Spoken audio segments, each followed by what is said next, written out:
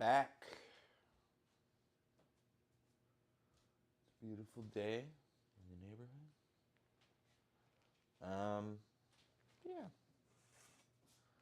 We got some ceviche to make. I've got a variety of fish and fish-like things. I've got some scallops, some shrimp, an octopus.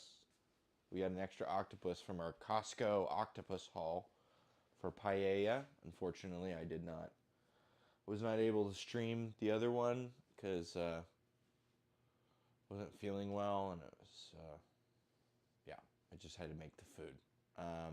Didn't end up working out. Where I could make the food the night before, because you can't really make paella and then let it sit for a day. It's not one of those things that gets any better.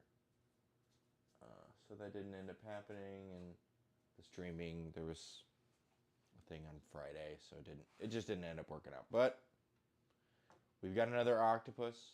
I believe we dropped another thing on our Instagram with the pictures of the paella. We got some rockfish. I've got some yucca. I've been fermenting up some mustard seeds right here. So hopefully that's good for use in our chicharron. And yeah, we'll try it out. I think it needs a little ways to go, so we'll do a little trial run for what we need. And I might need to add some vinegar to get it to where it needs to be today. But ideally, the lacto ferment would give us everything we need. And I've got a ginger beer. Let's see. Woo! It's alive. It's a fucking ginger beer, guys. Wow. It worked. Well, I'm going to refrigerate this, and we'll come back to this ginger beer. How about that? God damn, that fucking blew. Whoa! That's like the 5th time I've tried to do that unsuccessfully. 5th or 6th time. Every time it takes like 5 days. That worked. Great. That means we have a working ginger bug. Holy fucking shit. It worked.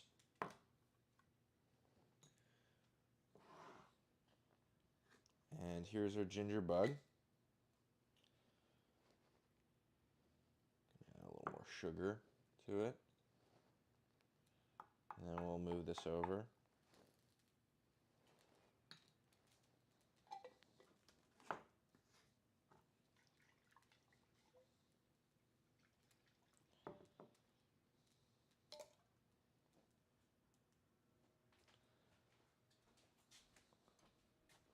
So just kind of hang out over here. That's fine. We've got a pineapple. I've got some corn, conchitas, that we can maize chulpe, dried corn chulpe. We can pop to garnish for our ceviche. I've also got this purple corn, so we can make this drink called chicha morada. Normally, chicha is associated with alcohol. It is just making hooch out of whatever, right? So, chicha de maize morada, in many contexts, might be using purple corn to make like a sort of cider or beer. But in this context, chicha morada in Peru is a, it's kind of like if I were to make like a jicama agua fresca, right? Except instead of jicama, we use, or not, it's not jicama, hibiscus. We would use corn. But other than that, it's very similar. So we'll just boil up the corn with some fruit, strain it, add some other stuff. One thing is that our corn that I got at the Latin food store isn't nearly as purple as some of the ones I could get online. But the ones I could get online, I couldn't get by today because we decided what we were going to do yesterday. And also, the one that I could get online that was really dark purple, I was reading the reviews and a bunch of them were saying it's not just maize crudo or crude, like raw corn. I asked the people at the store, they said this was raw. They all the ones online said it was treated with alkaline already. It had been already nixtamalized, which I believe alters the flavor. And so it was maize pozole.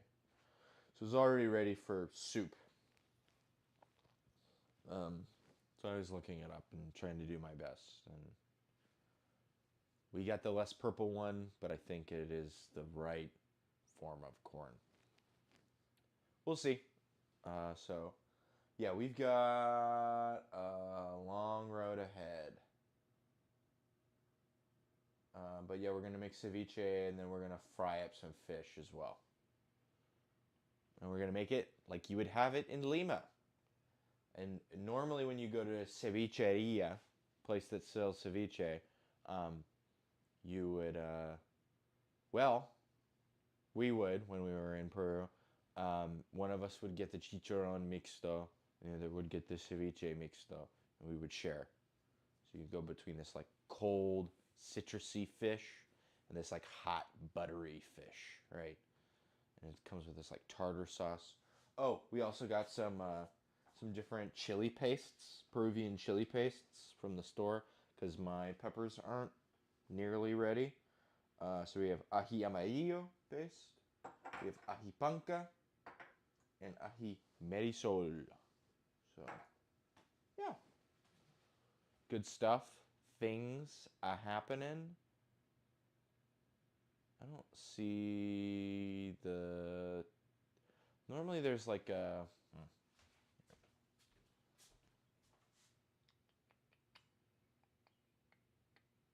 Oops.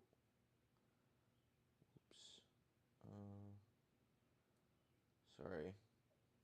Normally there's like a little thing on OBS here that shows the number of people. Yeah. All right. Producer's gonna help me with that. Sorry. I'm not OBS savvy. Sadly. But we did set up the stuff for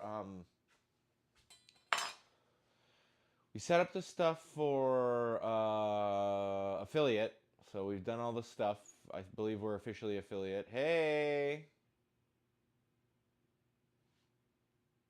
Mississippi. Mississippi. Howdy. Hope you like food. All right. Producer helped us out. Got everything set up the right way. I'm going to start off with a Coca-Cola. And we got stuff to make pisco sours, which are fun. So we're going to do some muy auténtico comida peruana. Peruvian food.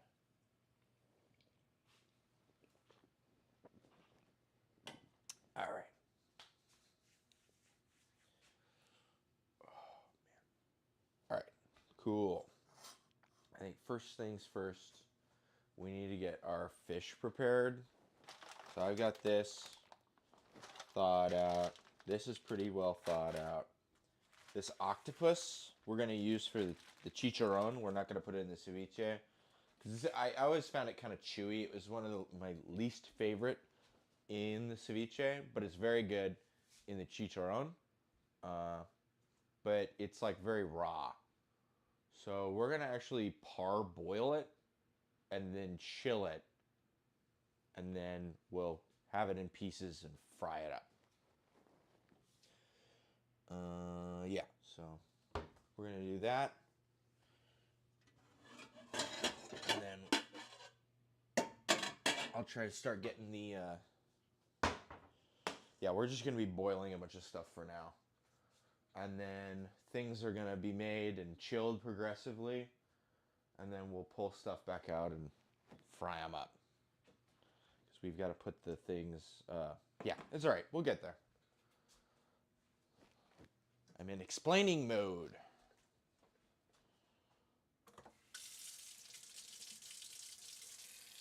Garden is shaping up. Got all the posts pounded. I just need to run the trellis. I think for some of this, we were going to get some hog fence, which will help for a general spread up a trellis. Whereas there's some of it that's more better suited for like the tomato fencing back here on the right. The trellis, rather. We're going to do the Florida weave, which is a different sort of trellising. Involves going back and forth. So hog fence wouldn't work very well in that application. Looking Costco octopus. Let's put this over here.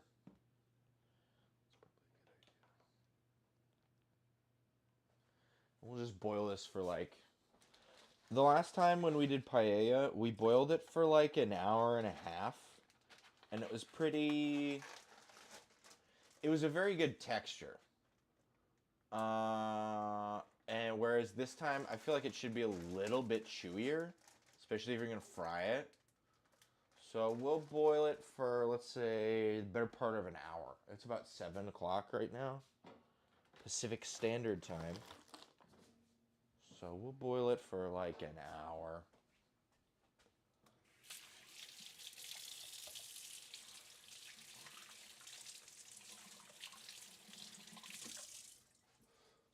And then we'll put it on ice.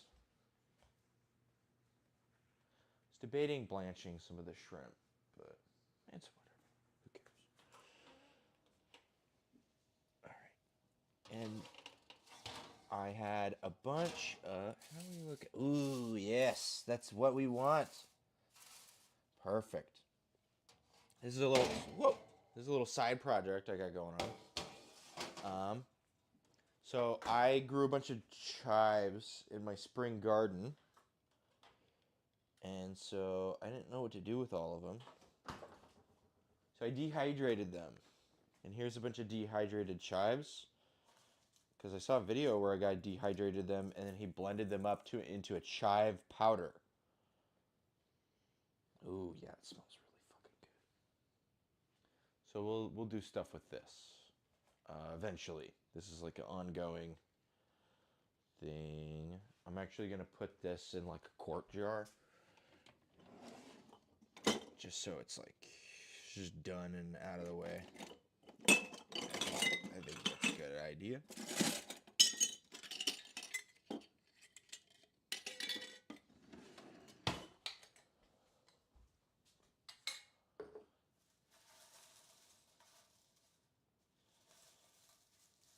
But yeah, this morning I spent a couple hours picking through and sorting all the chive stuff.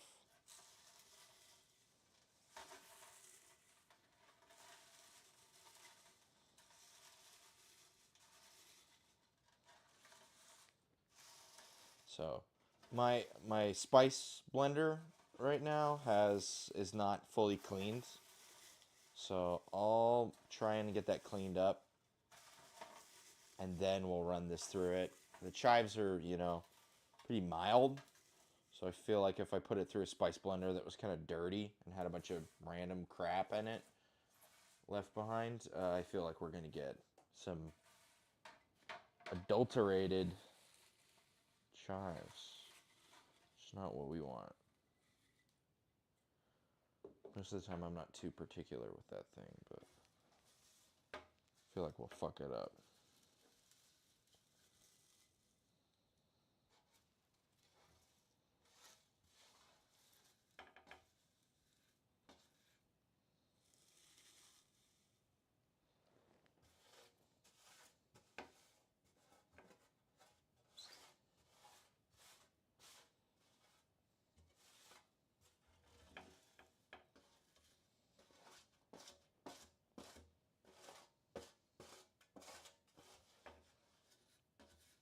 maybe I shouldn't have done this over the cutting board. I was just about to cut up a pineapple and some stuff. You know what? We can do the fish. Yeah, let's make our leche de tigre first.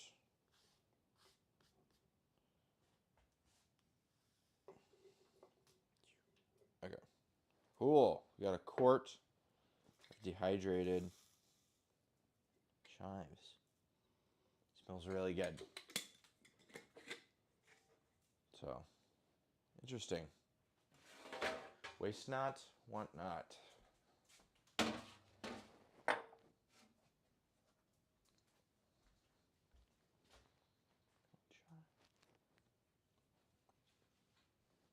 Yeah. Pretty good.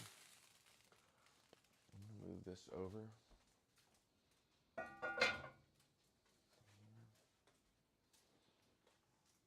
Yeah, we should probably get the ceviche going. Yeah, we've got plenty of things.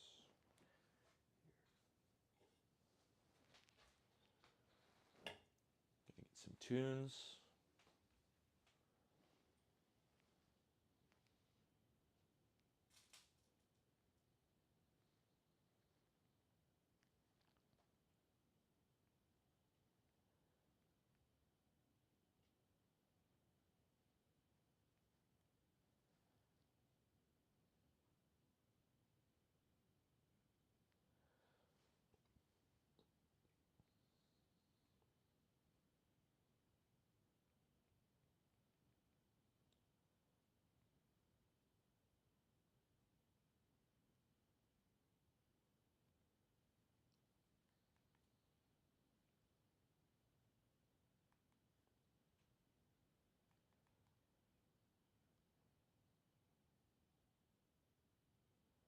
Give me a sec.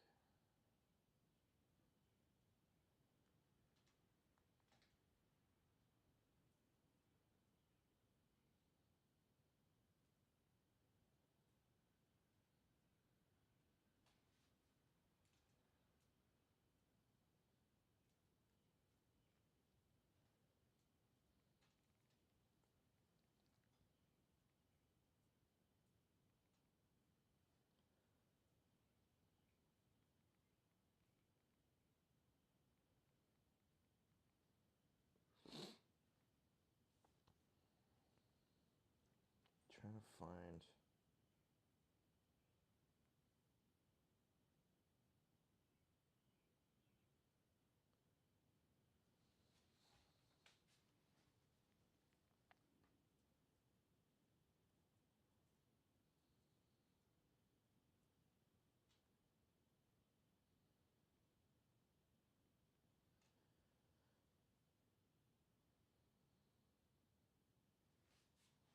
I had a fucking one that I wanted to follow.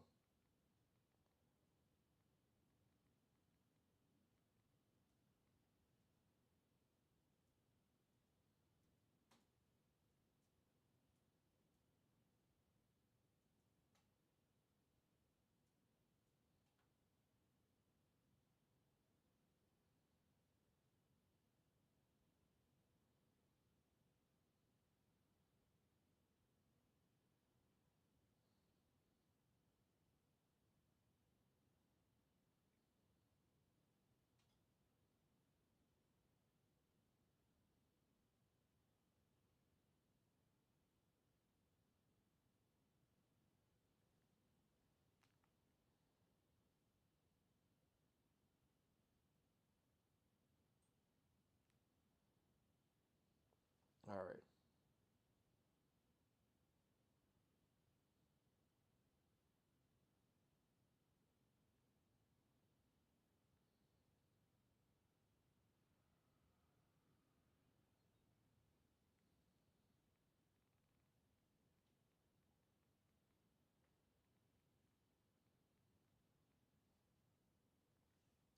Sorry. Trying to make sure I'm not fucking this up.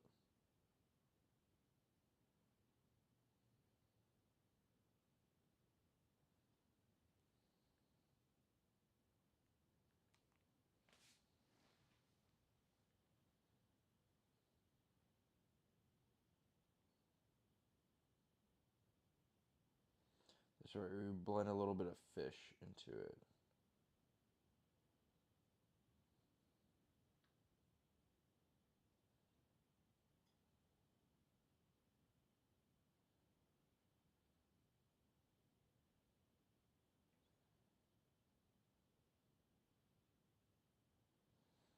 All right, cool.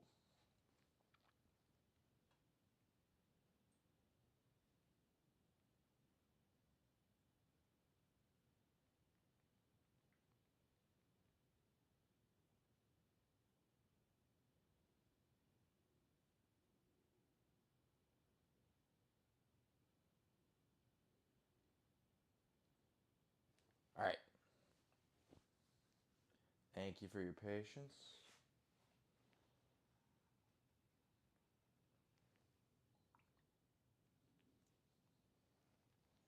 Get this flipped over.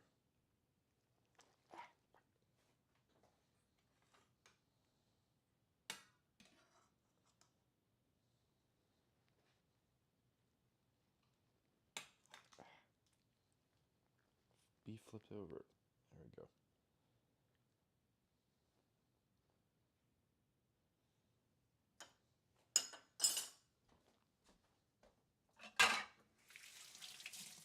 All right. We're going to do up our leche de tigre.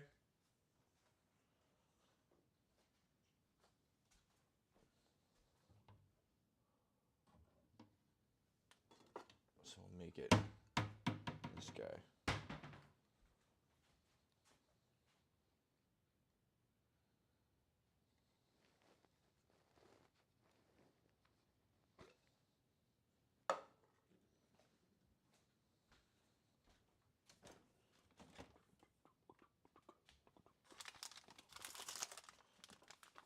Just doing rockfish. So you actually want to blend a little bit of the fish into it. So we'll take a small piece here.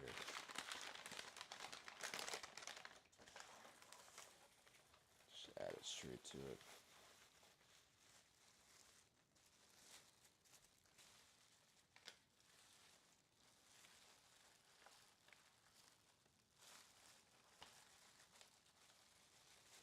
This is probably good.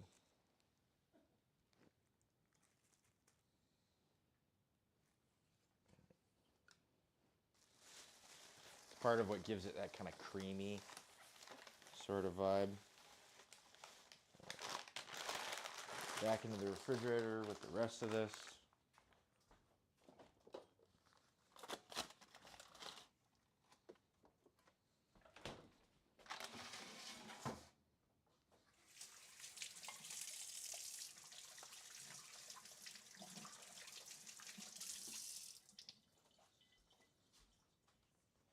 We're going to immersion blend everything.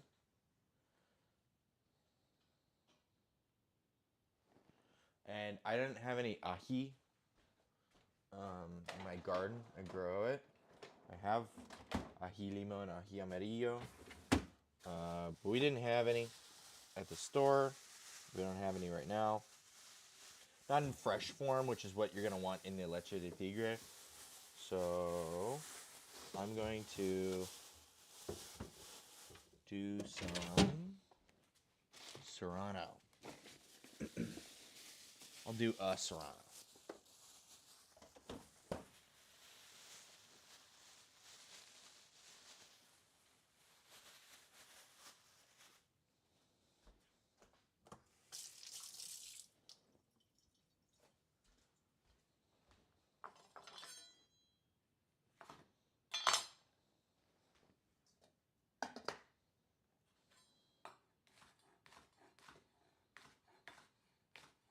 As one whole serrano might seem like a bit much, but we are going to make quite a bit of this leche de tigre. I got like 3 pounds of fish, and about 1.5 pounds of it's going to go in the ceviche, plus the scallops and the shrimp, and then the chicharron is going to be the rest of the fish and the octopus. We're going to need a metric shitload of limes. And some ginger. I've got ginger right here.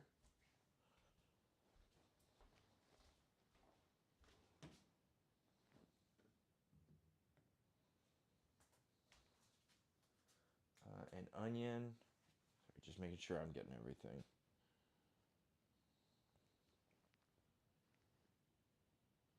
Took a screenshot, but it's all in Spanish.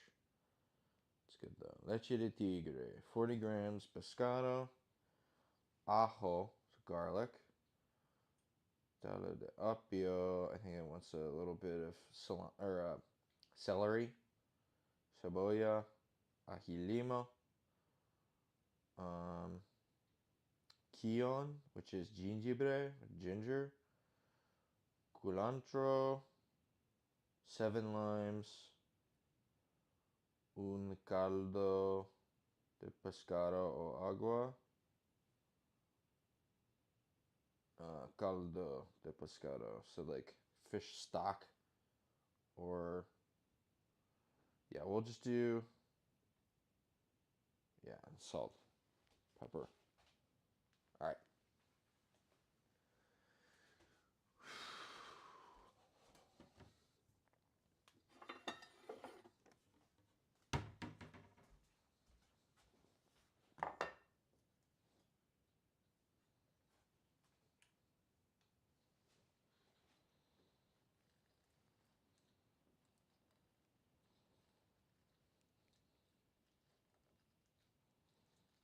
We might actually be able to use some of the octopus liquid.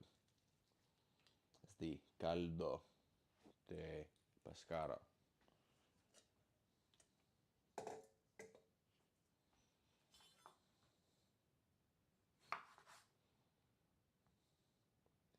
Use all of our old limes first. I will say, Peruvian food uses a shitload of limes. They love lime. More than just about anything.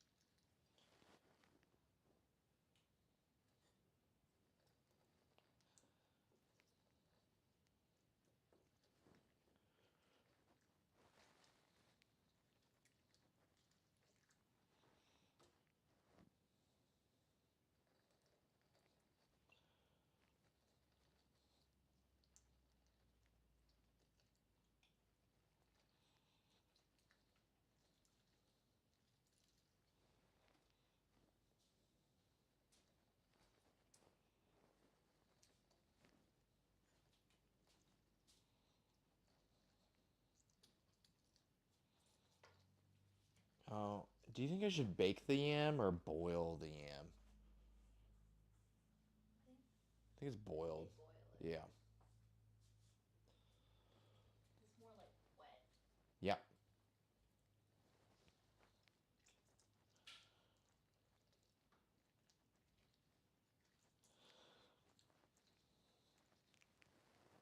All right. We're halfway. This is 3.5.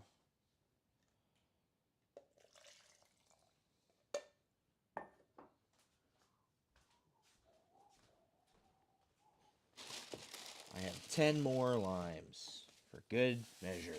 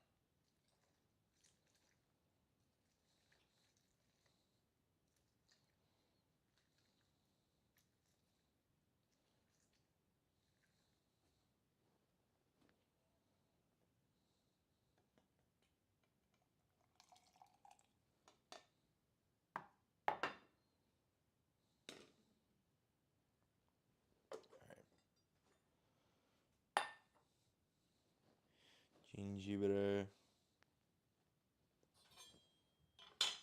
No.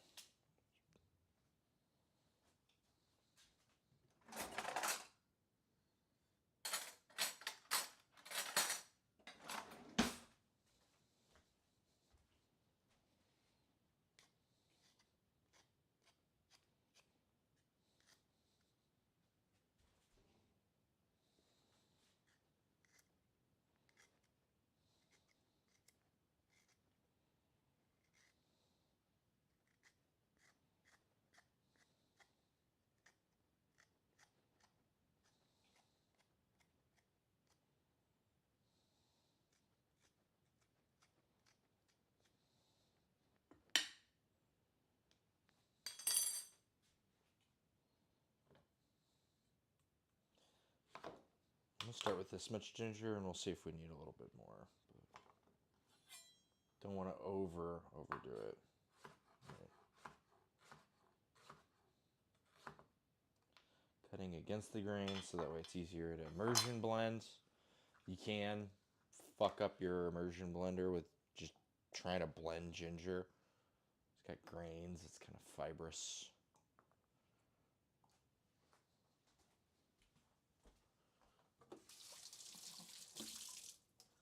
Some garlic.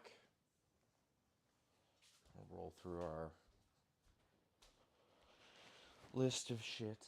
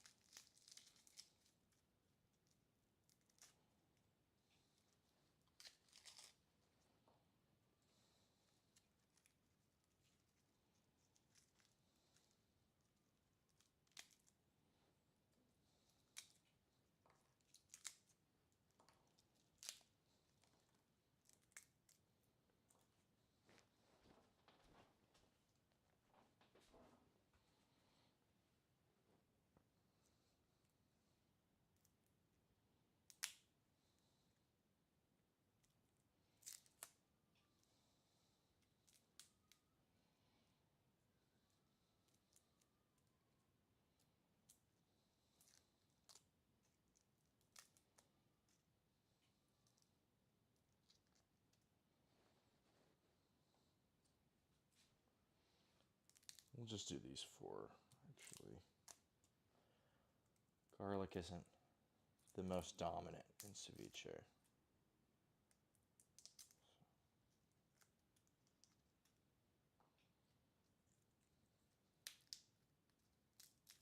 Nah, fuck it. We'll do all five. If it's too much of anything, I can always just add more limes.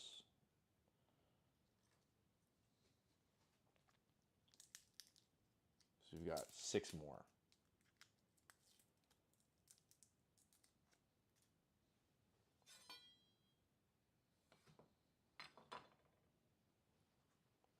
Almost put the wrong part in.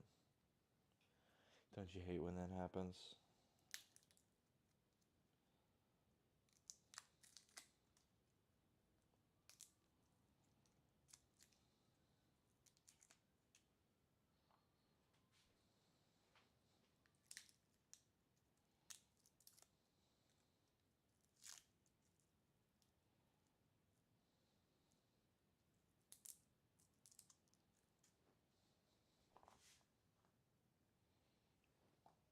Alright, we've got some garlic.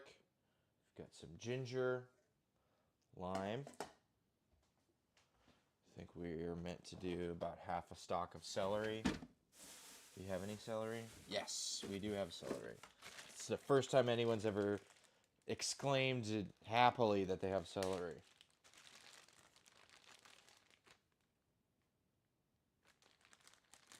This is a bit scuffed. Here's a piece that's not so scuffed. Rest You should probably be composted or thrown in a soup or something.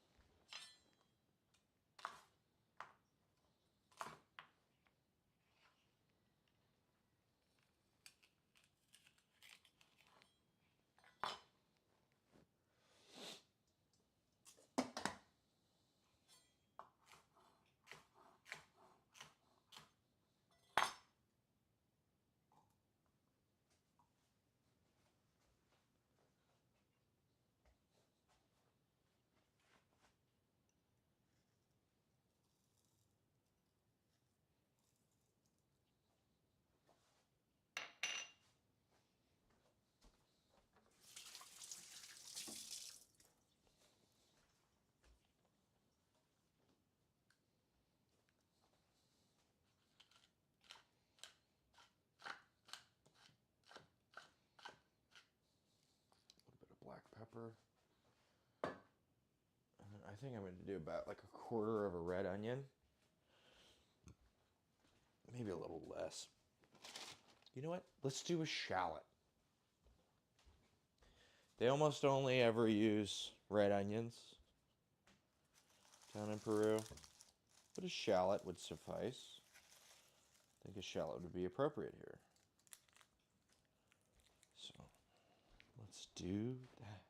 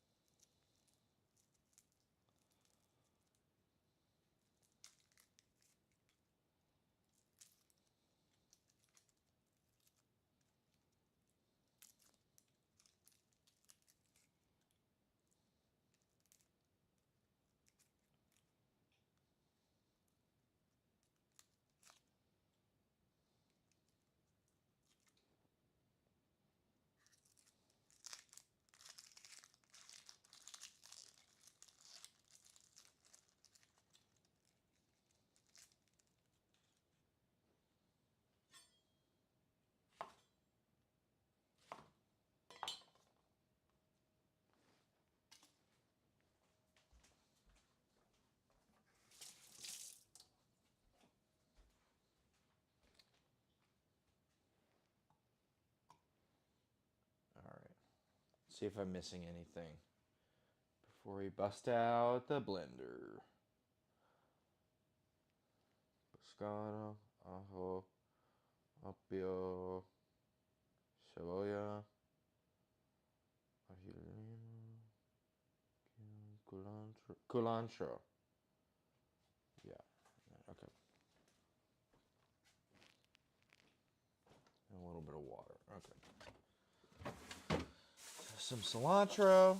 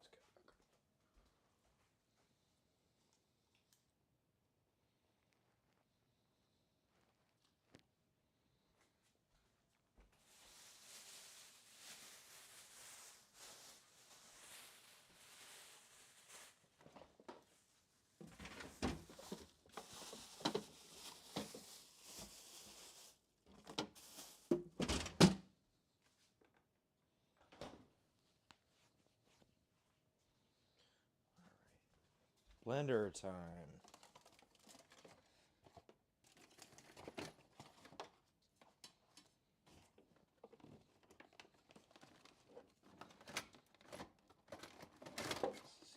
Gadgets fucking box is getting so unwieldy. It's got too many gadgets. Too many gizmos.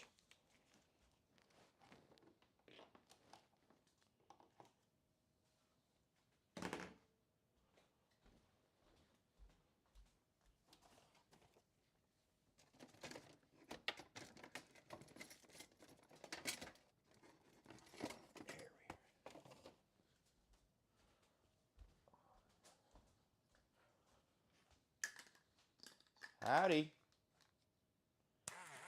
Welcome.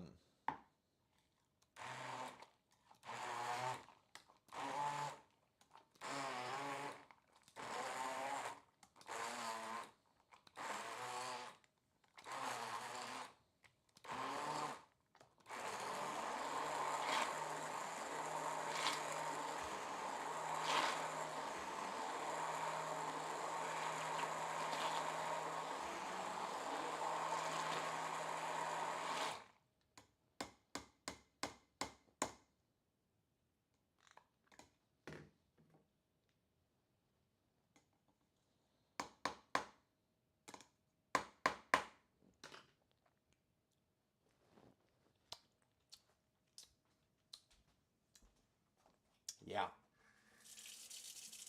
Awesome. Now a little bit of water. There you go. That's pretty good. A little bit of leche de tigre. It's a little greener. Maybe I added a little too much cilantro. But it tastes pretty like on par with what it's supposed to taste like. Yeah. Maybe another lime or two would be good. Just to reassert the lime as the dominant flavor. Don't want to use too many though. We need to use some for our chicha.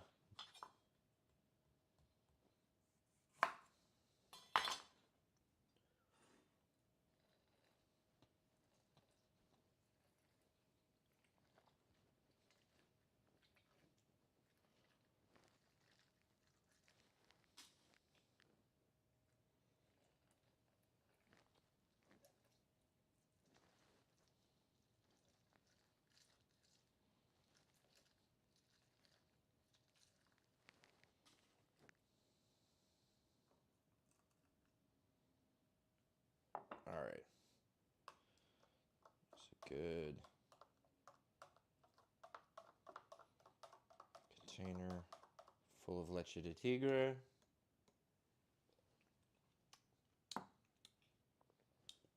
Lime.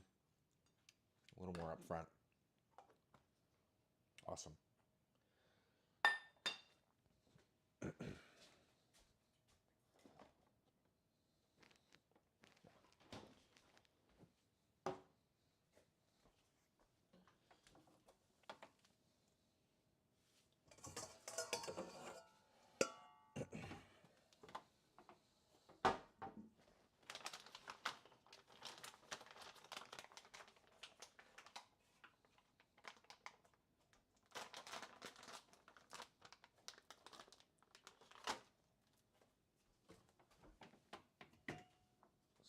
Strainer action on our shrimp here.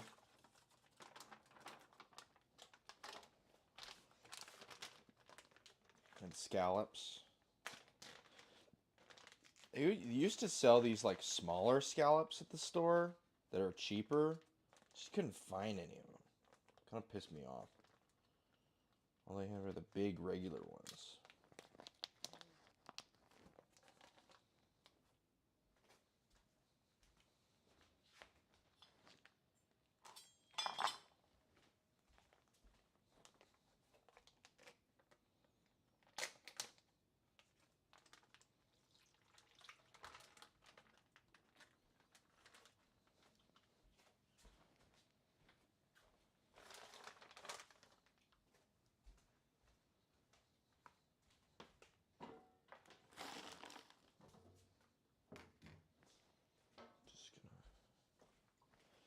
Give it a little rinse.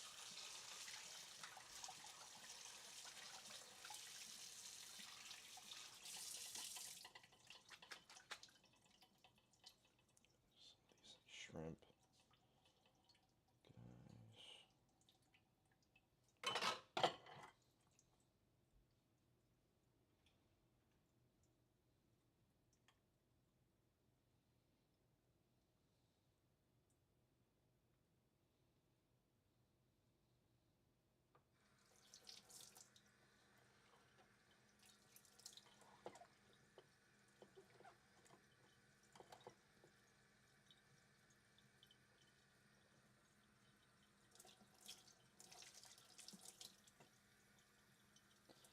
Some of these miss the digestive canal a bit. Windy today. Right. I think that's pretty good. Just make sure to double check, you know. If you don't double check, nobody's going to, right?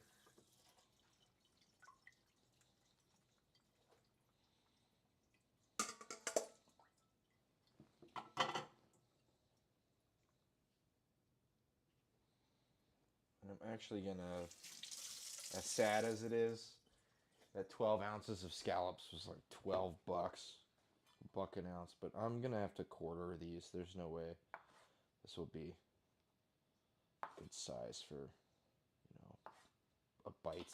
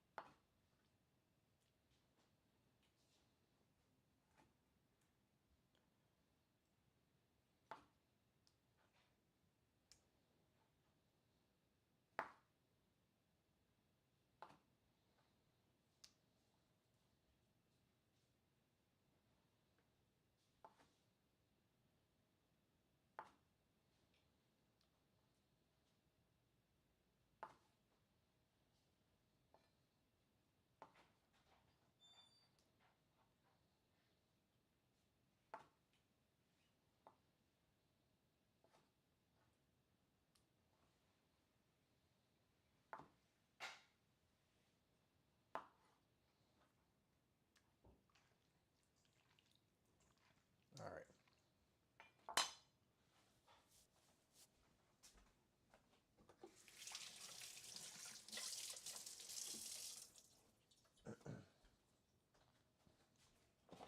Now we're gonna take our fish, cut it up. Half of it's gonna go in here. The other half is gonna go in another pile for with the octopus.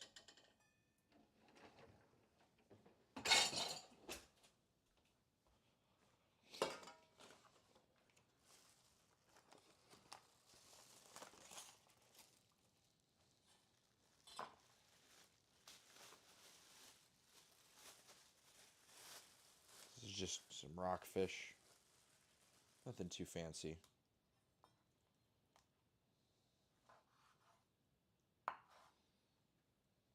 I got a little over 3 pounds of it, so we can do about 1.5 pounds. You know what? This might be a good time. Make sure we do the scale.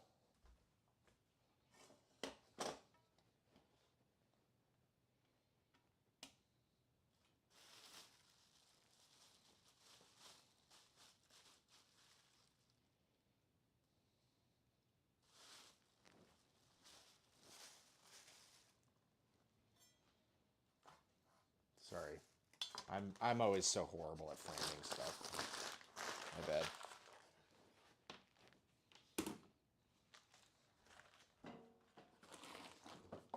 But yeah, prepping the fish right now is going to be important to make sure that we get good stuff for later.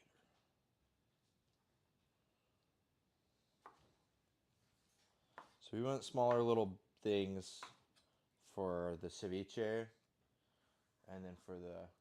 You going somewhere? Huh? Oh, man, okay. And then, you know, more like chicken nugget size pieces for the chicharon, right?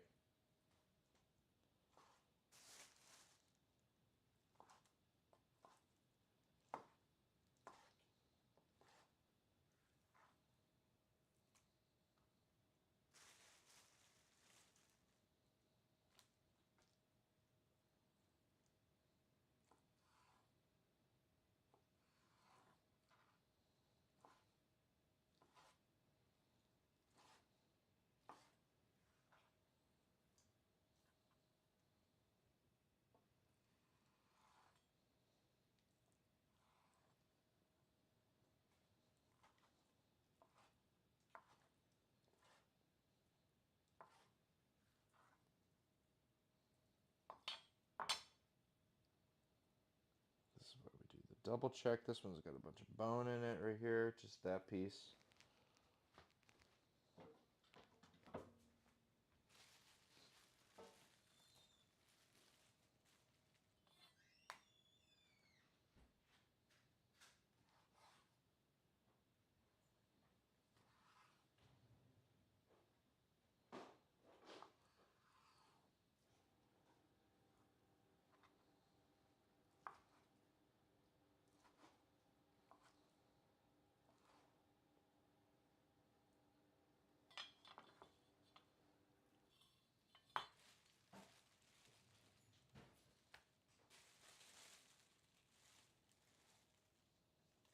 Wait, why am I putting that in there? You don't want that in there. It's not a compost thing. It's a trash thing.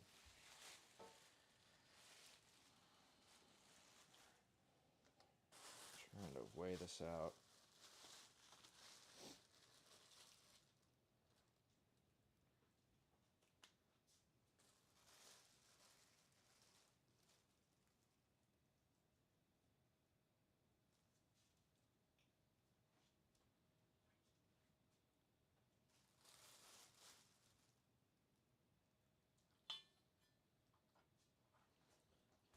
.24 ounces. Trying to get it a little more even here.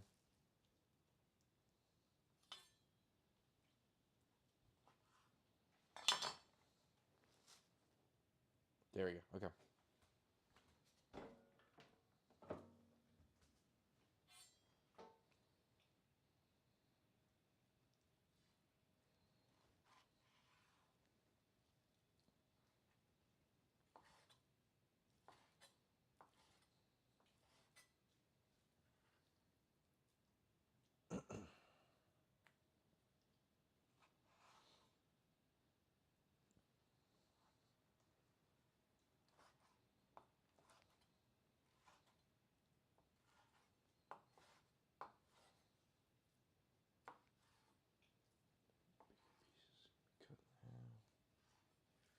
All right.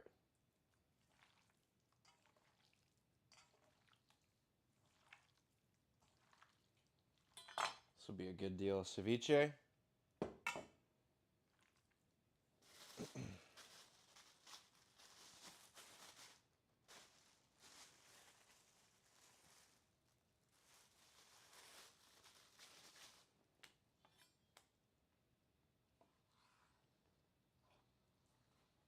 We want these kind of bigger, bite-sizier ones for our chicha.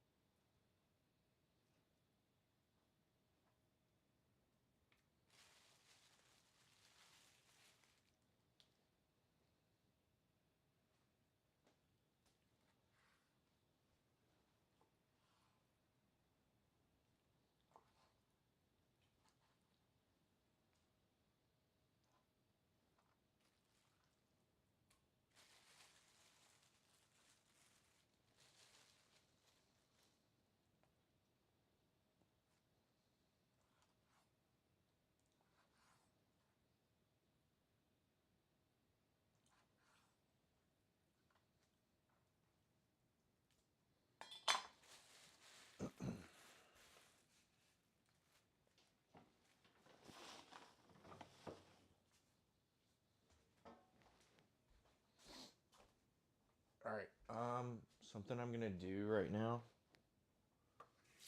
is I'm going to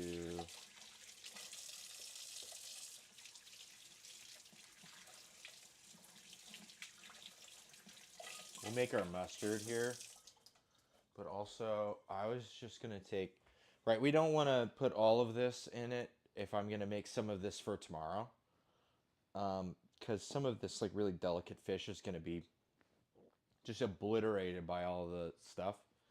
So we're gonna do the rest of it in the morning, but we'll do like a third of it right now. And we'll get that, and it'll be good by the end of stream, and then the rest of it we'll do it like around noontime tomorrow. So if we eat around 5, it'll be, good.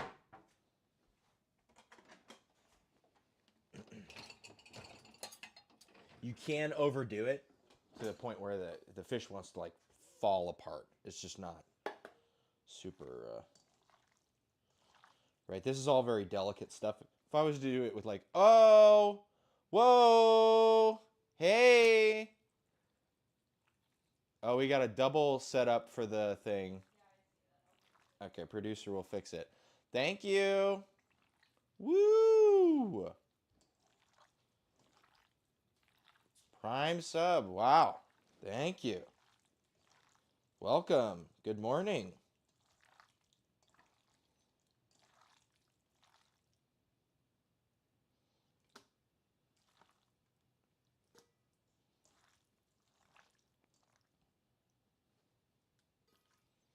So this should be good for like a good serving here. Woo! Yeah, yeah, yeah. Awesome. Very cool. We got it all figured out. Sticker looks good. Awesome. Yay. We're going to get some more stuff set up here for sure.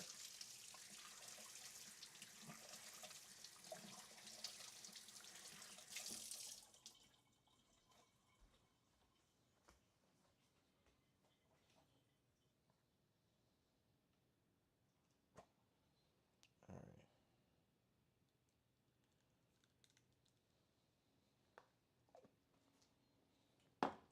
Just going to toss our fish in this and let it marinate in our lime juice. And it should go more opaque by the end. Sorry, you caught me in the middle of yeah, we've been good. Just keeping on.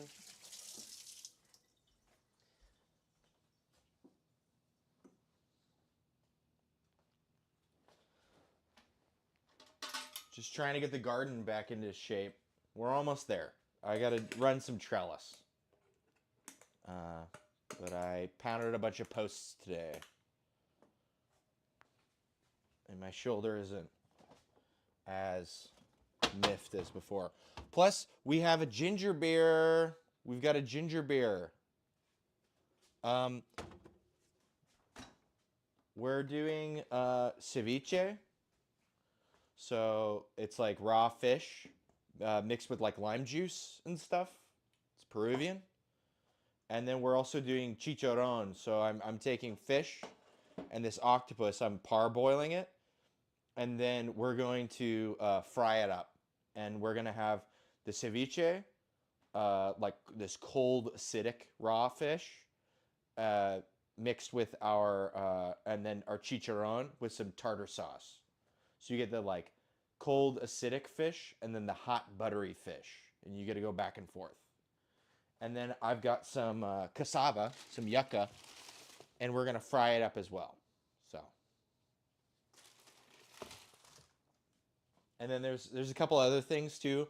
We're going to make a purple corn drink called chicha morada. And then I have some conchitas. So we're going to fry this up in some oil as well. And these are like little corn nuts that you would get in Peru. They give this out like French fries or like bread at the beginning of your meal. They do this instead. It's like a corn nut thing. It's pretty good.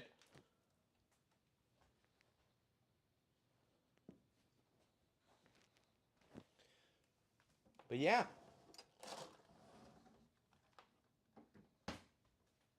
It'll be fun. Yeah, we've got our ginger beer. I've been fermenting some mustard.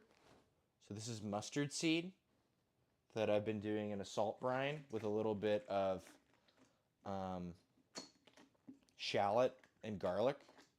And I was going to do up some of it, so because the wet dredge for the fish is egg, soy sauce, and mustard. Those are the main components. So.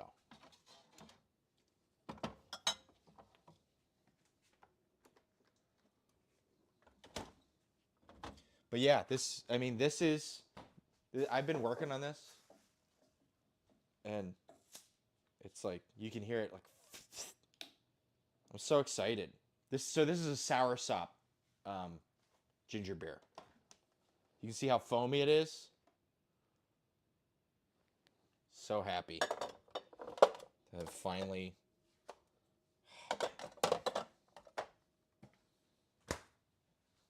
But yeah.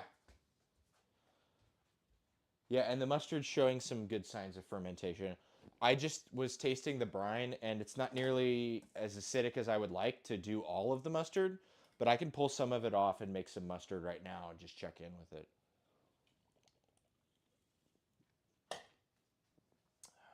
We're almost at an hour for our octopus, so that means we're about ready to pull it off to put it on the ice bath.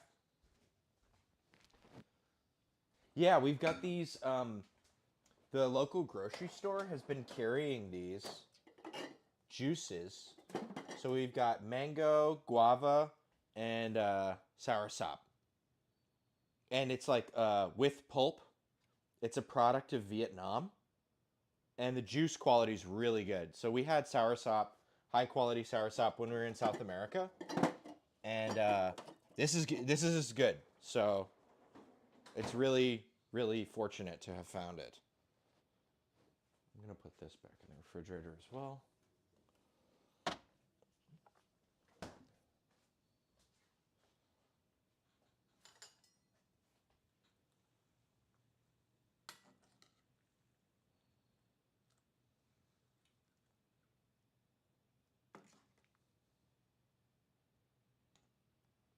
This one was, hopefully they, yeah, I think it's fine.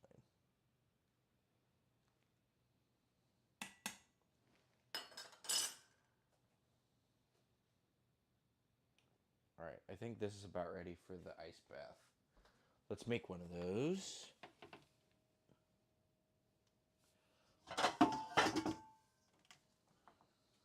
Use this thing.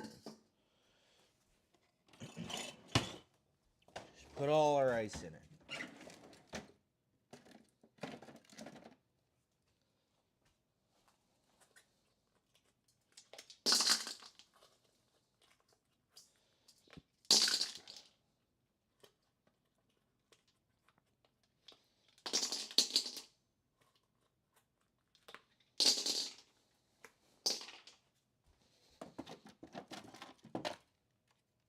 You know what, we can use these big guys. Just crack them.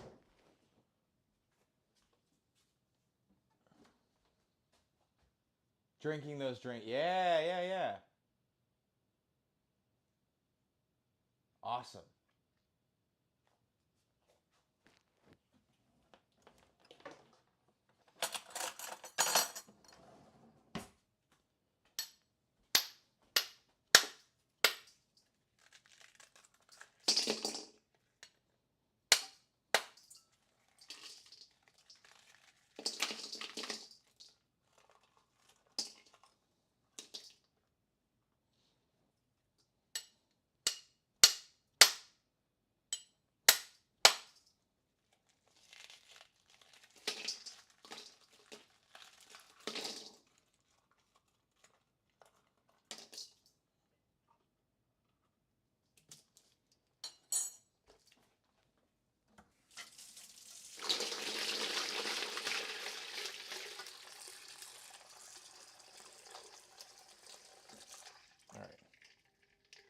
Ice,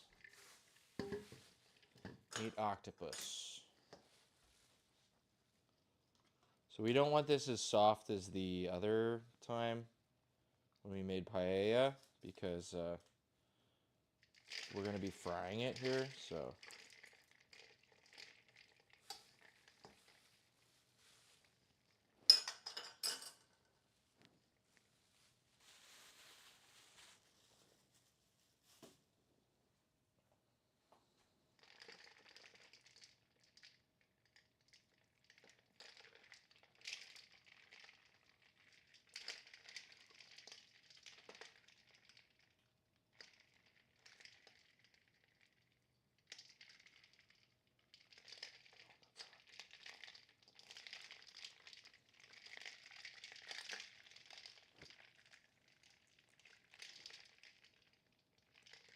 Octopus.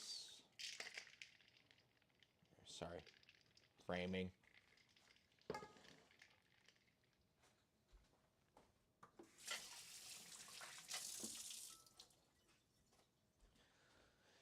Let's get our little bit of mustard here, because we're going to need some mustard for the tartar sauce and for the wet dredge.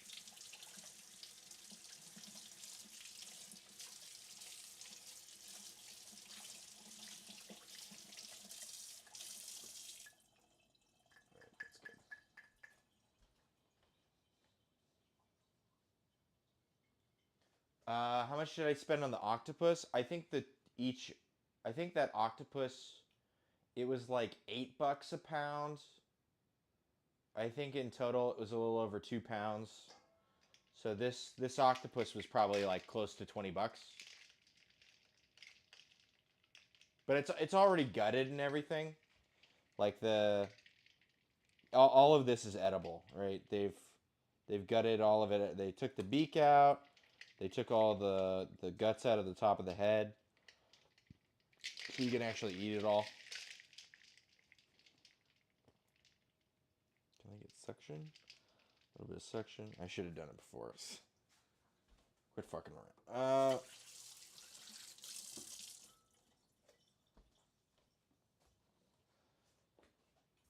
Okay.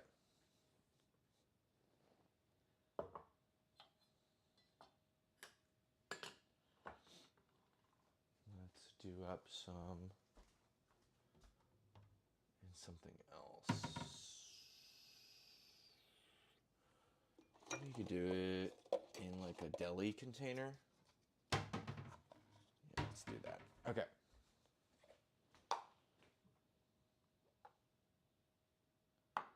And I need to wash my hands with soap because I don't want to infect our ferment with something not good. Yeah, it's not too bad. It was at Costco. So it was actually a pack of 2. I think in total it was like close to $40. 38 bucks, $36. So, yeah. Not too bad.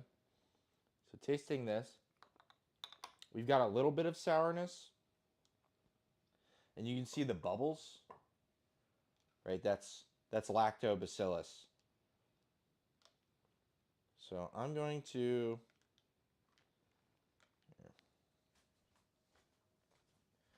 grab another spoon here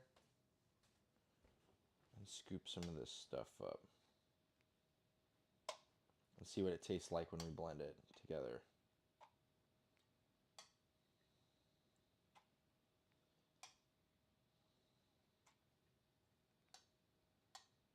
Grab a piece of garlic. Oh, it's starting to smell a lot more pungent. That's good. That's a good sign.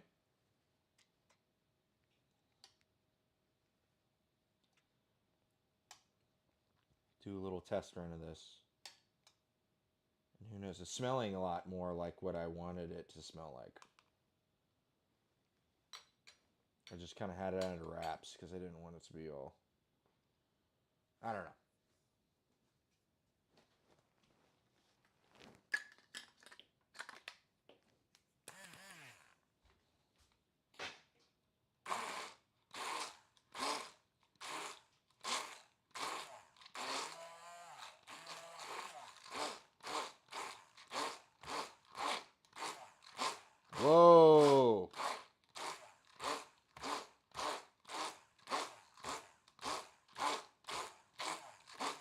Yeah, this is what needed to happen.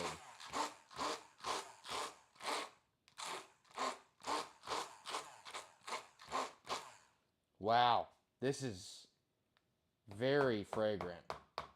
Incredibly fragrant. Wow, the smell has intensified.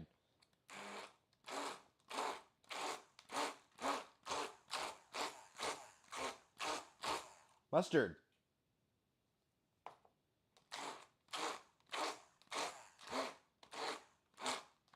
Mostaza.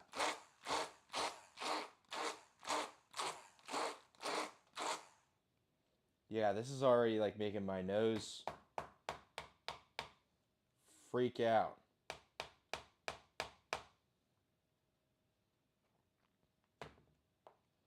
Let's give it a little taste.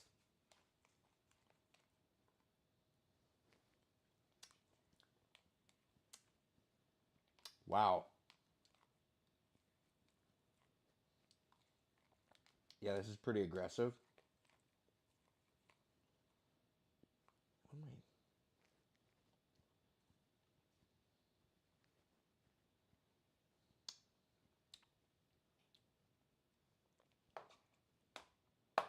I'm going to blend this up. I think it still does need more time. Kind of mellow out. Because if I know my lacto ferment, this will mellow out. So we can use it for now.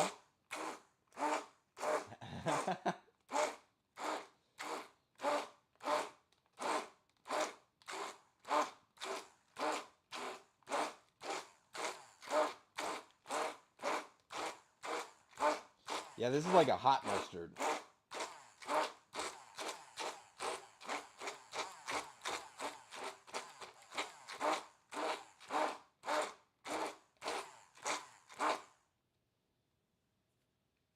Okay, but we can use this for today. Fuck yeah.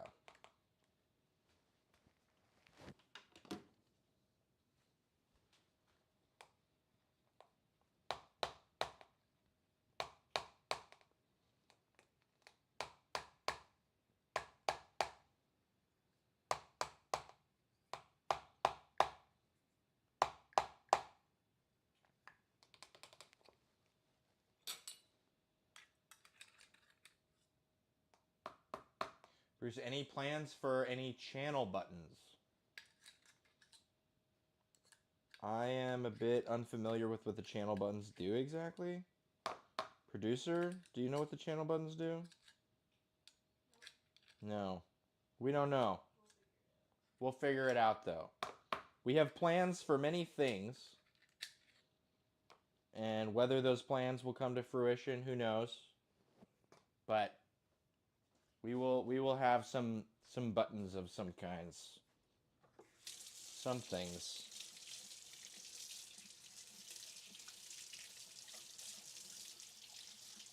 We wanted to do the there was a plugin that producer found that has like it does like a D20 and it rolls across the screen. So we might take D20s for things. Yeah, yeah, yeah.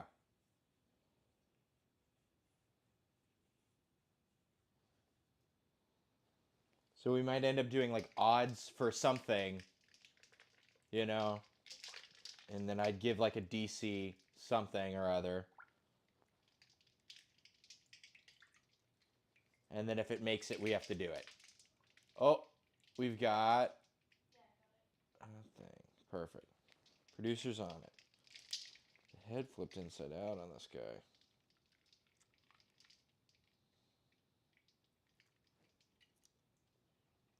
There we go. Dun, dun. Sorry, octopus.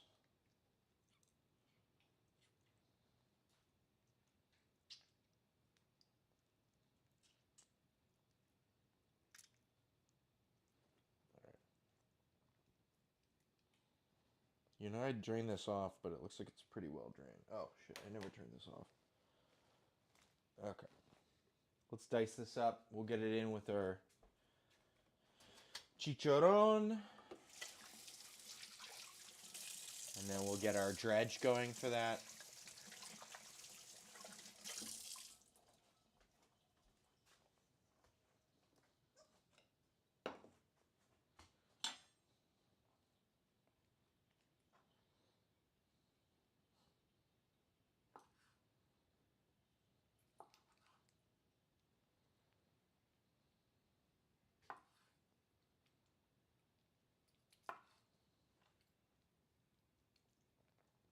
Do we have commands? That's another producer question. Do we have commands? I mean, there's like the lurk and the social stuff, but Yeah, lurk and socials. not yet. We need to expand some more commands.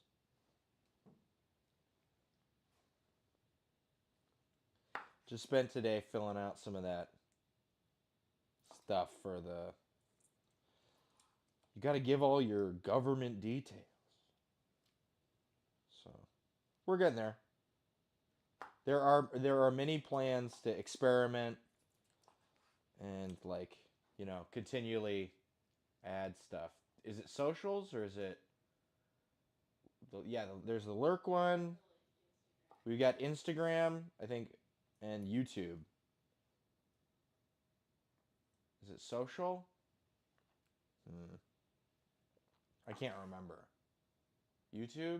Are they working? Huh. Well, we had some. I thought at least for YouTube. Well, I'll get producer to work on that.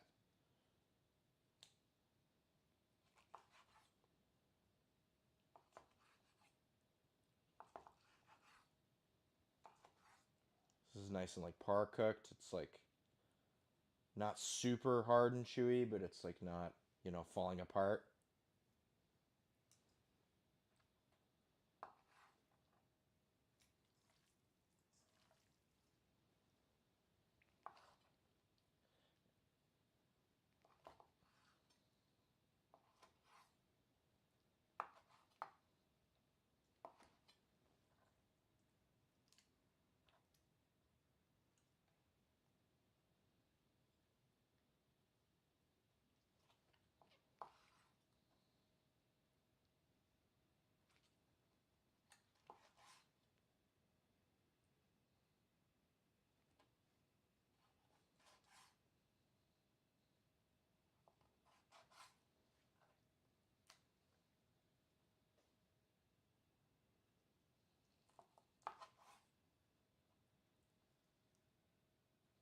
All right. So we got this. Yeah, I did. I did decapitate it. The ones from Costco though are all cleaned out, so you can basically use all of it. So yeah, and we've got our mixture of fish and octopus here.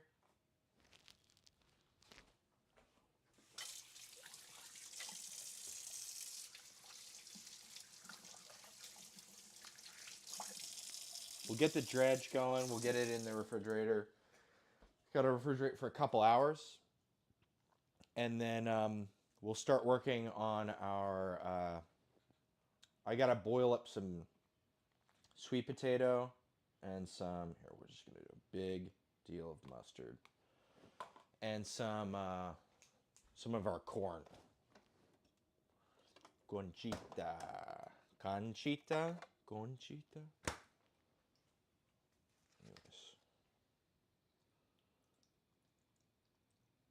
Yeah, so Peruvian food is actually really okay. See you later.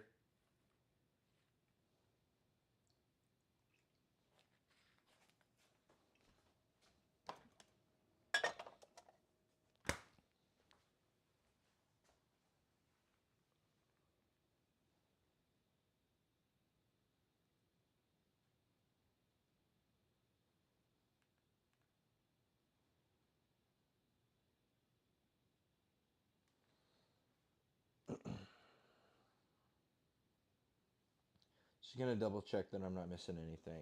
This and a couple eggs. I think salt and pepper.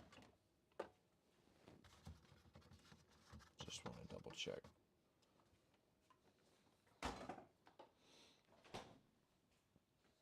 And then we'll give this a clean and start over fresh with our cutting board. You know what? Before I leave this open anymore, let's just get this recovered.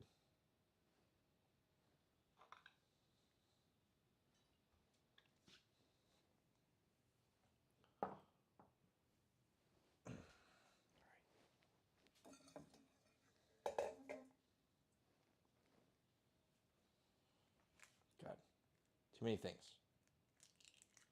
So get a couple eggs. Oh, camera. Producer, that's you. That was fast. 45 minutes. 45 minutes.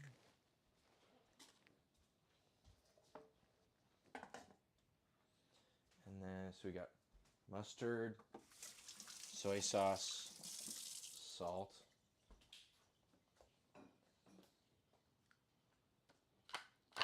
pepper,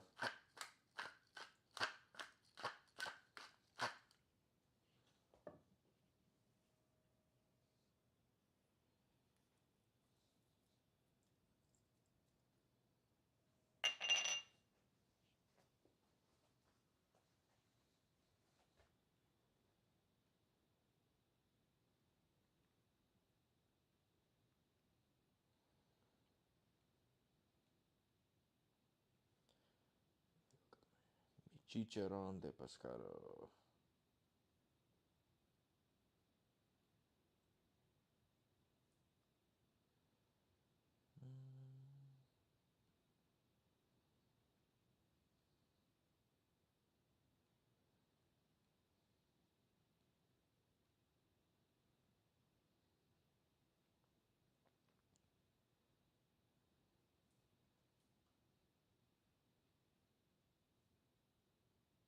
Just making sure I got the right.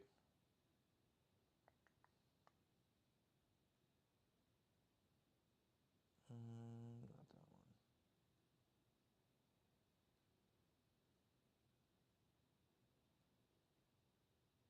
Mostaza, ají molido,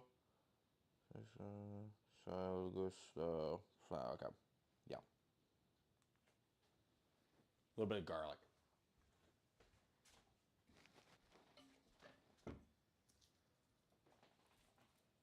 We'll press some garlic into it.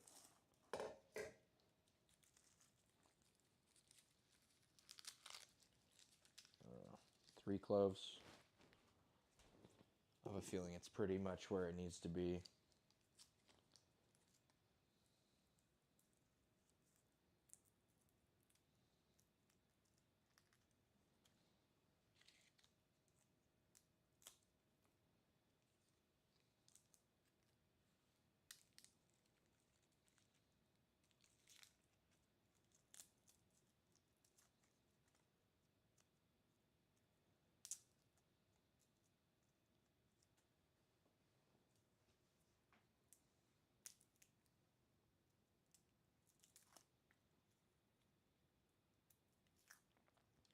Last time I boiled the octopus, I used it to help spike the paella, like stock.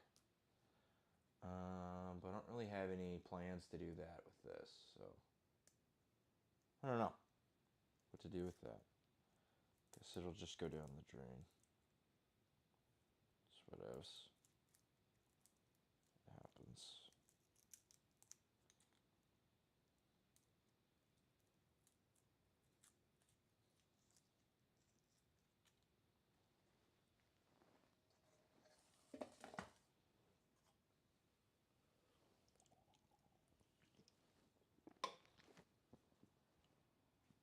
All right.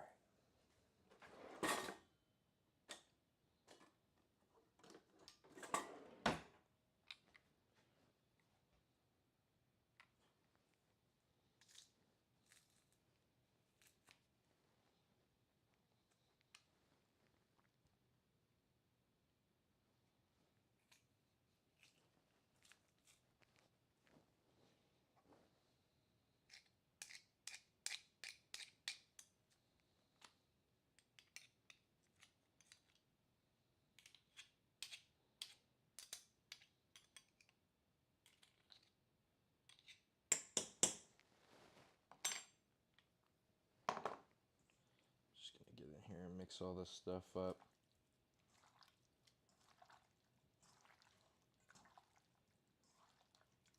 Mustard, egg, soy sauce. I feel like there should be a little more soy sauce, honestly. So I think we're going to do that right now.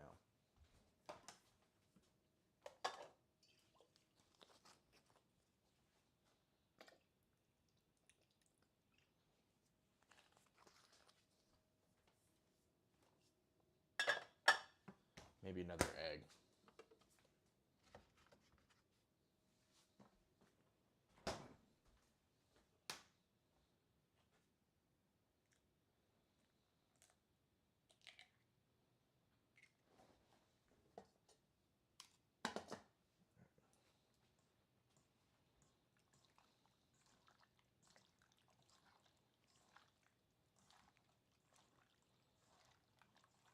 There we go. This is looking more like what it should.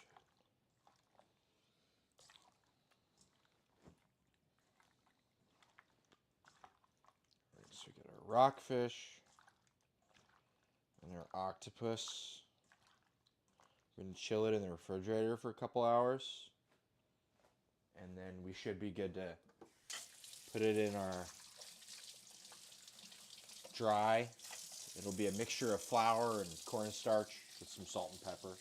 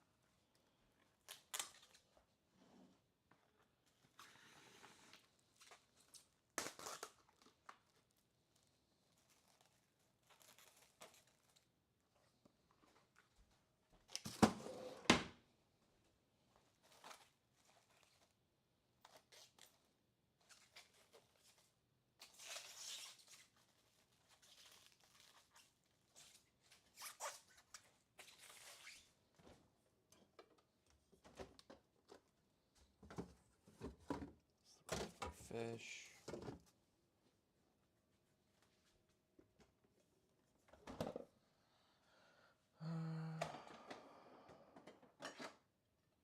I'm gonna have a beer.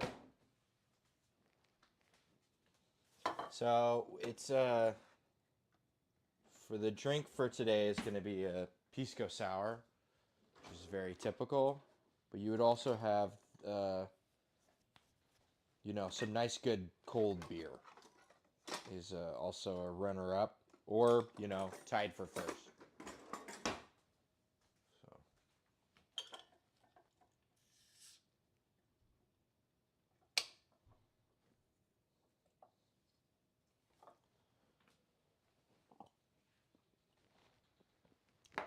So the only thing I will say is Pacific Northwest has Peru beat on beer.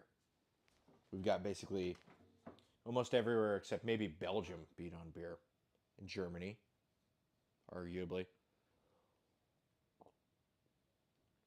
We'll call it a tie. All right. I'm going to do some cleanup here. And then we should be able to get moving with boiling some things. Yeah.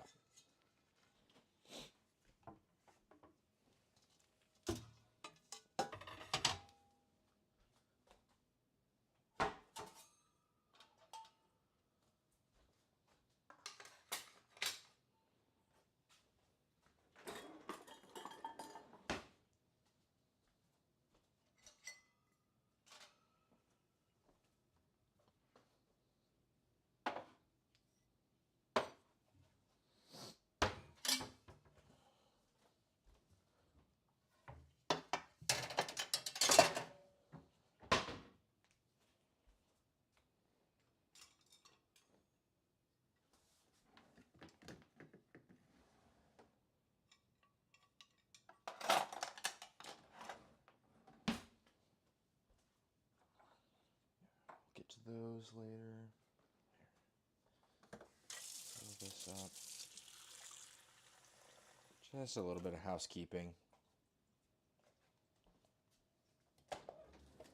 And we'll boil up some stuff. I've also got conchita to make, which involves taking those corn nuts and like basically frying them.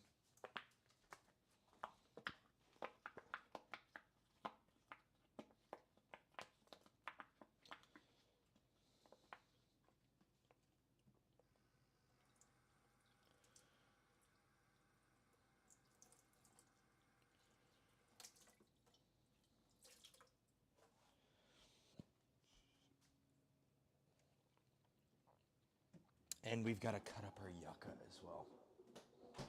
Can't forget that. That's going to be a whole fucking deal.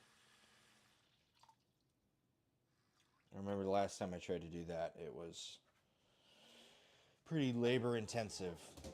Cassava is not super great to work with, but it's whatever. It's what they eat.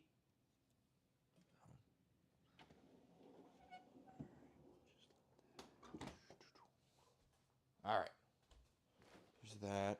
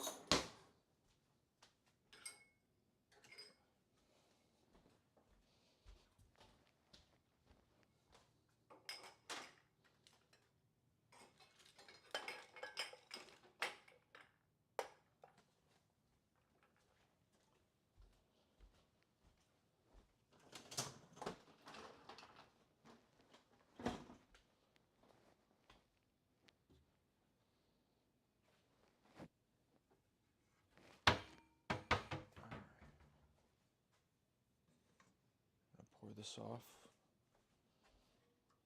Use this to boil our potato and yucca.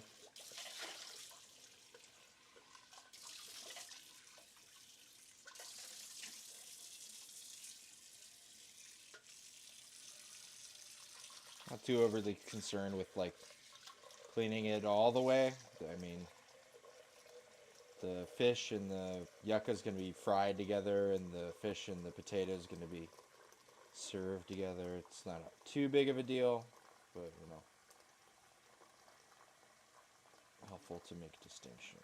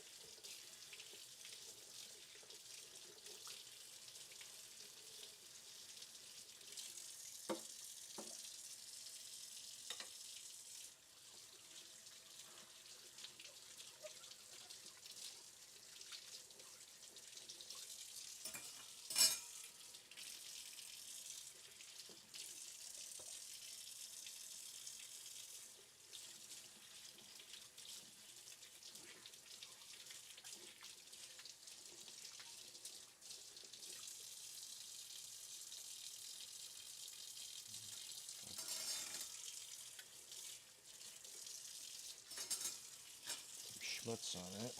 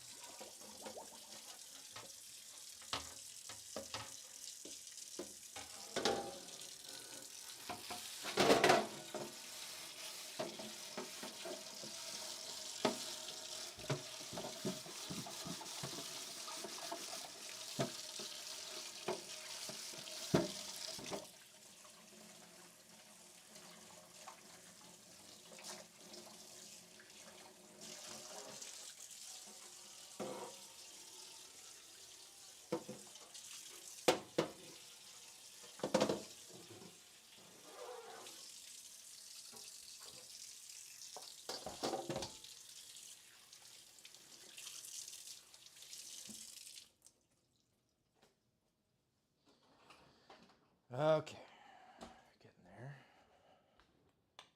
Just want to make sure I get all this fish shit off. Now that we're done working with raw fish, it's a good idea to segregate, potentially pathogenic foods.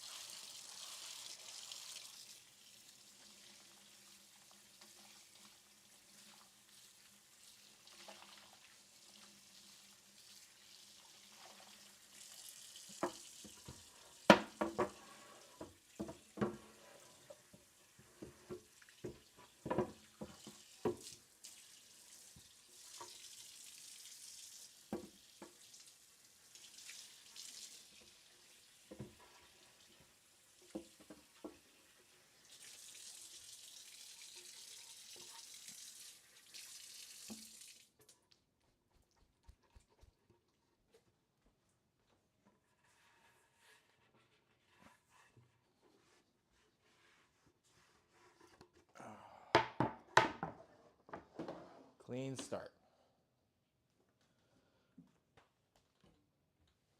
Time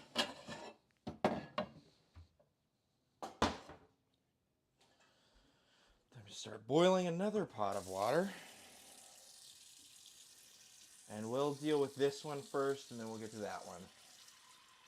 Because that one's going to have potatoes and yucca, but this one has to boil the corn for a while and some fruit. And it's in a way where it might, like, we need to boil it and do all this stuff, but then we want it to cool off. So we're going to probably strain it and then huck it in the freezer.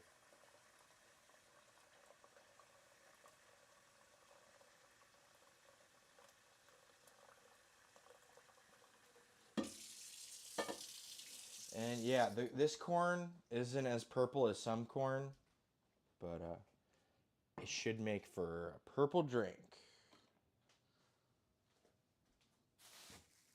So next time we'll be better about our corn selection because we'll get more ahead of time.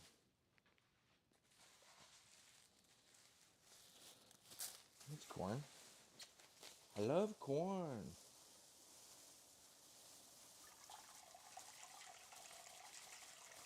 Boil up. I don't know, just trying to approximate what I saw this lady make in a video. I don't know. Maybe that much corn. Maybe a little more corn. We might actually cheat and add some hibiscus because that's always super red. It might help us out in a pinch if we're feeling mischievous and unaccomplished.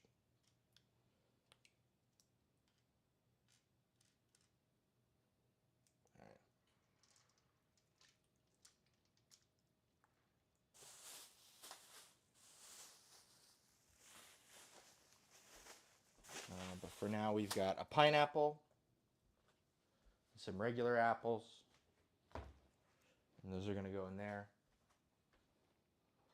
or at least a fair amount of it is. I think they probably use the core in there, because it's something that you wouldn't just,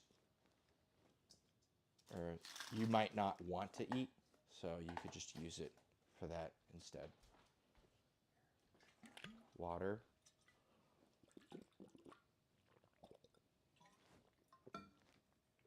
And we're going to have another chung since we've got another pineapple. We're going to make some pineapple syrup for our cocktails. Let's get one of our handy dandy. These guys.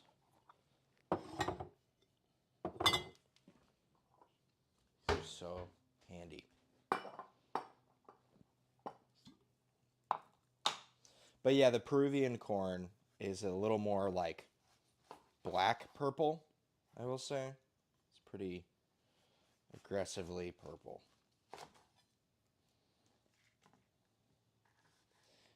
I'm just going to cut this up so as to make it easier for chung,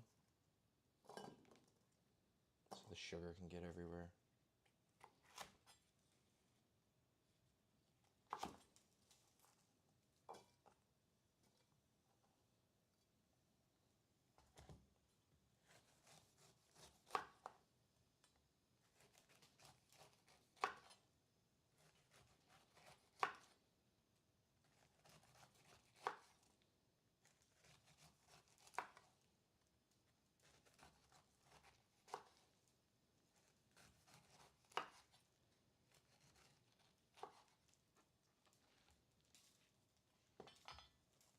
Semi-regular polygon.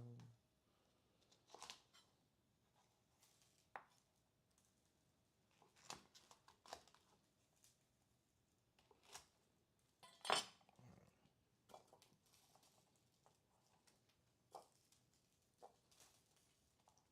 add some sugar to this in a bit.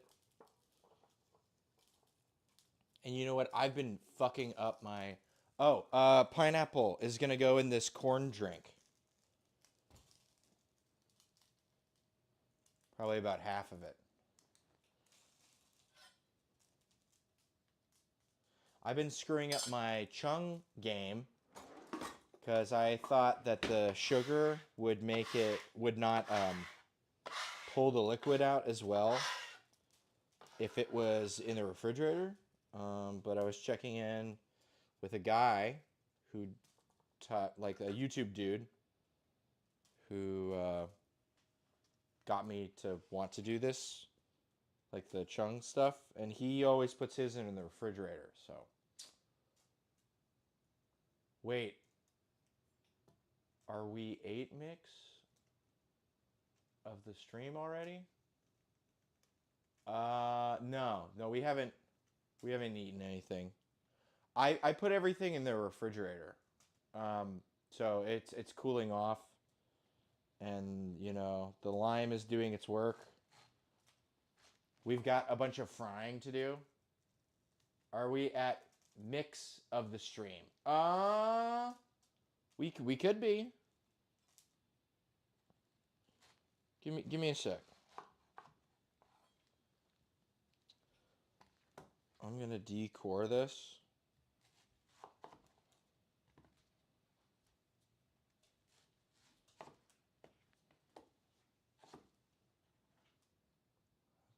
And yeah, we can make a pisco sour.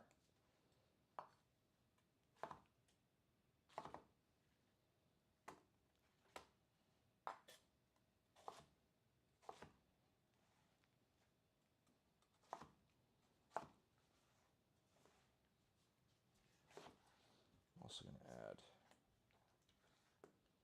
like this, just a couple more pieces.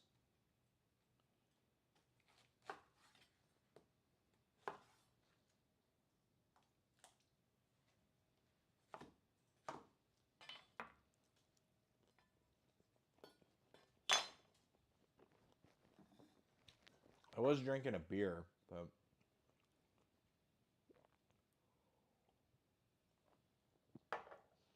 pisco sour is a lovely drink. What can I say?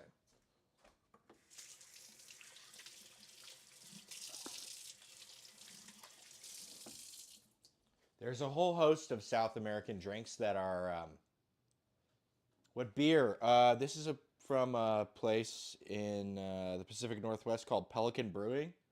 It's a double IPA, but they're near the coast, so they make these like really nice. I don't know why it feels very beachy. Pelican Brewing. I don't know. I just saw it in the store. It called to me.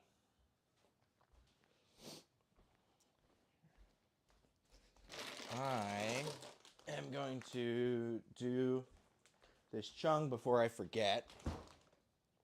We'll huck this in the refrigerator. We've got our 50-pound bag of sugar.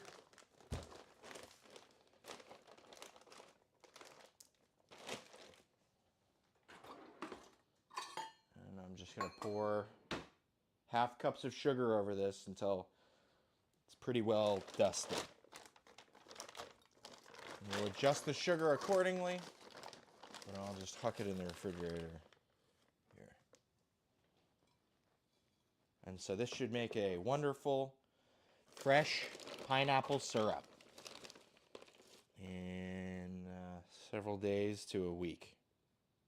Might be longer in the refrigerator. I haven't tried it in the refrigerator, but... And we just kind of want to make sure all the surfaces are coated. The sugar has low water activity right now. It's very dry, and so it's going to help pull moisture.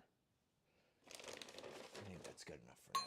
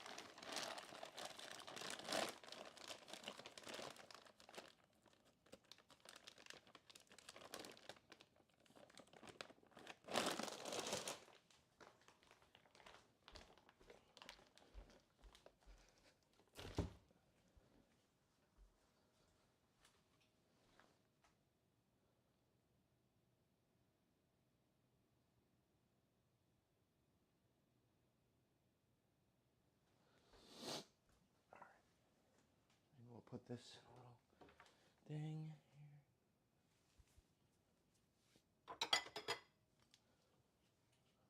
a little thing here. Musica. What?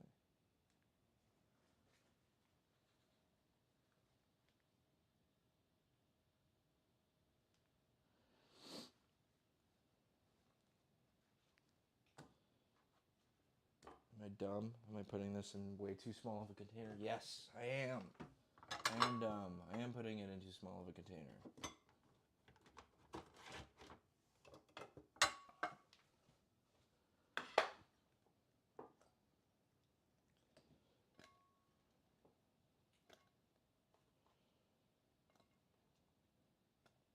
Yeah, the original idea for the beer was to make the chicarron more of a beer batter. But it already has like the egg, like mostaza soy thing going on. So I feel like I'll save beer batter fish for another time. Try to not mix too many things. The Peruvian fried fish has its own kind of vibe. So I'd like to adhere to that if at all possible. Okay, apples. We've got some apples. Where did I put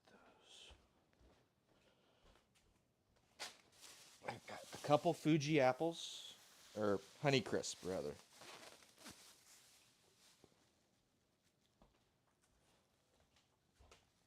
Honeycrisp isn't bad. I'll give them a little wash. Trying to get these fucking labels off.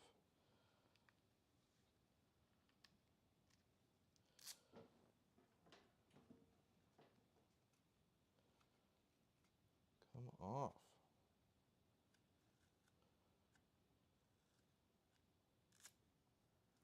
All right.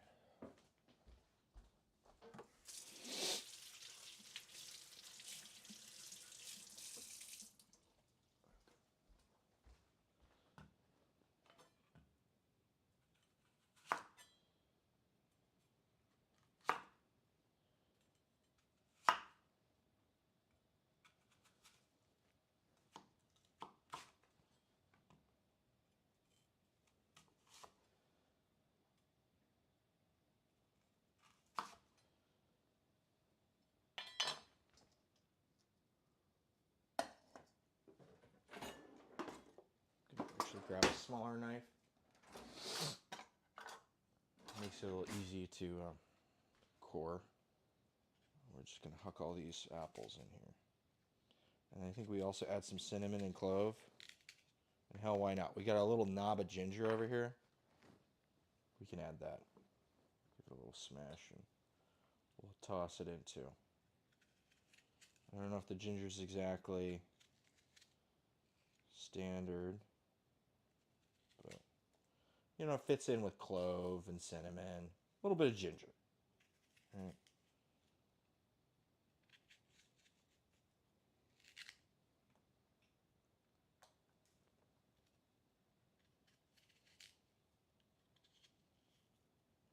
Yeah, I don't know if this is going to come out exactly as purple as we would have liked. I might end up cheating it out with a little bit of hibiscus. Apologies to Peruvian folks. Next time, we will get the darkest of corn.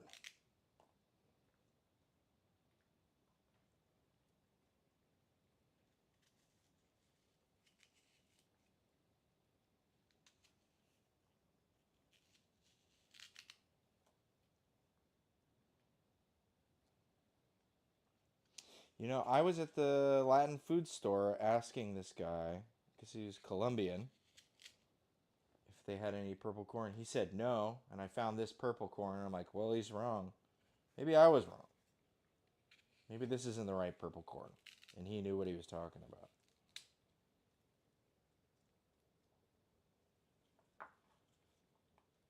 Whatever.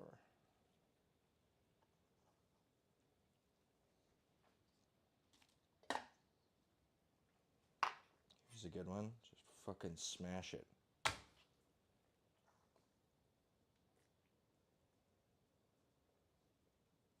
And we might actually take the fruit solids out of this once we're done with them and huck them in our chung. That might end up being a good idea.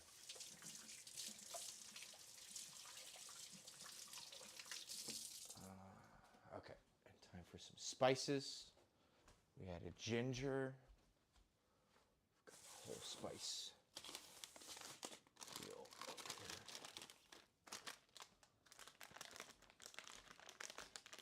Add a couple cinnamon.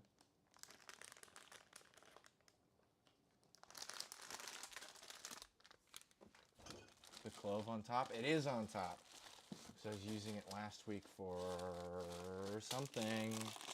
Oh, that's right, for the pork that I was making. I made like a 5-spice style pork and beans. It's actually really good. One of my friends from Dungeons and Dragons last week said that that was one of his favorite things I've ever made out of everything I've made. And I didn't even buy like anything except for like a bag of beans. It was like one of the cheapest meals I've made on stream. We got a couple, 3 cloves.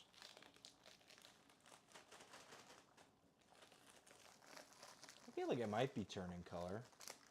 Hopefully. We'll see.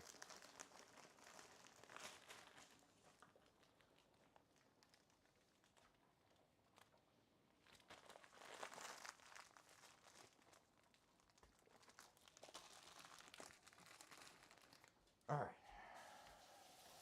So there's that.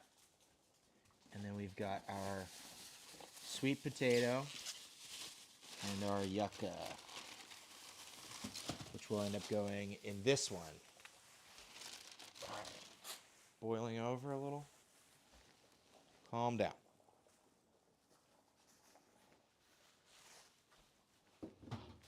The yucca is a lot harder to work with, so we'll go on that second. But I'm going to boil all of it so that way we can fry more of it tomorrow.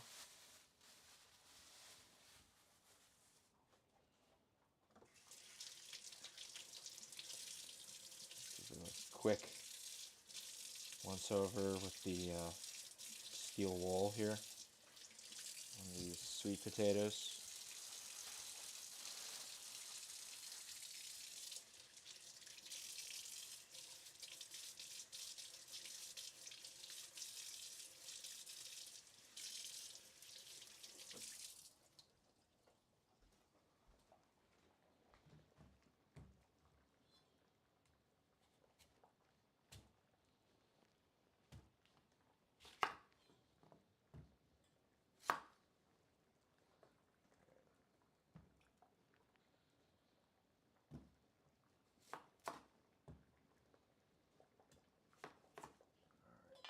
boiling. I'm going to turn the fan on. We're going to do the embarrassing thing, which is setting off the smoke detector by boiling water. It always makes me feel kind of dumb when I do that. Because it's not even my fault. It shouldn't do that with water, right? What is it? The americium in it that is blocked by the... You know what?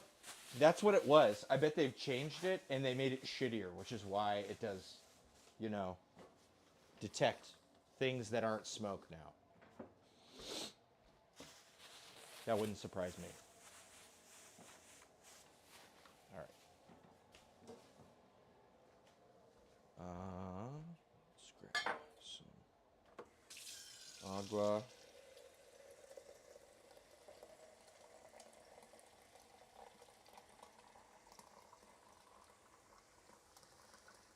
The days are almost as long as they will be. And last night, I couldn't see any sunlight around 9:30 p.m.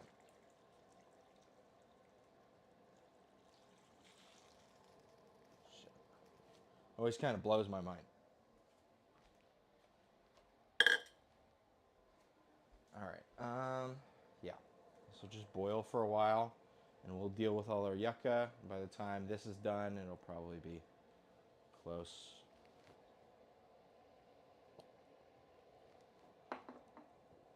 Give me 30 seconds. I'm going to go take out the compost. Good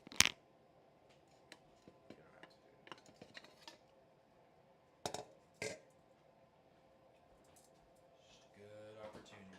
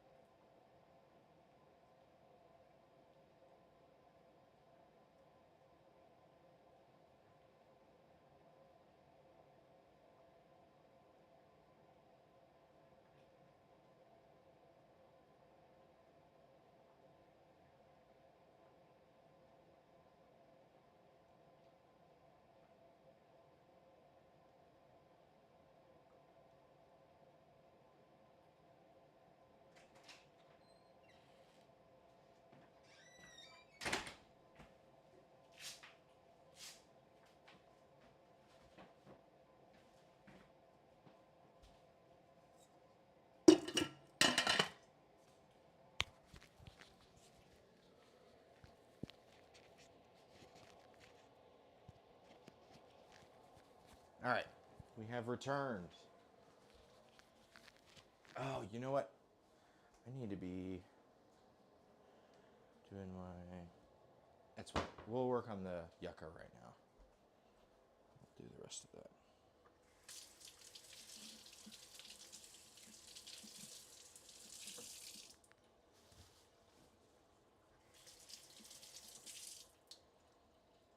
I forgot how I'm supposed to do this stuff. Just remember it being really hard to work with. Don't I have to like... I think I did it like this. And you have to like... You hit it? Did I hit it? I can't remember.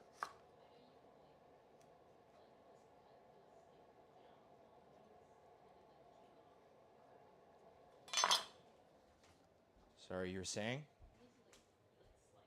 Slice it. Oh, and then you peel it. That's right. You slice it and peel it. That's what we were doing.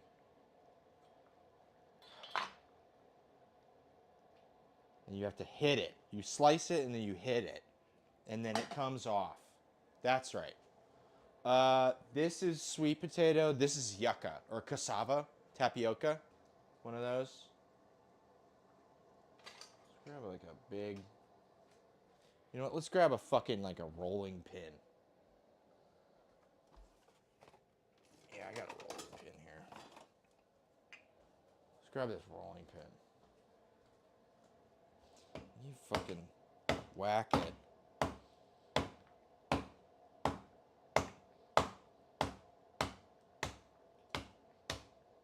Okay, and then it comes apart. Fucking awesome.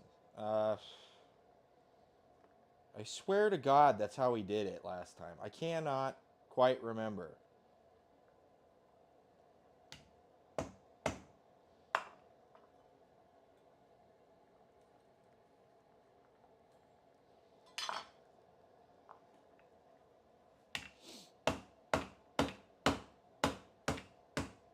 Okay, it's just breaking apart.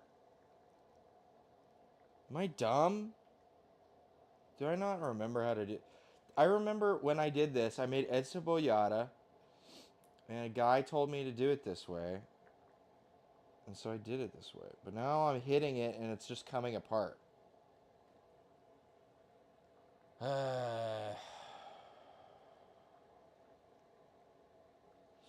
We're just going to peel it.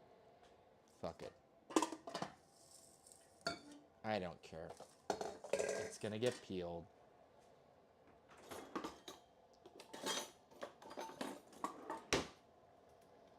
Yeah, look at that. The fucking vegetable peeler. Why don't we just use this for everything? That's what it's called.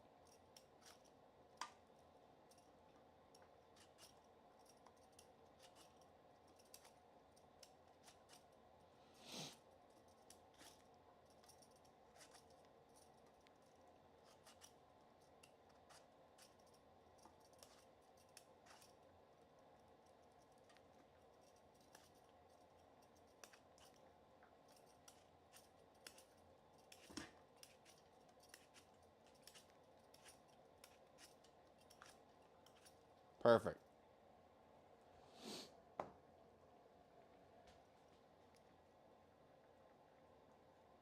It is very stubborn.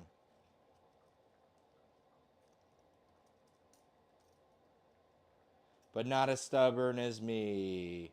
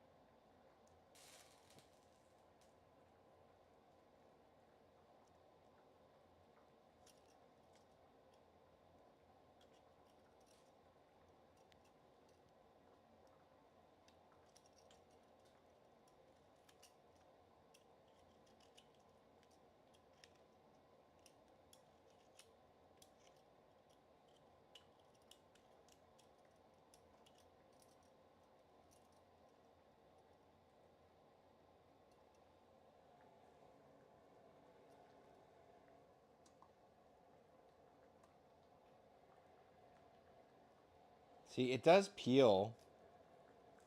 You know what I mean? But like,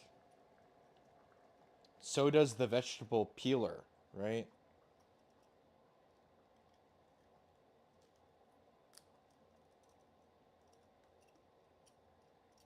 I don't know.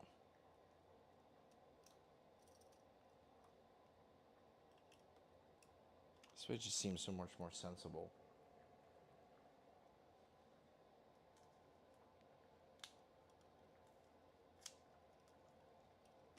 I get the right. It comes off and maybe I just don't know the technique at all. And I did it last time and fumbled through it, but still don't even know the technique. It does come off. I don't know. Whatever. Who cares?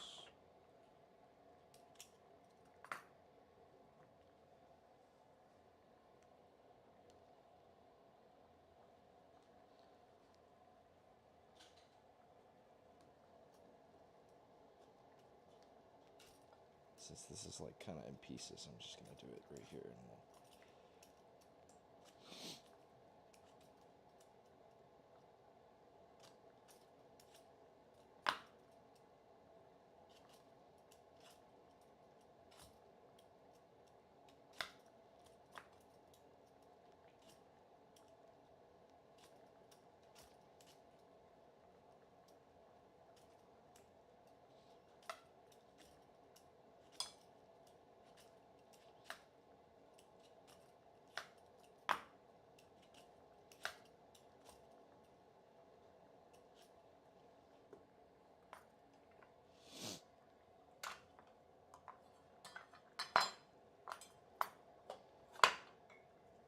We don't even need this thing.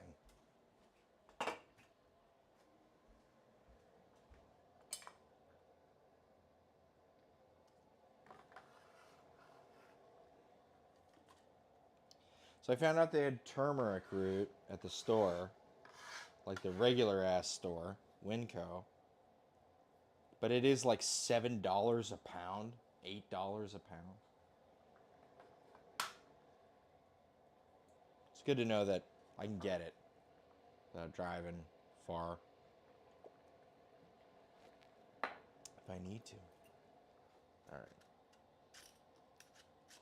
Take that, everybody. It's working.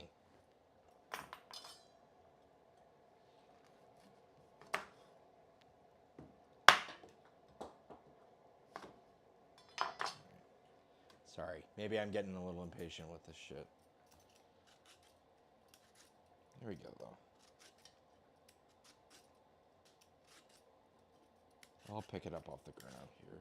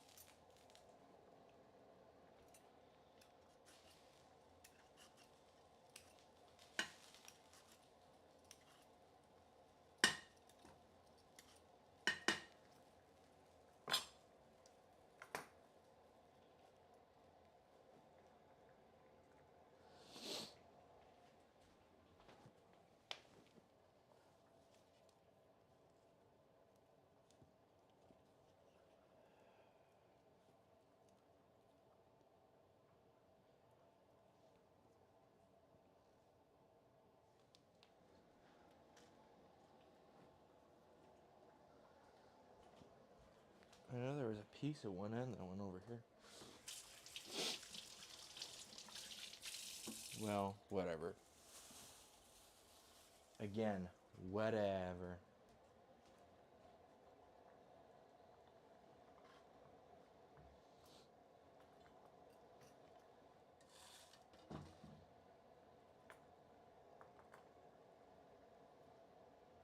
I think they said there's also this stringy bit in the middle we want to kind of get rid of. So kind of quarter it. Pull out the weird stringy guy. Maybe that's why this didn't take off, but potatoes did. It's just like hard to work with. Also, I think this the hardiness zone of this plant is much more tropical than the others. We'll just keep this in half. I think that's a better fry shape. Or at least more consistent with what we saw.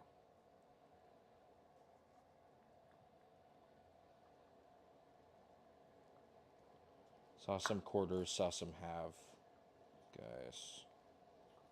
But yeah, I mean, that pulls. It's pretty strong.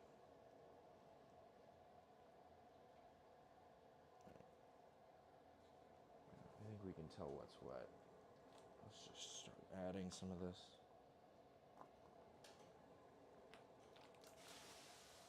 So I'm going to give it a little bit of salt, too.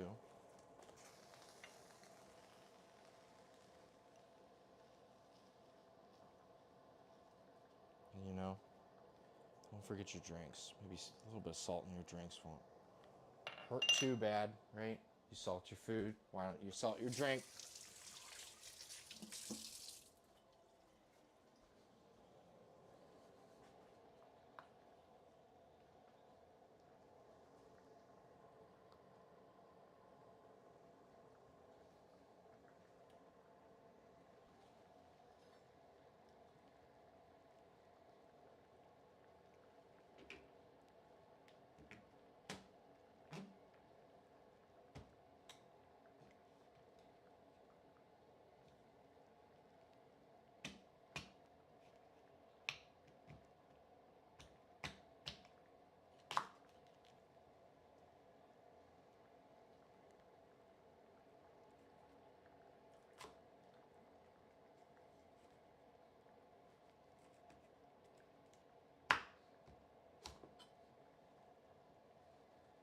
See, I'm not seeing any stringy guy on this one.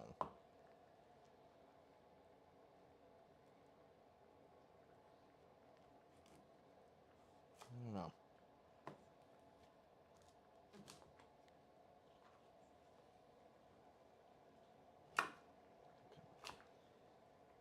These are pretty good. Okay.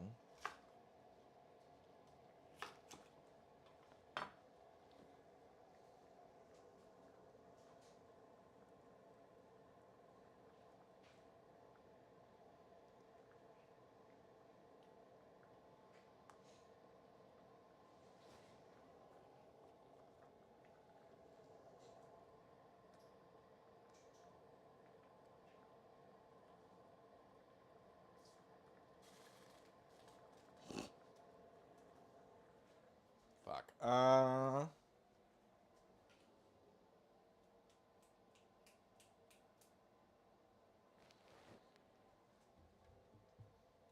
need to pull some liquid off of this.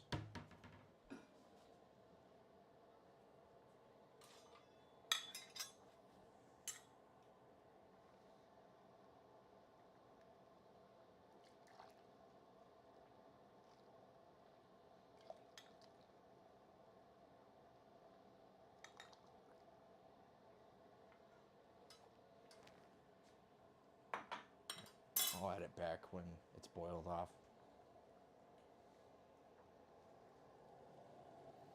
It smells good.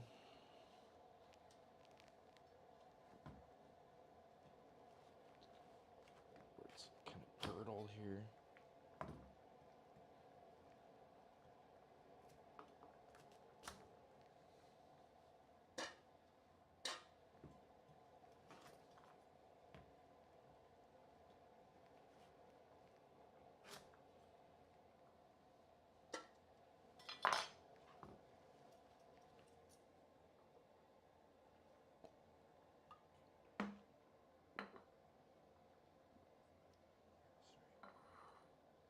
Bad at framing. And I have 3 things to drink.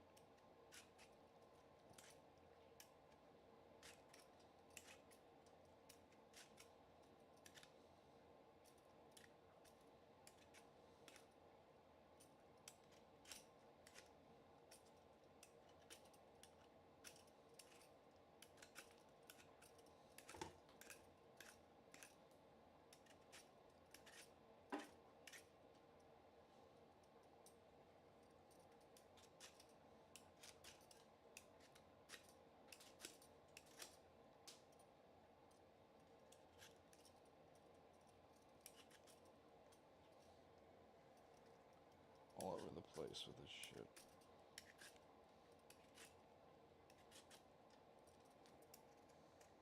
This is like cooking a fucking tree branch.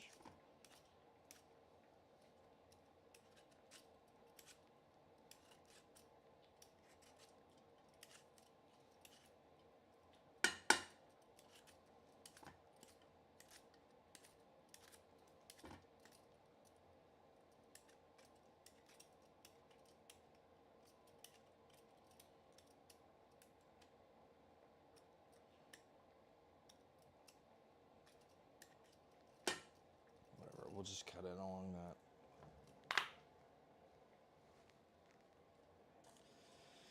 Oh my god. What a fucking mess.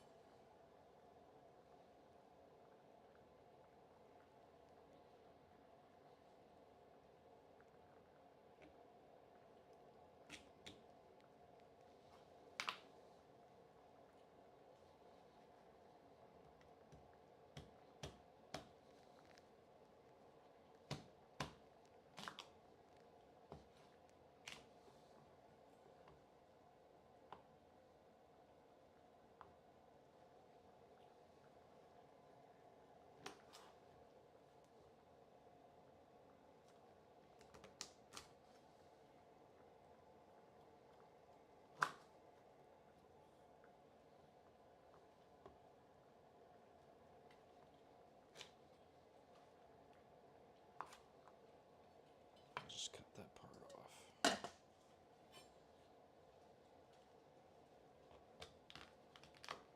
I'm not seeing any of these stringy bits really.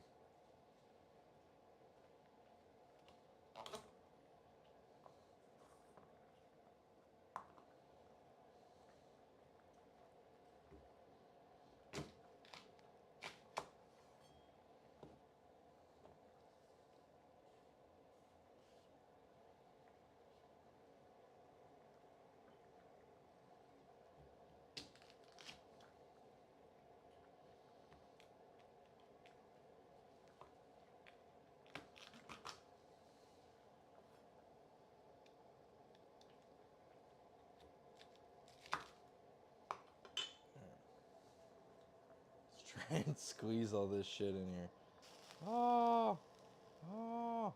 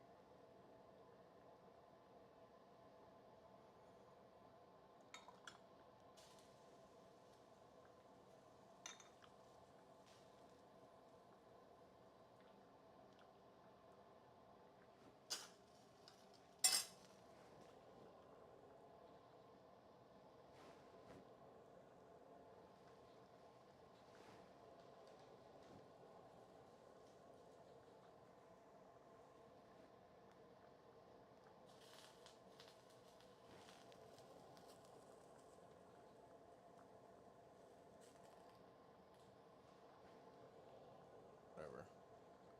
We'll put it all in. Potatoes will be done whenever they're done. The cassava will keep going for another while.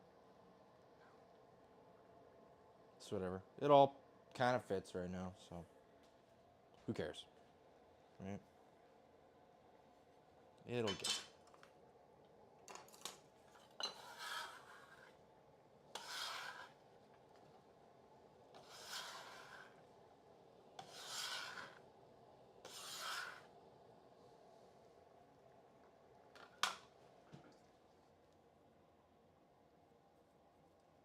All right.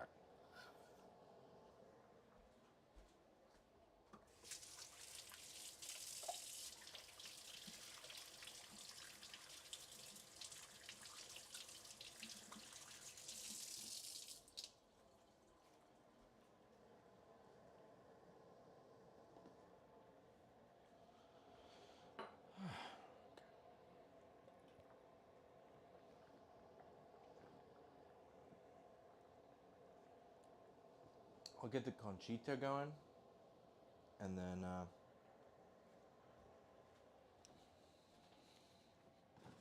yeah, then we'll make a sour.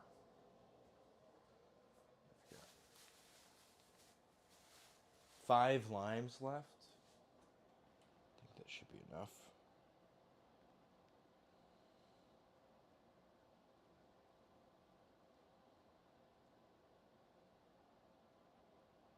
Oh, yeah, I forgot about this guy. Sorry. Just going back listening to music.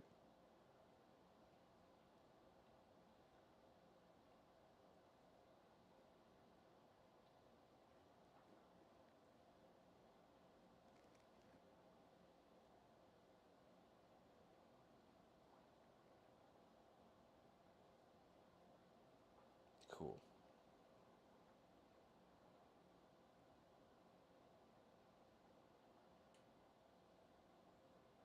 Let me see.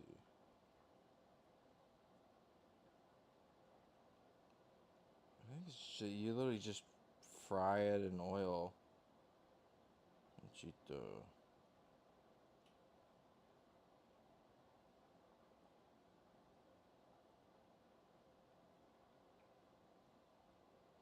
Conchito.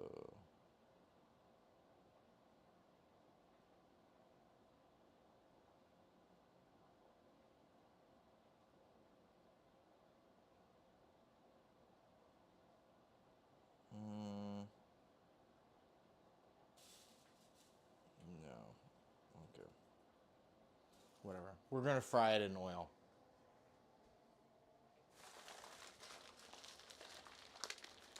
That's what I saw. Maybe there's instructions. Shit. Preparación. Poner en una olla un poquito de aceite. So, yeah. Put it with a little bit of oil. Echar el maíz, chulpe y a fuego alto. Mover constantemente para que el tostado sea uniforme y no se queme hasta que se perciba olor, right? To smell. Y sonido de tostado, right? It's toasting. Una vez tostado se esparce sal al gusto. Okay. Cool. Sounds easy. Easy enough. Oh, here we go. It's English over here. Add a bit of frying. Add a bit of oil. Add a bit oil frying pan. Add dried corn chulpe and toast on high heat.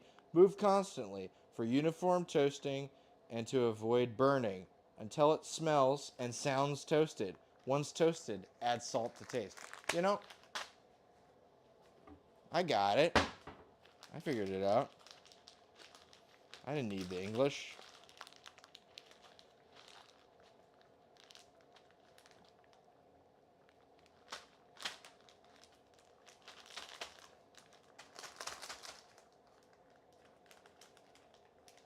We've got some peanut oil. We're just going to use that. Because that's what we use to fry with.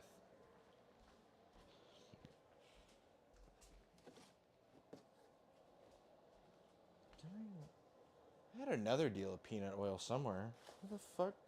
Did I leave it in the car? Would you check in the car if I left the other deal of oil? I feel like I did. Or is it on the table? Huh. I did buy another deal of this. Oh, it's right here. Sorry. I'm sorry. My apologies.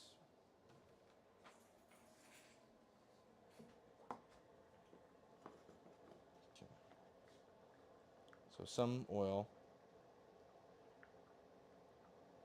Let's go like that. Just like a shallow fry.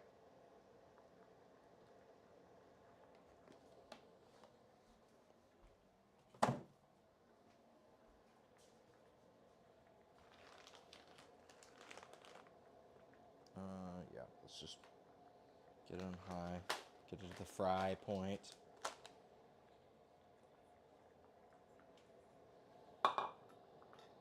In the meantime, while we're boiling everything we have, we can make a sour.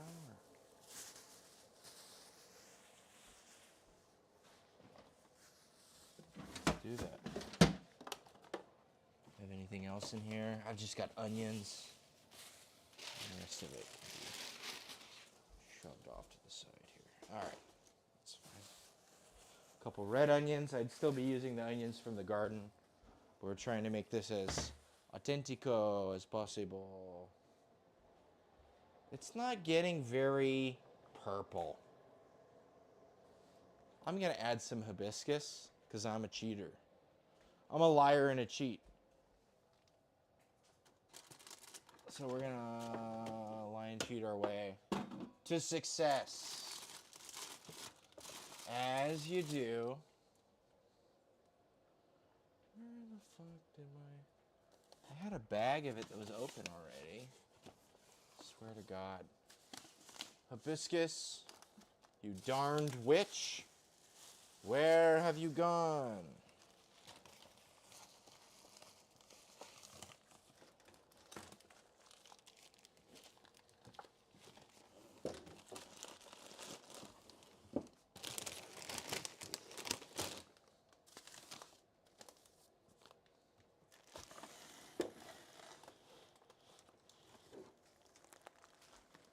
Here it is.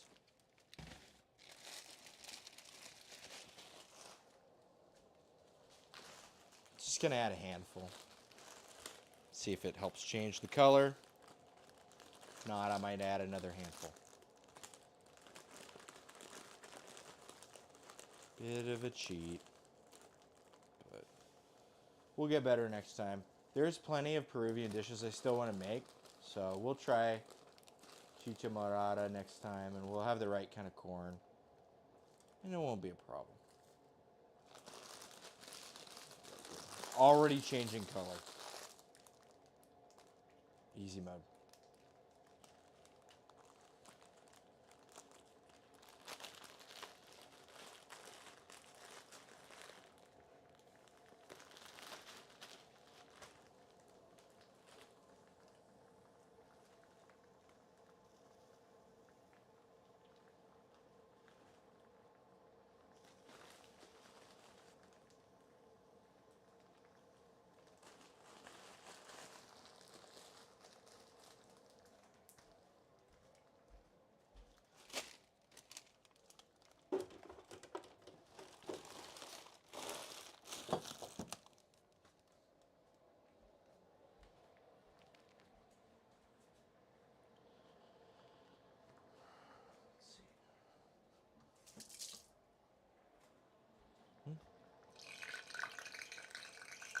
Yeah.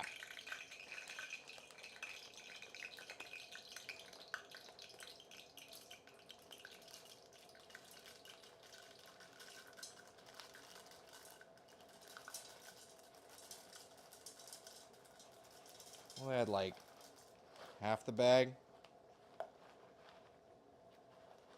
We'll add the whole bag. There's a couple more bags back here, so not a big deal. And it's a fun little it's like corn nuts.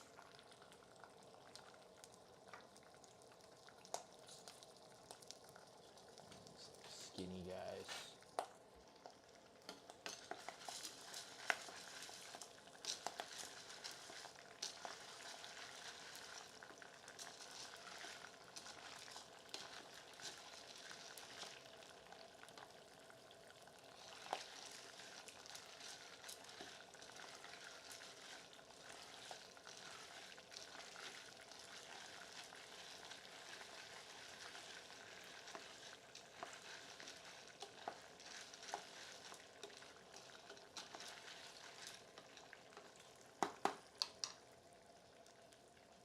See? Immediately purple.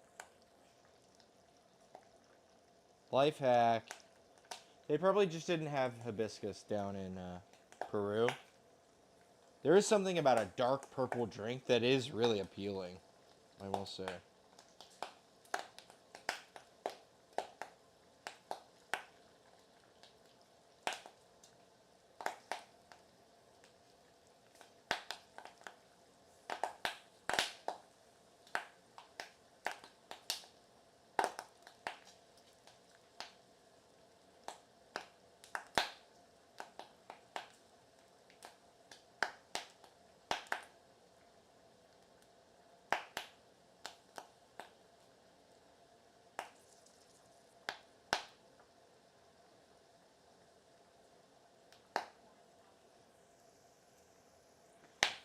Sorry? Yeah, it's popping, yeah. See, the thing though, it doesn't pop like, popcorn. It pops like a corn nut. It pops, but it doesn't explode out. It's like when you sneeze, but you try to hold it in. And the popcorn is like if you sneeze, but you let yourself sneeze.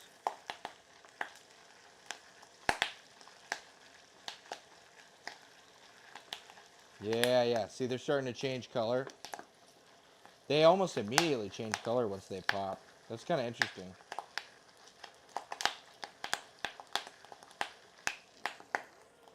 Yeah, right?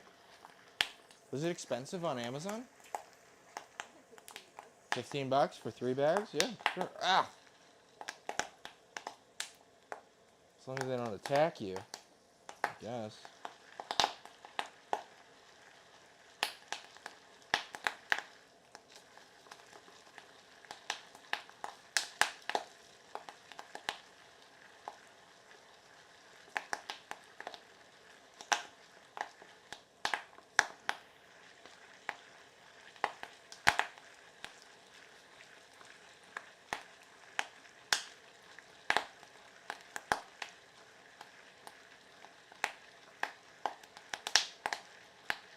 Ooh, yeah, that's that smell.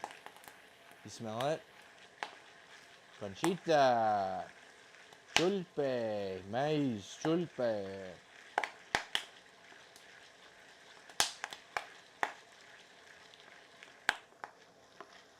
Feel like there's still some that need to pop. So we'll just keep them going.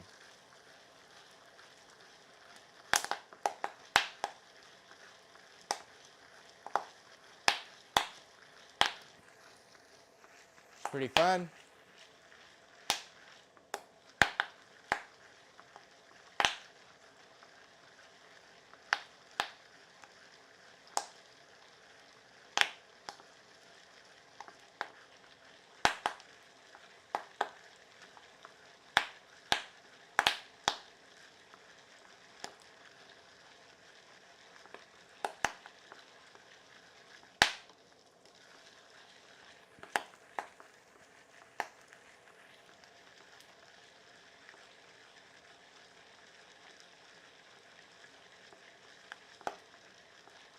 Still getting some.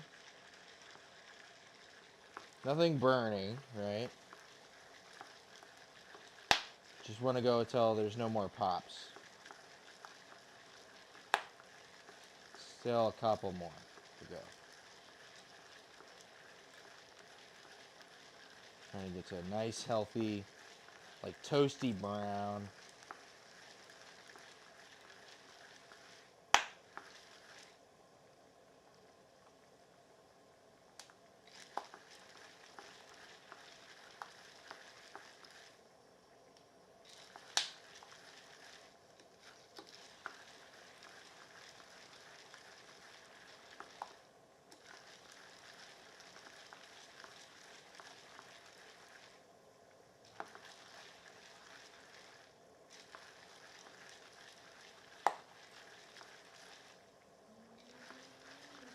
Okay. I think we're almost certainly fully toasted, or as toasted as this is gonna get. I smell it. It smells like popcorn. It smells like movie theater popcorn.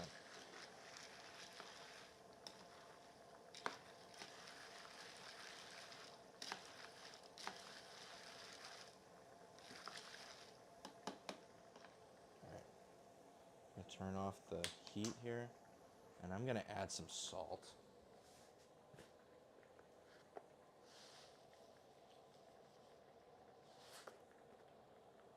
We're just gonna mix that in.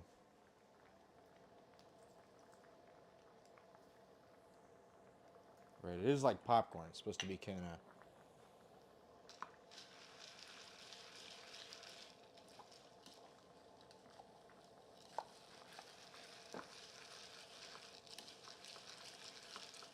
Whoop.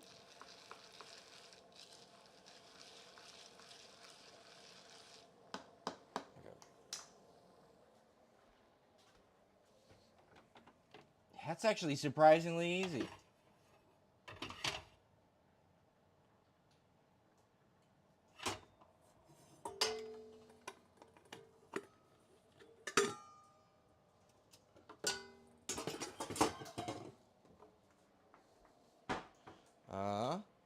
Let's do a little pour off over.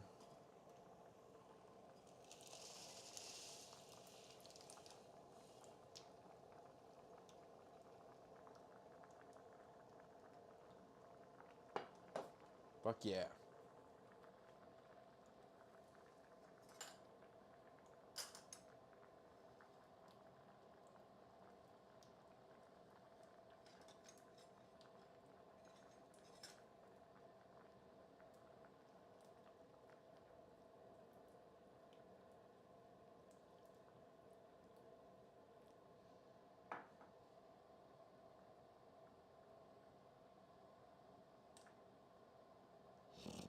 We definitely overloaded this. It's whatever. It's fine. We chillin'.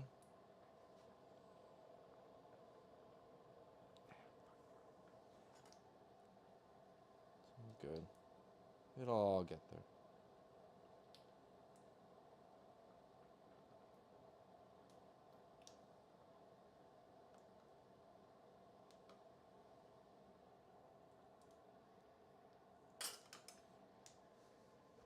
You just run out of real estate, you know what I mean?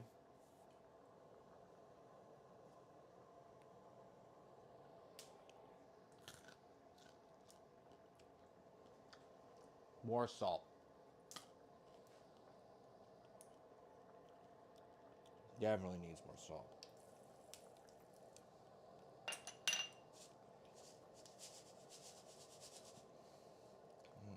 Toss it.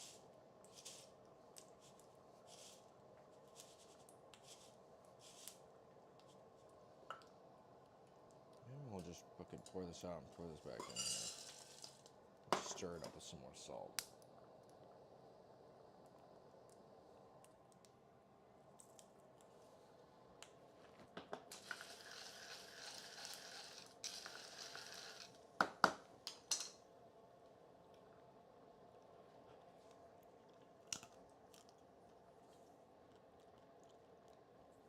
I think it needs to cool off a bit. They're looking pretty good. Could do that.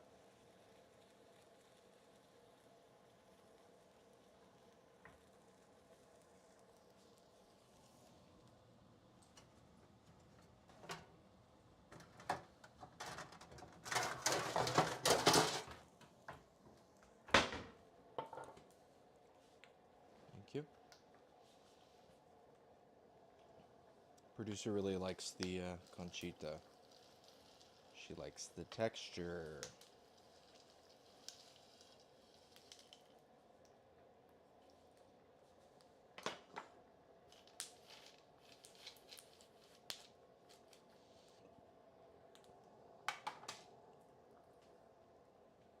Oh, do you want me to hold it?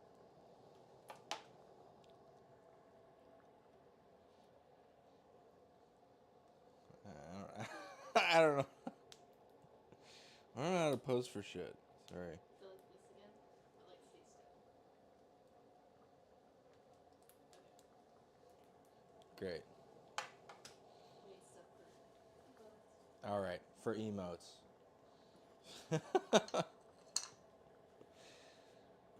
Yeah, no, it's good. It's like a corn. Have you ever had a corn nut before?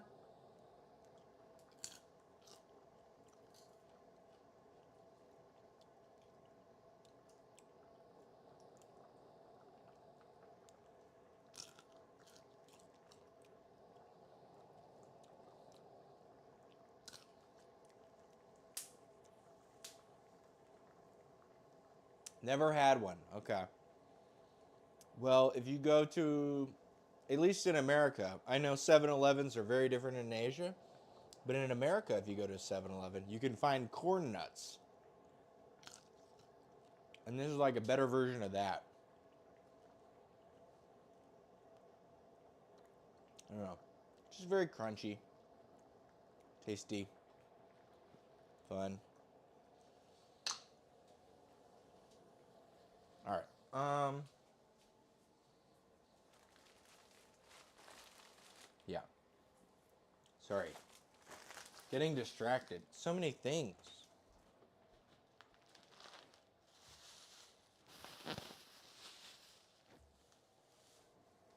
Let's make a pisco sour.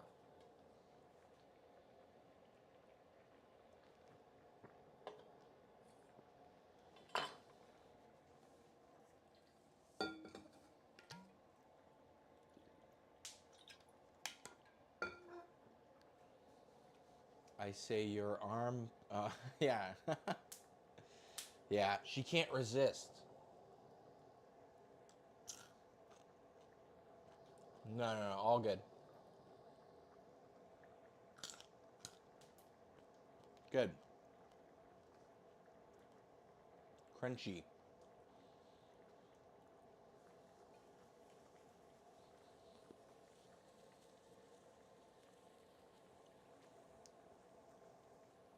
Awesome. Cool. Yeah, we've got our yucca and our sweet potato, our chicha morada that we doped up with some hibiscus, so that way it's coming out way more purple. Next time we'll get the right corn and we'll do it correctly. But this time, you know, we just want to get across the finish line.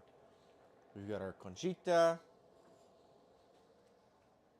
We've got our chicarron and our ceviche, all that stuff.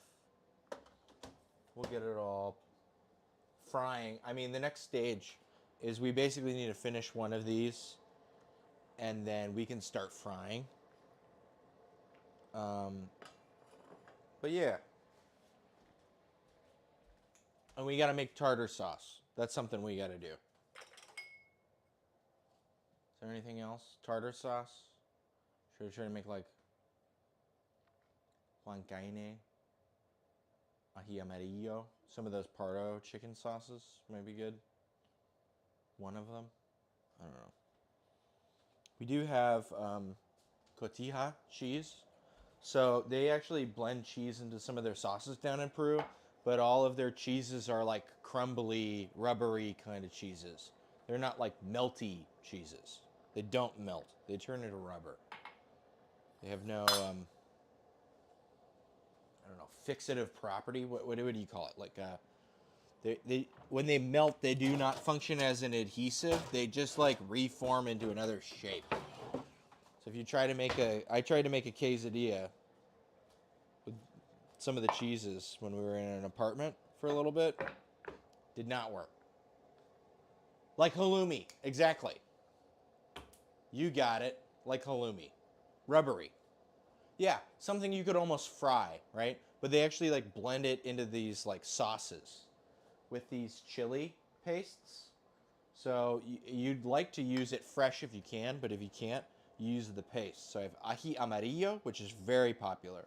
Ají marisol, which is popular in some varieties of things, and then there's ají panca.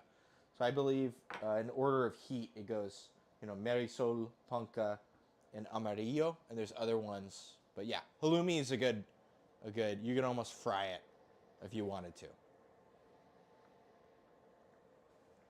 Like somewhere between halloumi and feta, right? It's kind of crumbly, but you got to really try to crumble it. That's why cotija is a good analog. You know, looks pretty all right.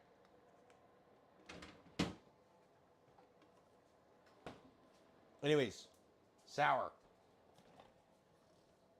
I've got this, I've been doing stuff with egg whites. And so whenever I have an extra yolk, I've got this little dish of soy sauce. But not as salty. Yeah. Agreed. I got this little dish of soy sauce, so I put the egg yolk in it, and it cures it, so that way the yolk doesn't go to waste. All right. Pisco sour. It's pretty simple. It is pisco, which is a brandy, but made from wine. Instead of like a brandy made from like a cider or any sort of just like thing. They actually go through the effort of making wine, and then they turn it into a brandy. And so it has these very specific, it smells like being in a winery. It's got this very specific kind of vibe to it. And it literally is just pisco, Angostura bitters,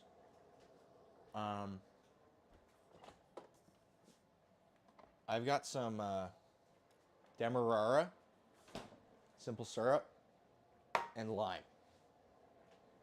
It's pretty simple.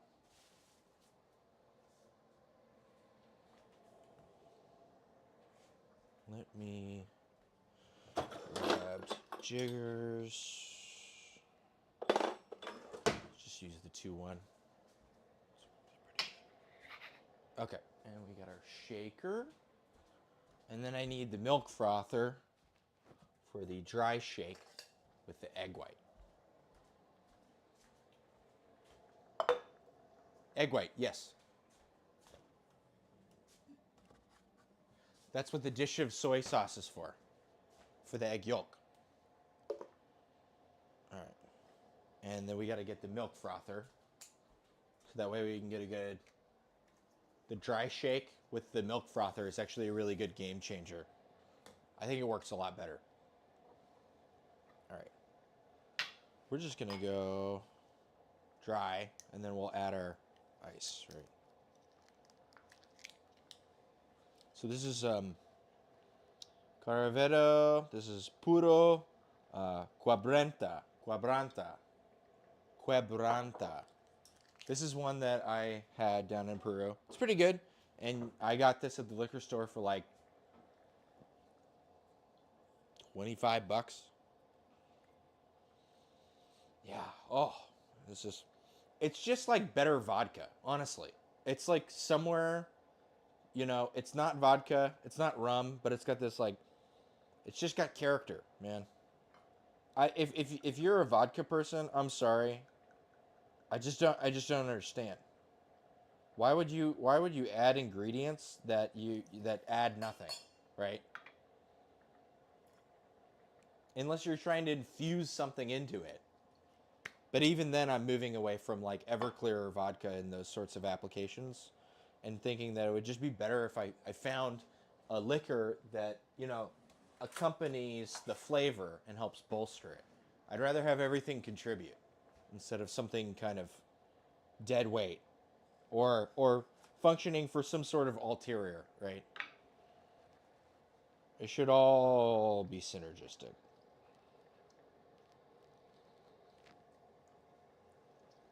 I don't know. Maybe it's kind of high-minded, and it takes a lot of effort and trials. But, I don't know. I'm already doing the stream. Why not be a little high-minded?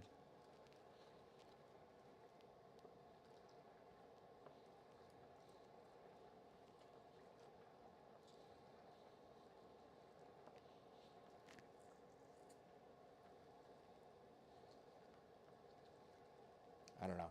Sorry, are there any vodka drinkers in the chat? If you are, no shame. Just tell me why. Kind of want to learn. Because most of the time, the answers I get from people are, I don't know, they're not satisfactory. Okay, we're just going to go with all of this. And then we got our demerara. I'm going to go for an ounce of simple. And this is semi-rich, so it's 1.5 cups of sugar to 1 cup of water.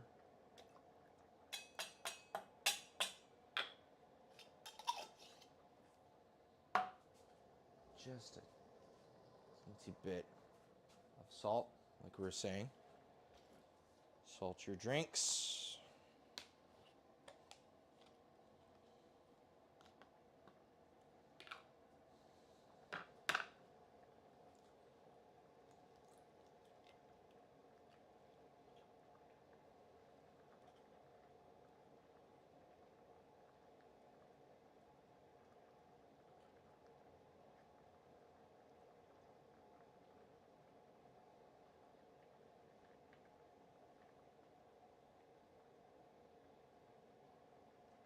Let's get these like, tails on. Come on.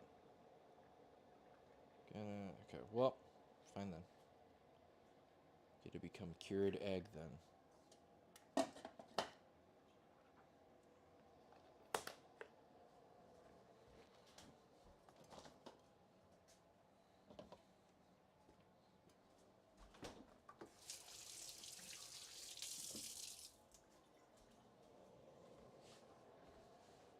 All right. Salt, booze, lime, sugar, egg. We're gonna do.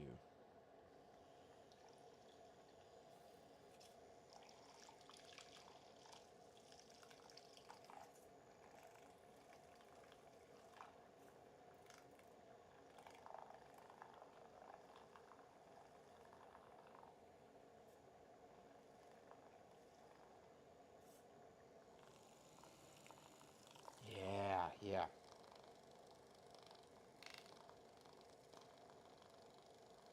So up in the Caribbean, you would have the daiquiri, which is a sour of rum. In Brazil, you'd have the caipirinha, which is a sour of cachaça, a variety of rum. And in Peru, and basically everything south of Brazil, you get the pisco sour. Down in Patagonia, they do pisco sours with this berry. Instead of using mainly lime, they use this berry called calafate, which is a barberry. It's like a tart blueberry. Very purple in color. Very tasty. All right, and then we want a big rock.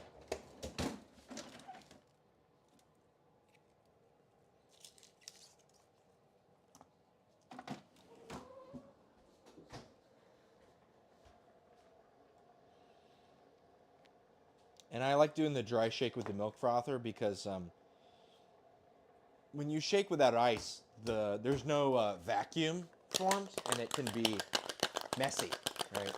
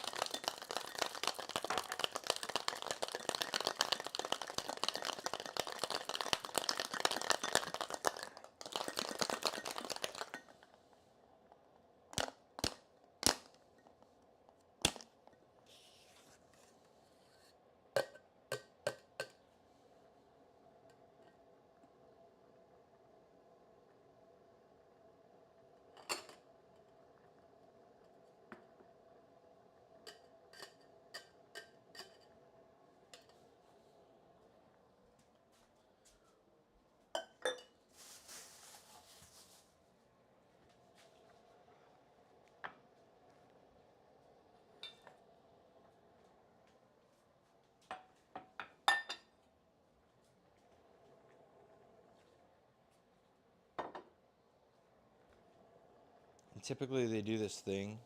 See if I can do it. It's really hard to get like precise drops with the this bottle. See if we can.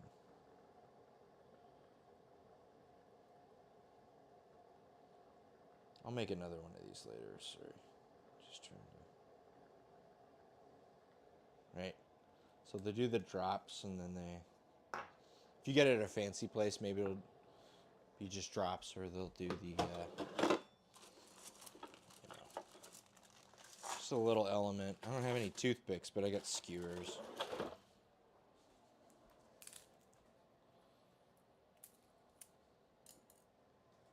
And you just kind of draw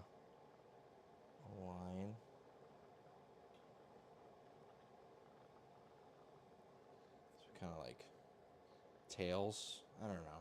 It looks all right.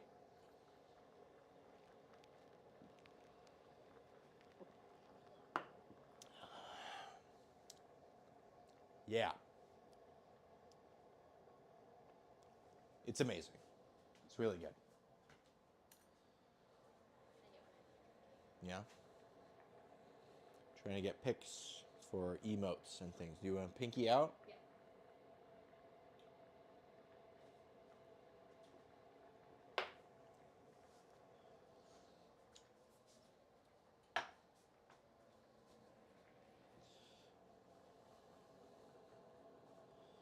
Let me grab. Yeah. Careful, you're gonna be in shot. Ooh, ooh.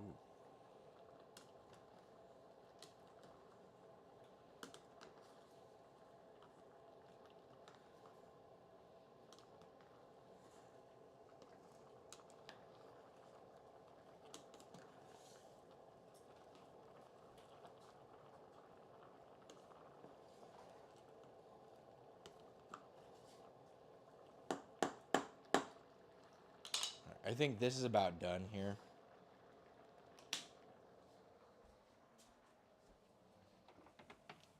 So let's. I don't know. Is this a good one?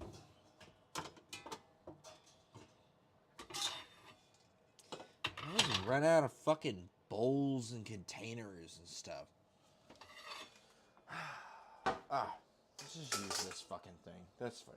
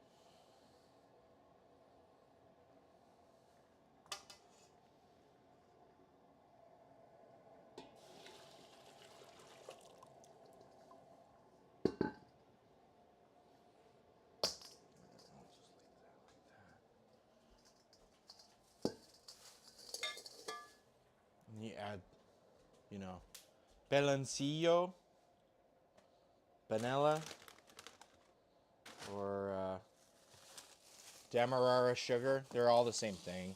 Oh shit, I just punctured a hole in this bag. Wonderful. I always love when I do that.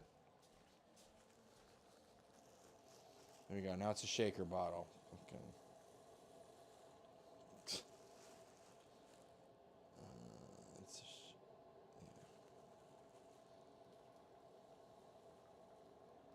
That's probably good.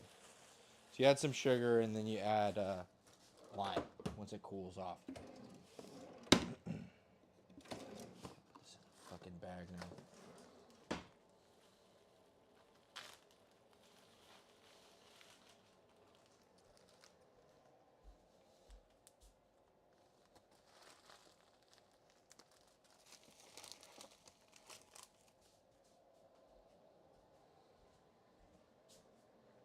Fill in potato.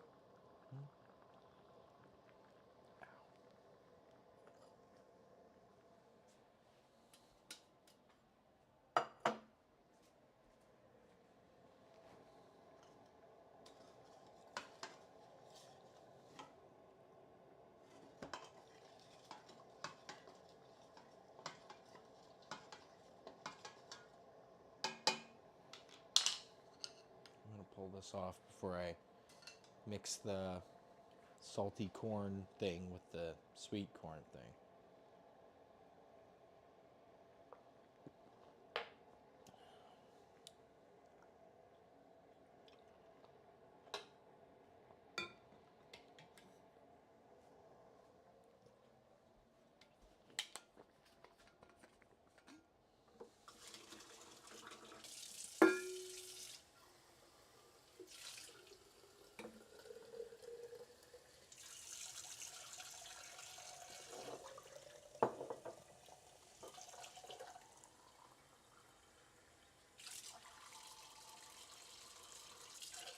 Yeah, the only bad thing about the milk frother with the egg white is sometimes a little bit of egg white gets tangled up in it. It's kind of hard to get it out.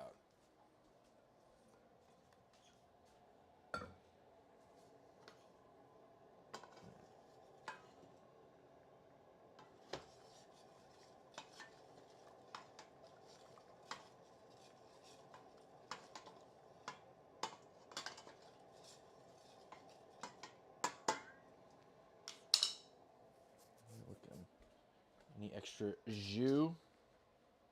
Maybe a little bit. I'm also going to start picking some of these apples and pineapples out of here.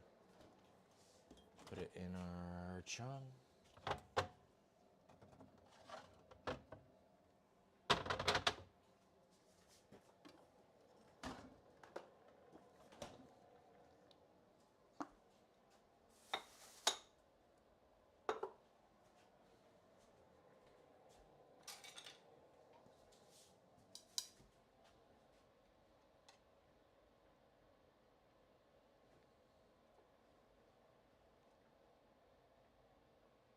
Apples are pretty mushy.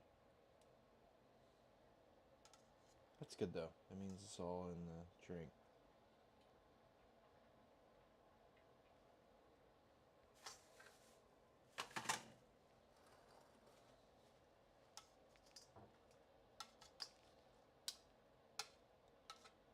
Some core. Sorry, some of this is happening off screen. I'm bad at stuff. Whatever. There's going to be a couple pieces of corn in there. That's fine. Doesn't matter all that much.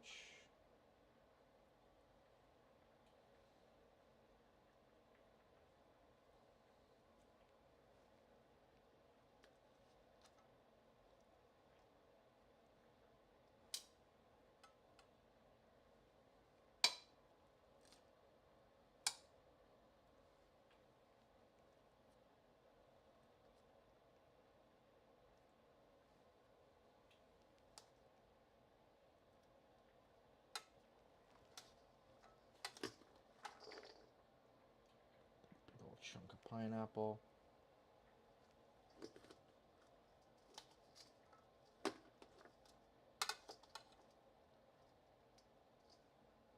Apple. Pineapple.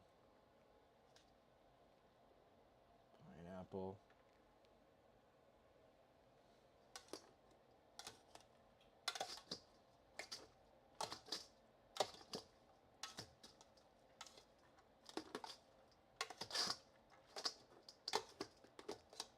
I think that's most everything useful out of here.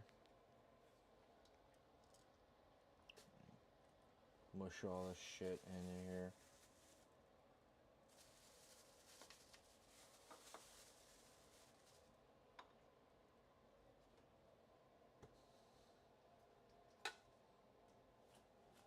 And we'll come back to this. It'll compress a little more, and we'll add more sugar to it as it compresses. It'll be good.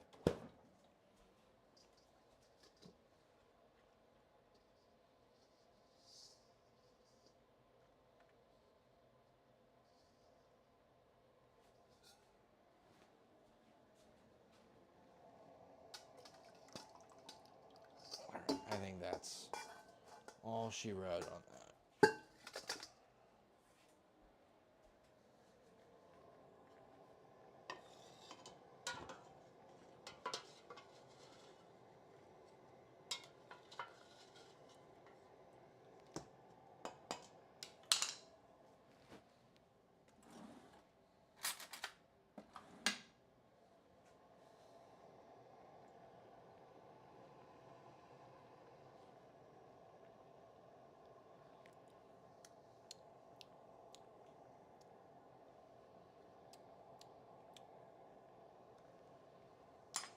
Honestly, it's really good right now.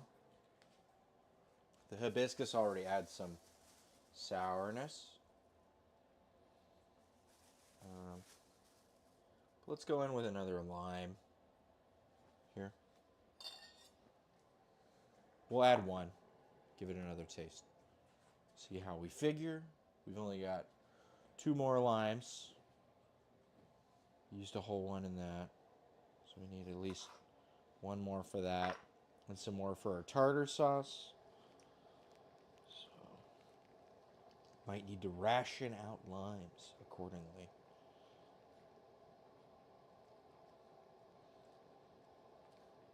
But we can add a whole lime to this. See how it figures.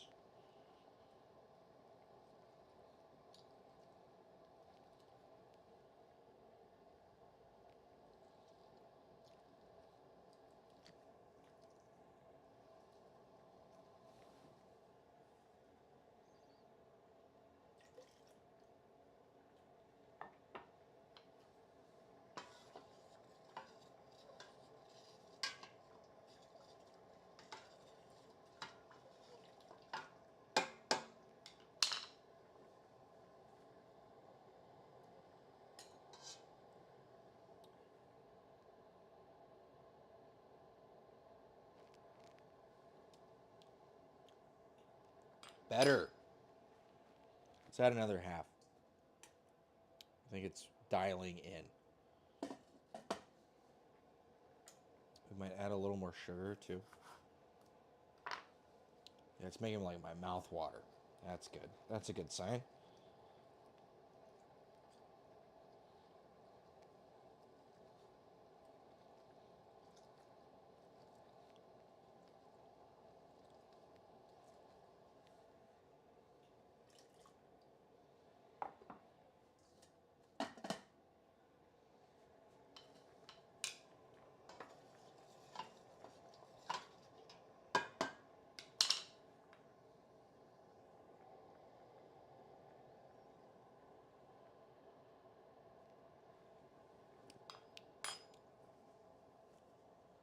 Really fucking good.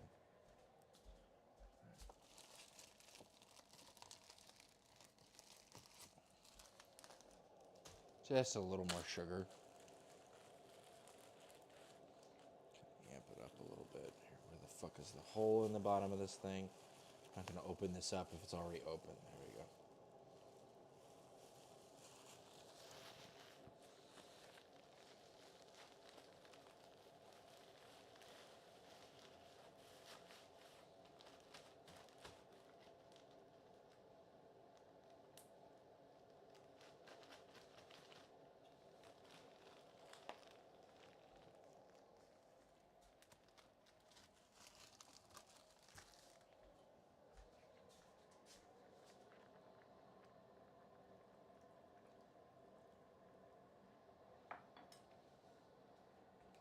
Grab a fork.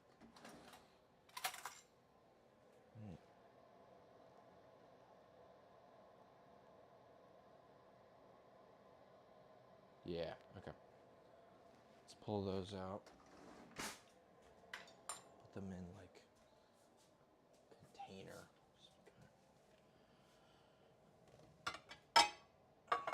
We want them to chill off because it's meant to go with the ceviche, so it's supposed to be cold.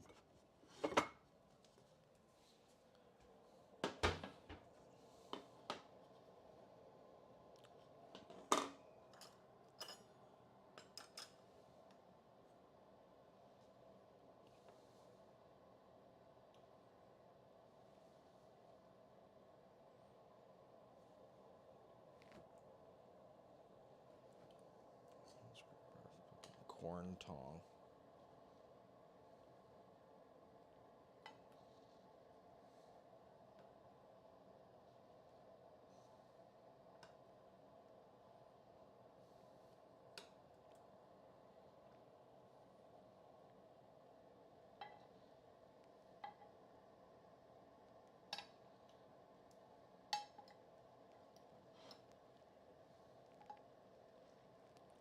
Squeeze that shit in there. Alright. Well, it fits in here. And these guys fit in here.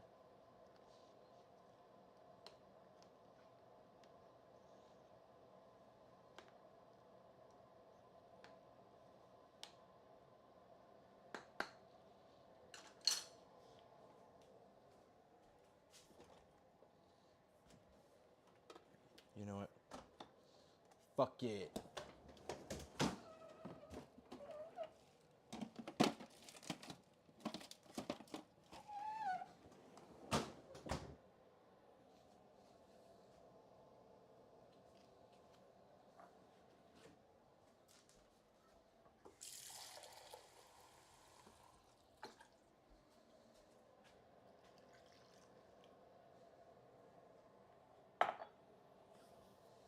Okay.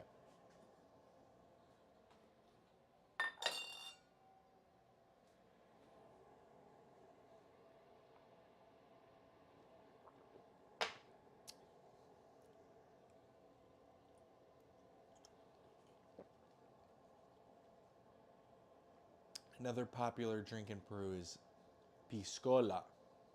Pisco and cola.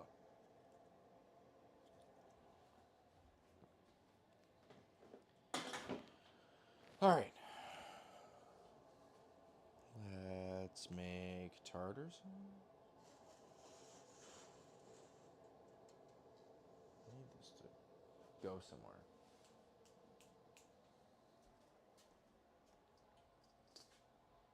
Okay, this is basically done.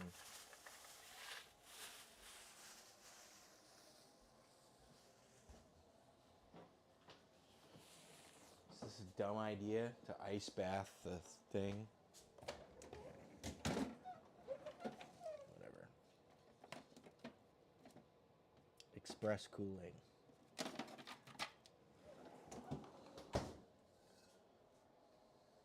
It's probably really dumb. But just want it to be cool enough to put into a container without it shattering. You know what I mean? I just know I'm going to put it in some fucking pitcher and it's just going to explode in the refrigerator. It turns from hot to cold and it just shatters the, I don't know. I'd rather make a little bit of a mess than make a big mess, right?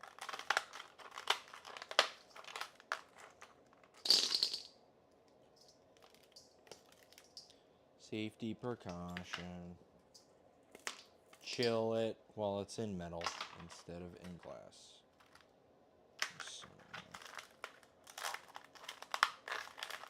Should at least cool it off to like room temperature. So the glass won't flip a bitch. This is one of those things where like, you just think of like, there's Pyrex, right? And that's rated for heat.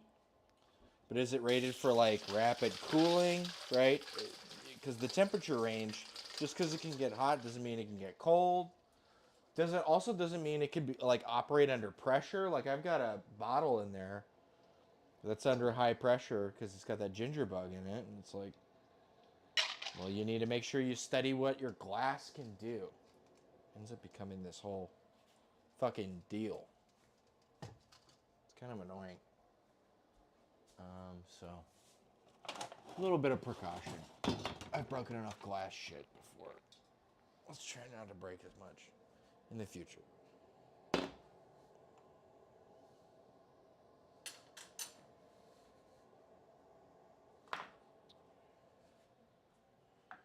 Stay back here with the little bar cutting board.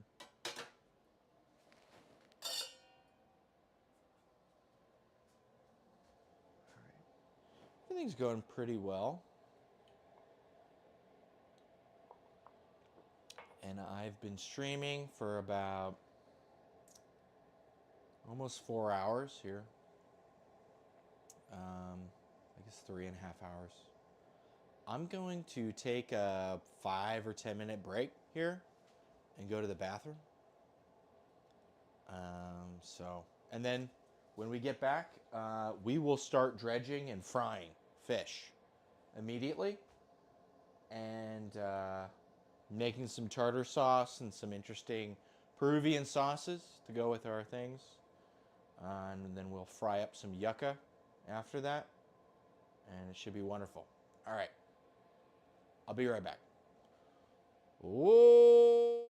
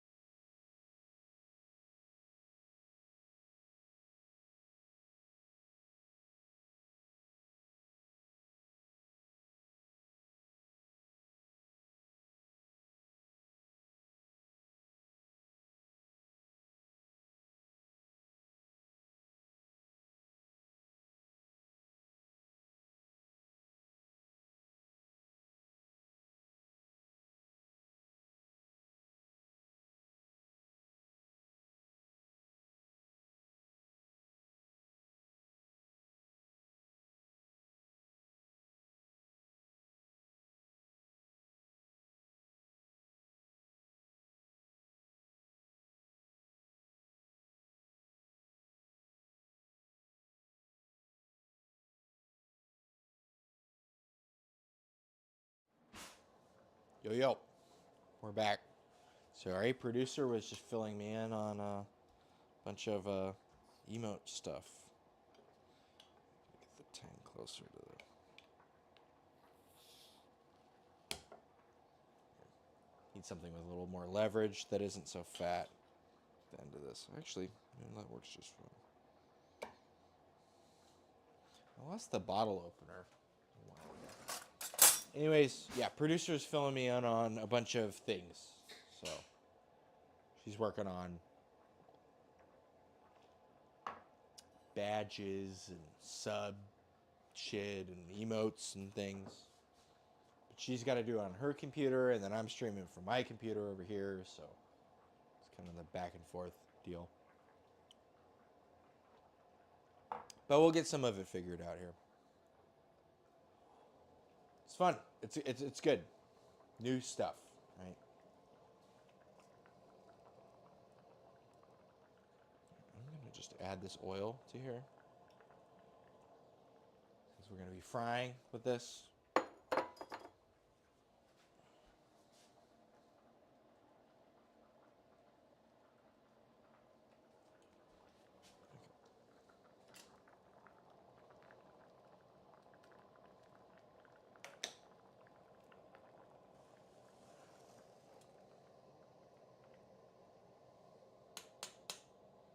That's done. Okay, so I think we just have sauces and frying to do. Which is fine. Do we have any ice left in this? We don't. This is cold. So that's good. I'm going to fill this up. And then I'm going to add more ice to that. And I'm going to try to rapid cool some of this yucca. Because we are impatient. Alright,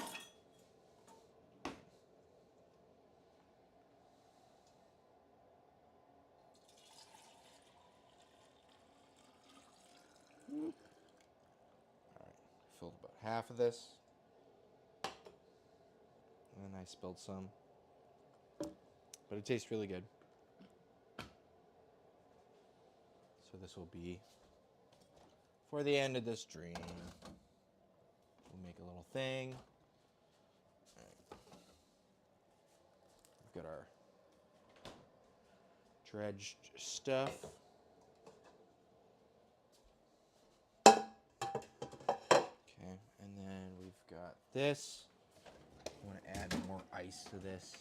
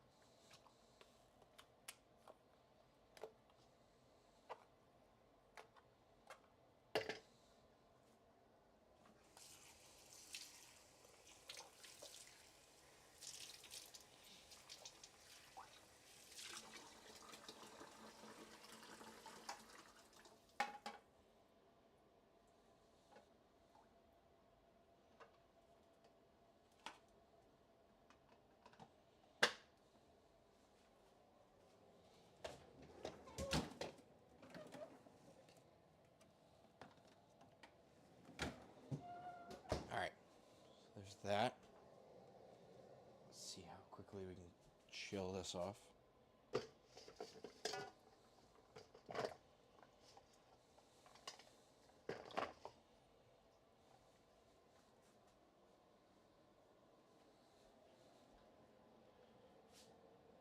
All right.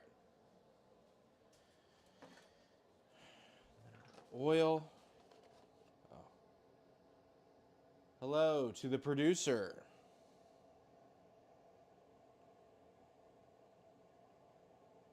Sorry, I missed your comment. Producer is,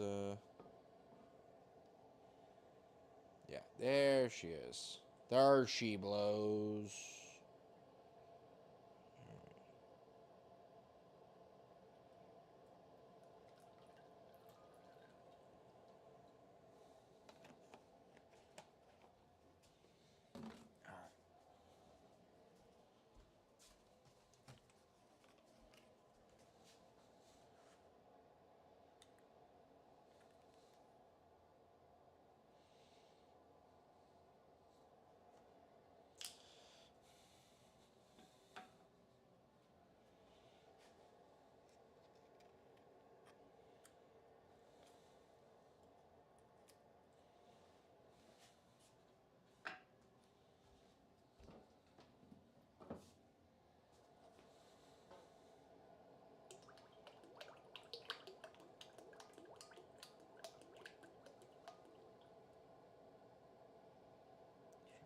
Solid amount of oil.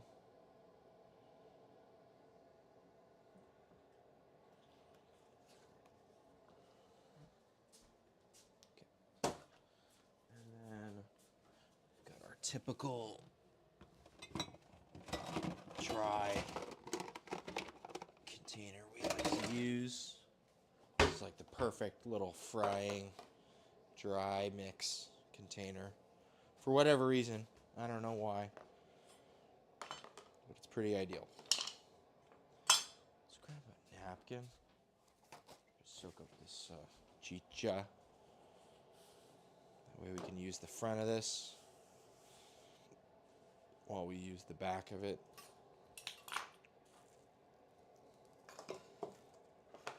Dual purpose.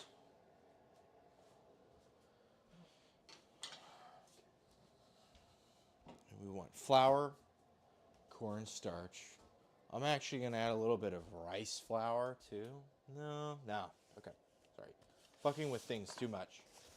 I need to at least make it once before I try to fuck with it too much.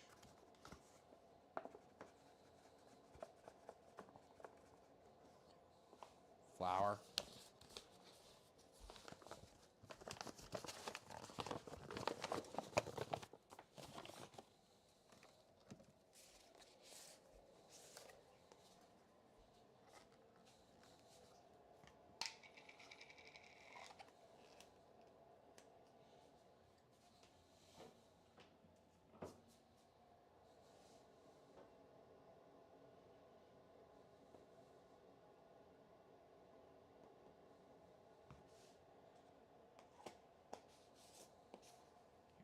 You know what? We're going to leave our dry ingredients over here. That way we can get them back really quickly if we need to.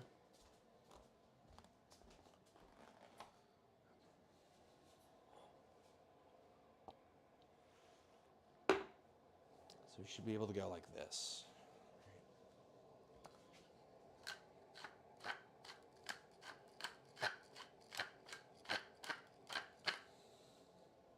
Frying.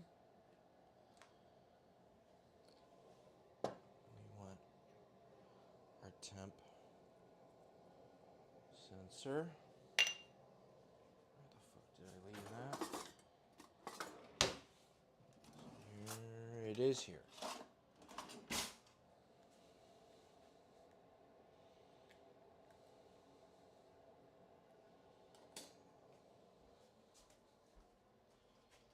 We melt all of it? We sure did. We're in the process of melting all of it. Good. You can always add more ice.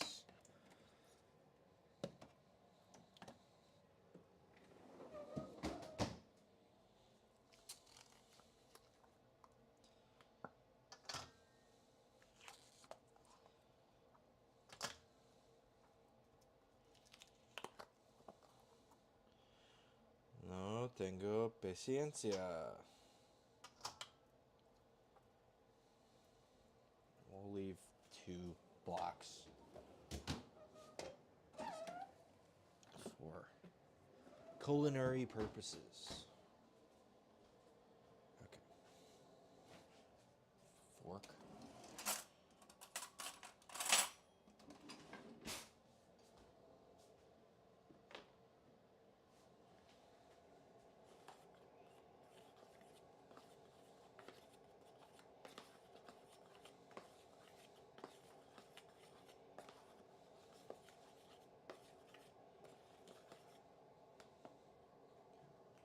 We're going to want some good tongs.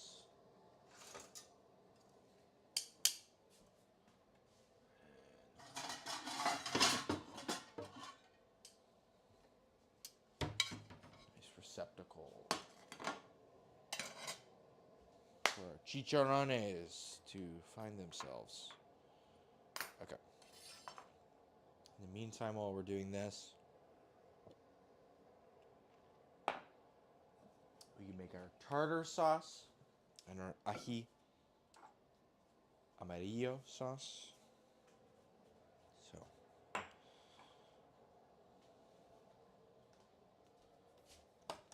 got some of this.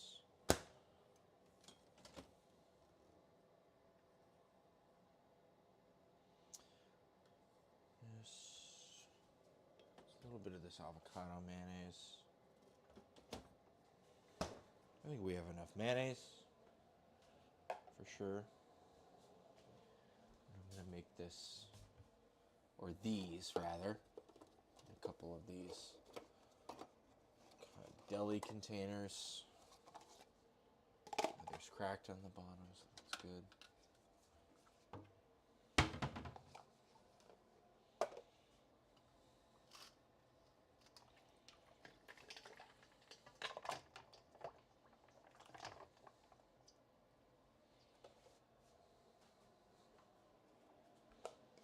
So we're going to start with the tartar sauce because that's it's the very official kind of sauce. Oh, which needs a hard-boiled egg. So we need to hard-boil an egg over here. We've got an egg steamer guy. Where the fuck did that go? Ah, here it is. All right.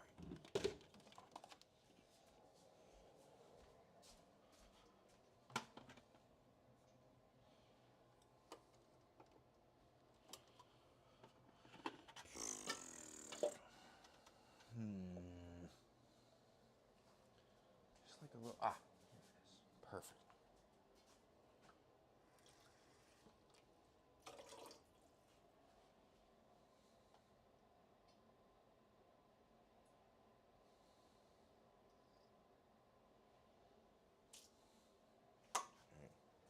Let's do 2 eggs.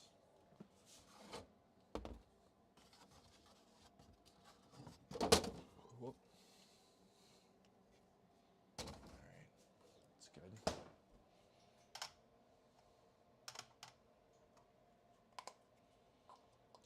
Puncture the top.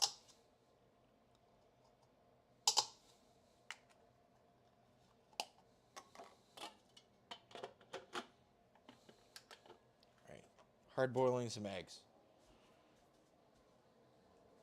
You want like a 300, 350 kind of guy. We're looking at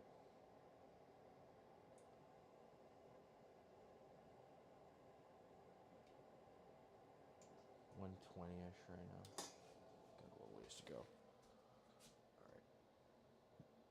Need that. I need some lime. I know that. I think we're gonna run out of lime, if I'm gonna be honest. This is all we have to work with. So we can make another pisco sour. So there's that. And then I want some diced red onion. I know that. And it's just...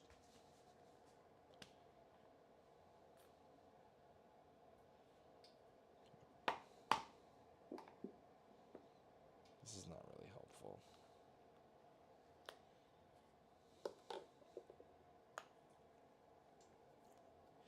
Some Kewpie. Just gonna layer some of that on.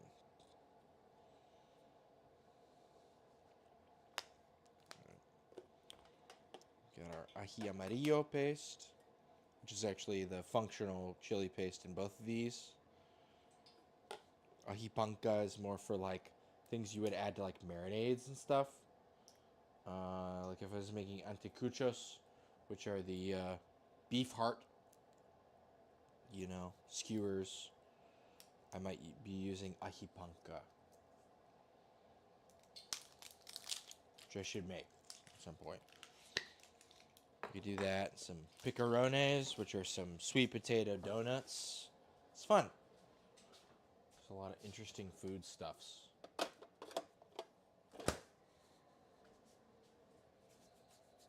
so there's this.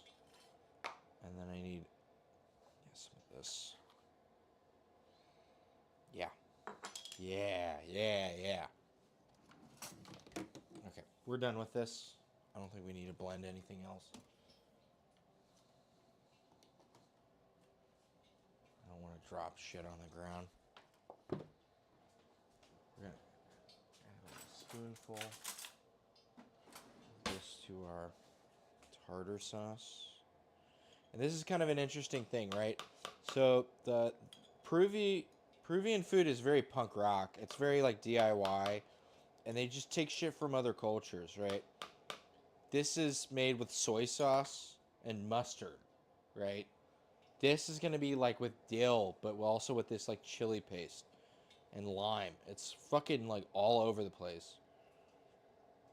In a really cool way. They just like to use what works.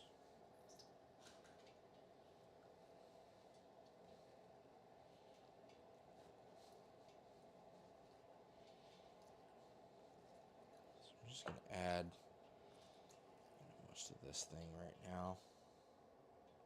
Feeling we're going to need it anyway. Okay,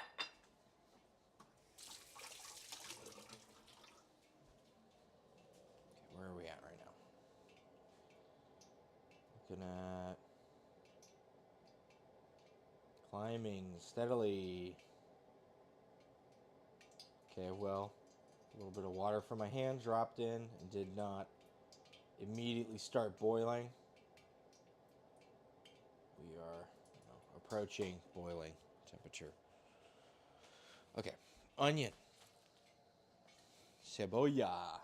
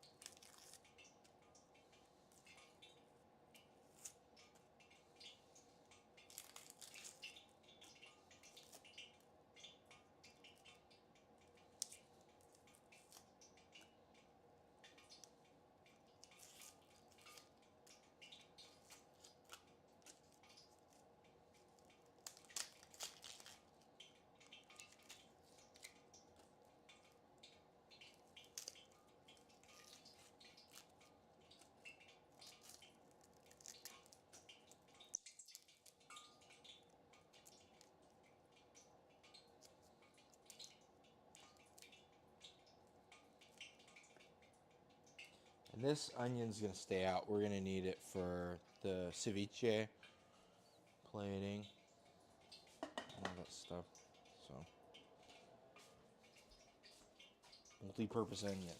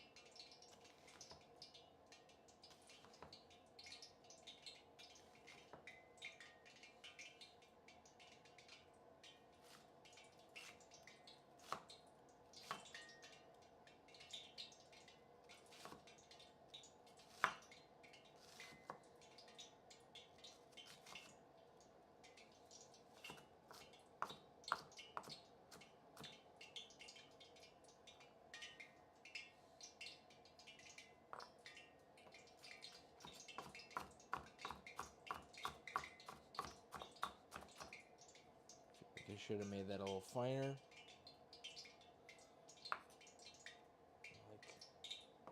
Definitely a little finer.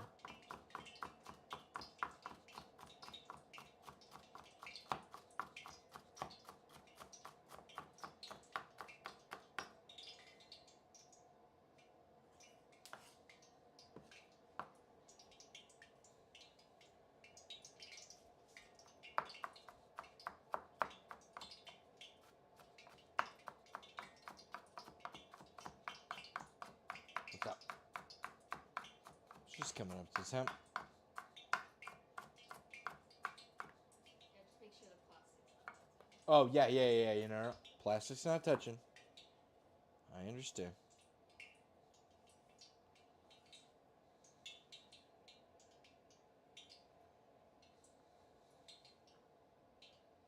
Just gonna grab a handful of this. And that.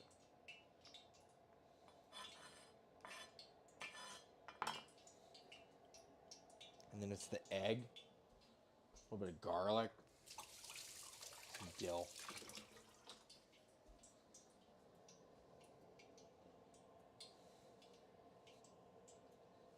Yeah, we're still not there. Just expecting like.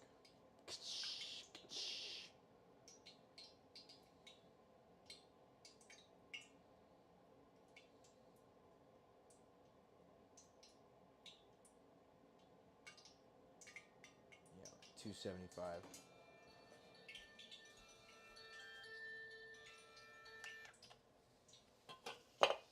Oh shit. Normally I put these in a fucking ice bath.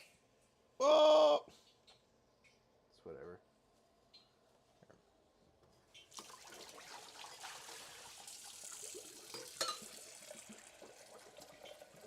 Makeshift. Cold bath.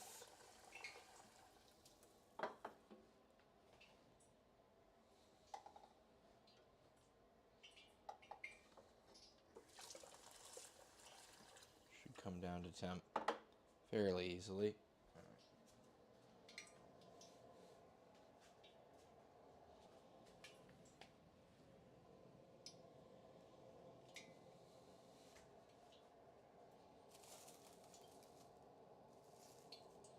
Got our octopus and our fish.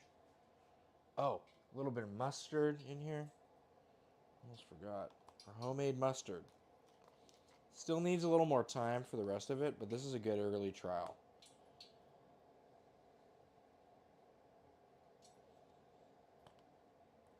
It's packing a punch, for sure.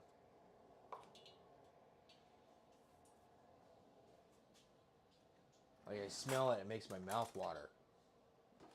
It's a good sign, right? It's just too sharp.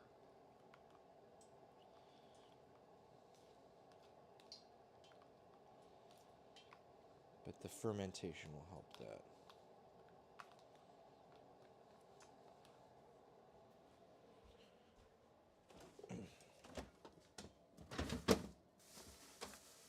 Got some dill here. Just gonna be real quick about that.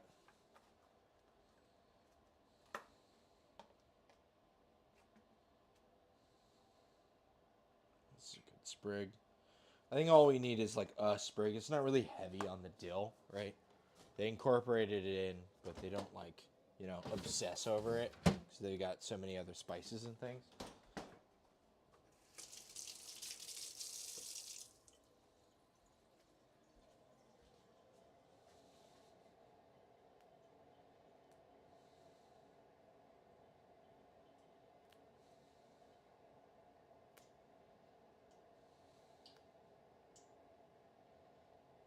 Just not like that much. Not a ton. But not nothing either.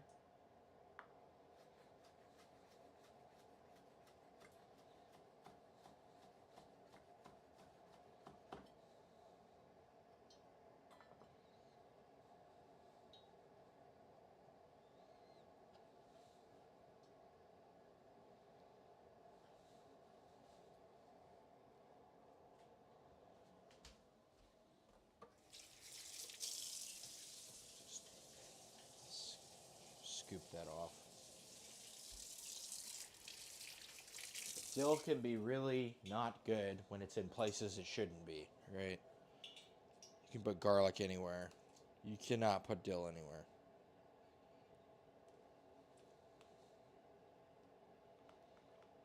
Okay, so we're waiting on our hard-boiled egg.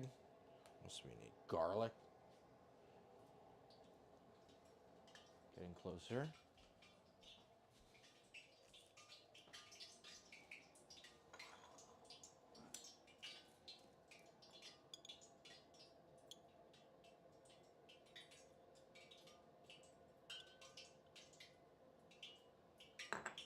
Some schmutz.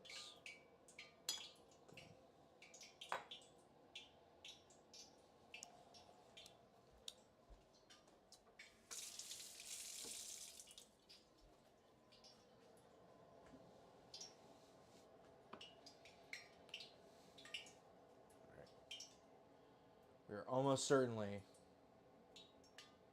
in the danger zone. Yeah, for sure. Right, I'm going to turn it down a little bit.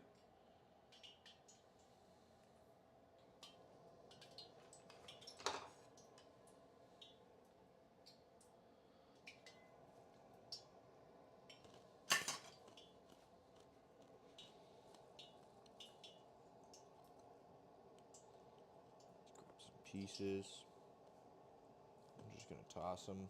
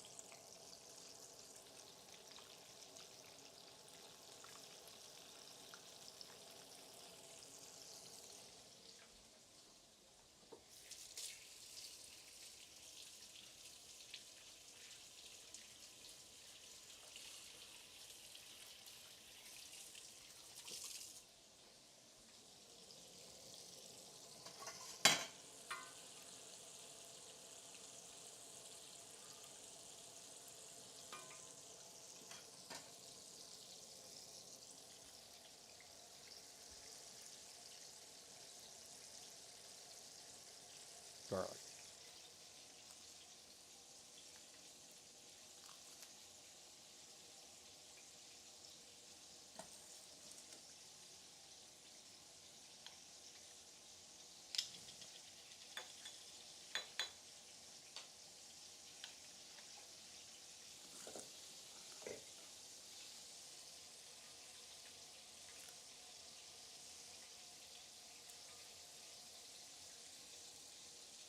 Oh, camera. All right, we're back.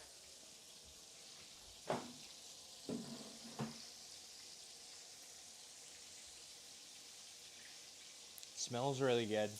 It's one of those things where the frying fish smells really great, but then like whenever you try to fry like something that's not related to fried fish at all, you're like, why does it smell this way? I hate it.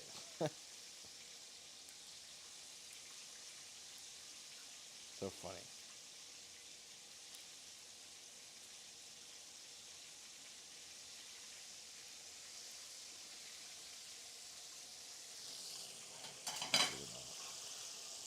Bunching up.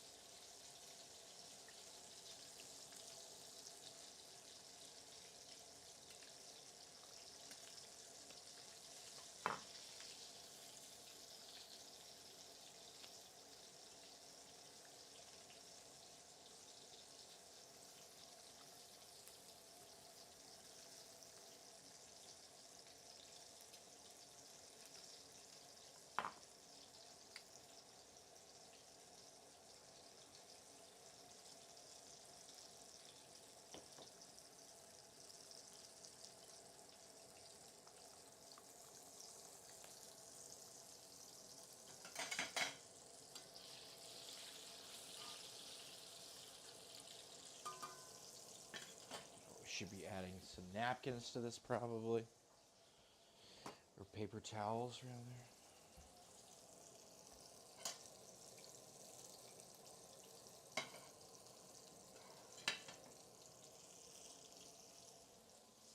All right.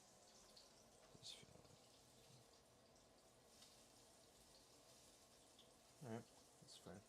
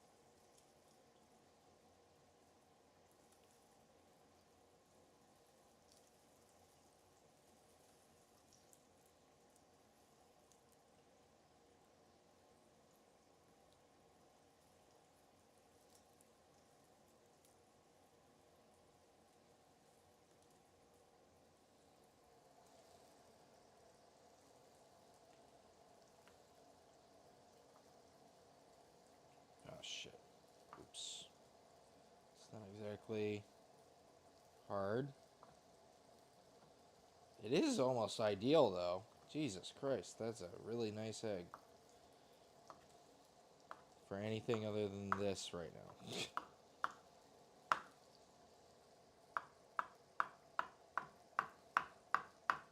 Whatever.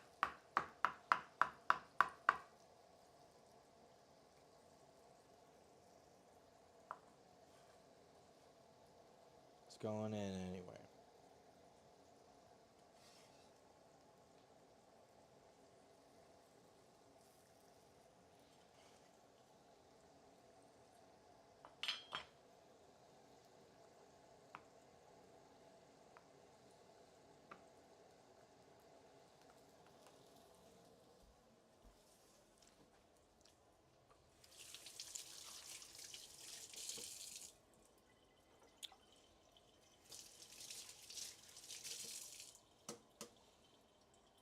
Just add both eggs, why not? I assume this one is also going to be, you know, kind of not hard. It's fine. All right.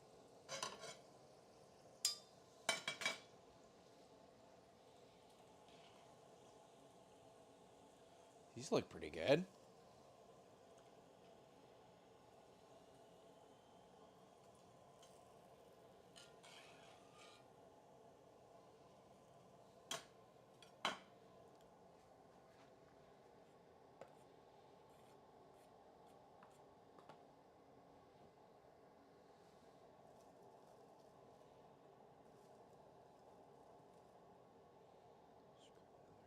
Handful.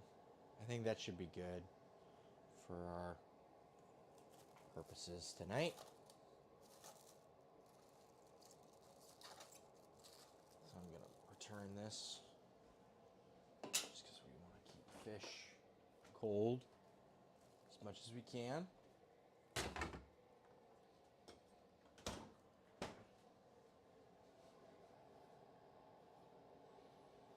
And I'll fry the rest of it tomorrow.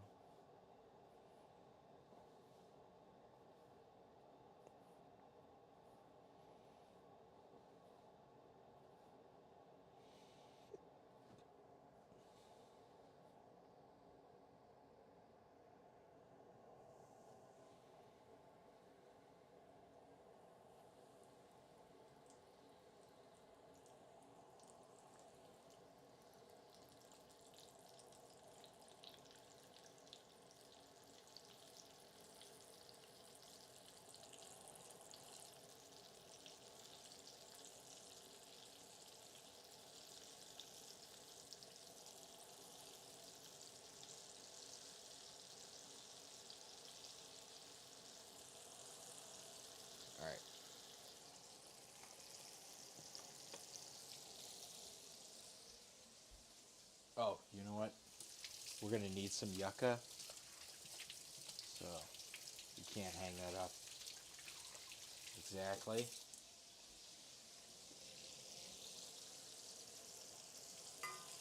This is looking good. Things are going. It's one of those things.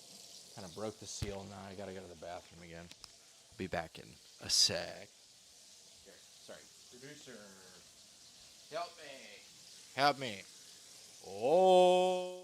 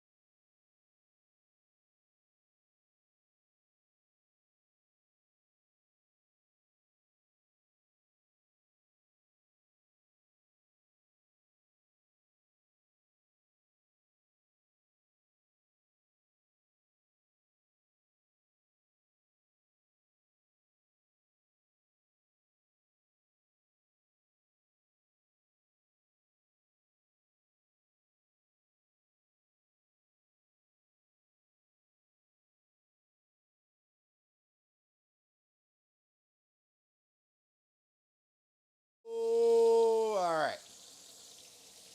We're rocking it.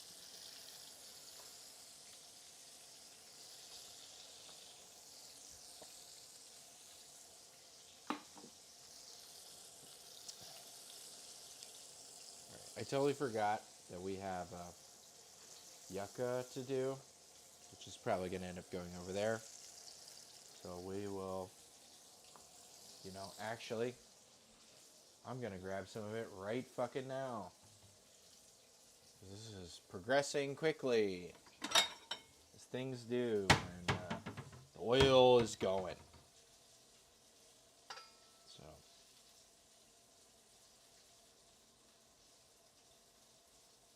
grab a good handful of these yucca pieces so we can make some good fries.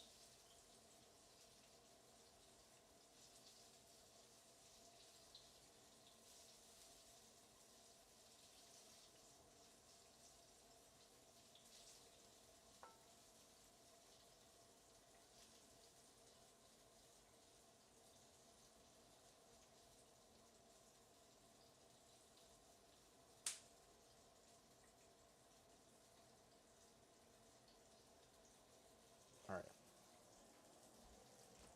Should be enough to go with our fish.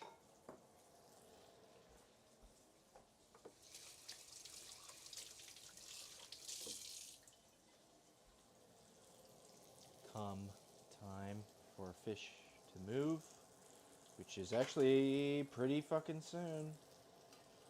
These are looking fairly golden brown.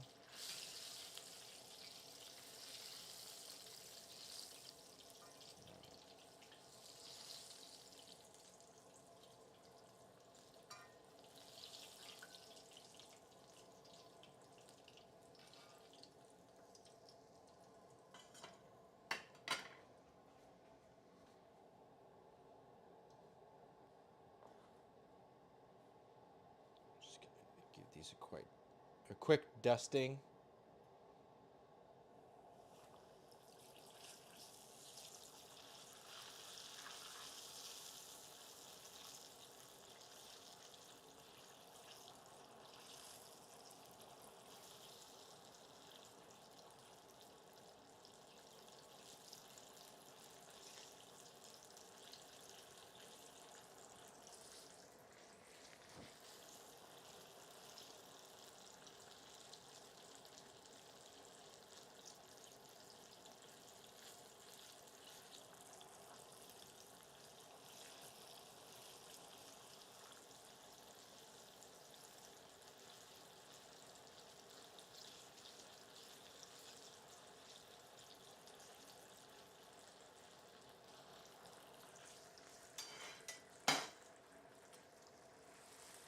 good?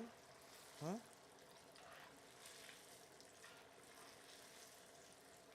Quickly turns from one thing to another thing. Interesting. Should have skimmed some stuff off the bottom, I guess. That's alright. It'll be fine for this run. And I'll skim it.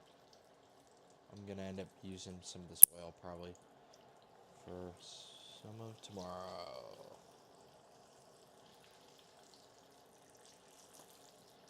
I think this is the last piece. The rest of the pieces, we'll figure it out with the rest of this stuff.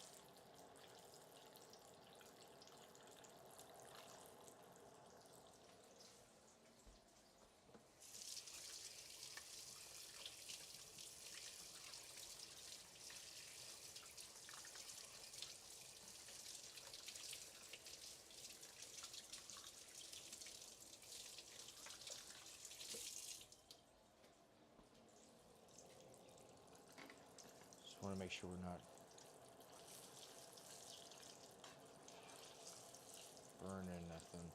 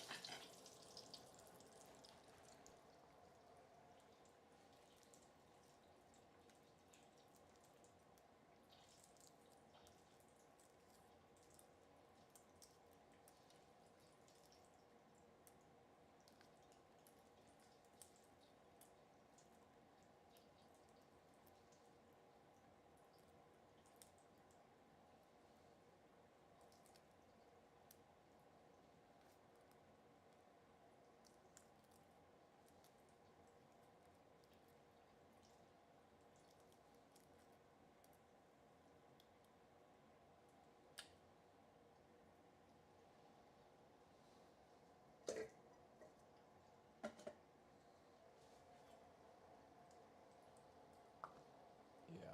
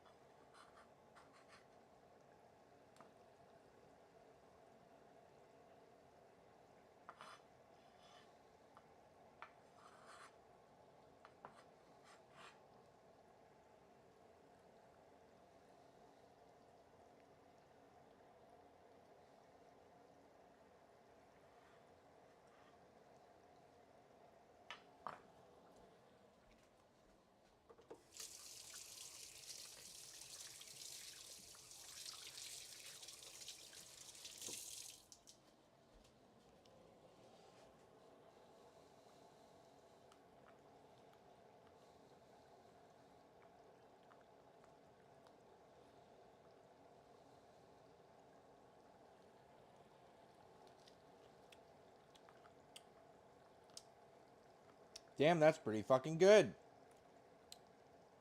All right. I like that. A lot. A lot, a lot.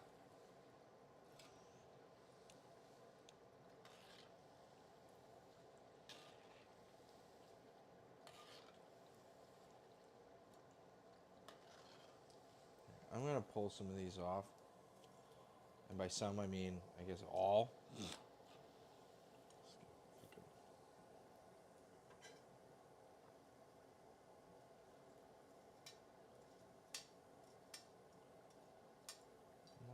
Why? Why attach? Why attach?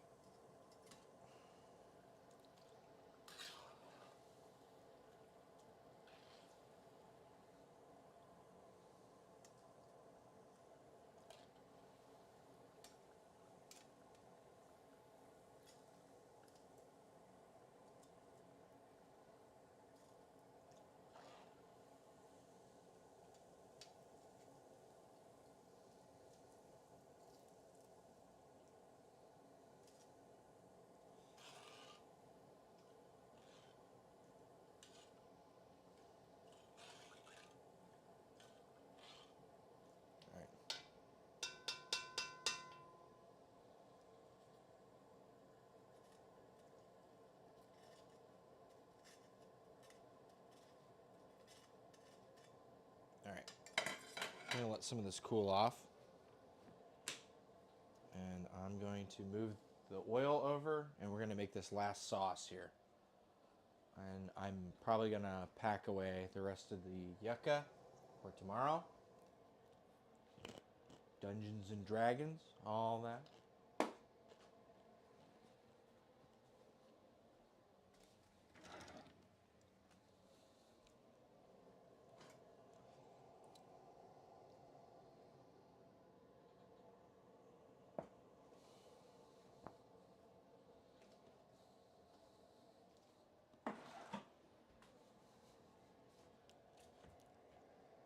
But this is pretty fucking good.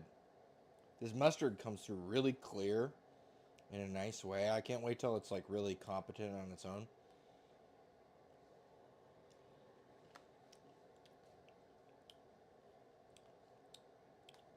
But right now, this tastes really fucking good. The mustard on its own tastes very aggressive currently. And that one's done for sure. I believe for this, I hucked the immersion blender over there.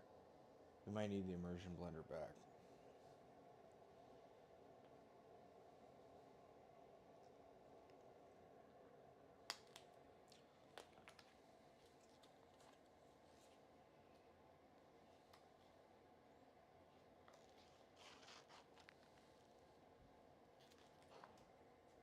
Oh, yo, hey, thanks for the follow, Police Chase Network. Hope I'm not being followed, but thanks for the follow.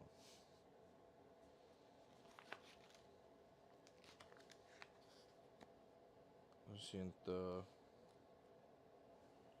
Soy baracho. Or I guess, estoy baracho. Thanks for the follow. I hope you enjoy the autentico Peruvian food. Fuck.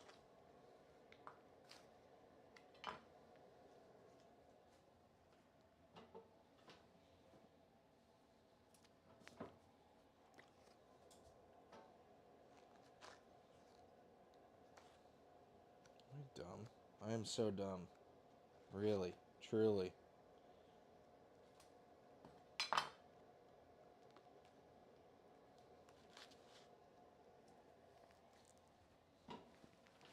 Alright. Come on.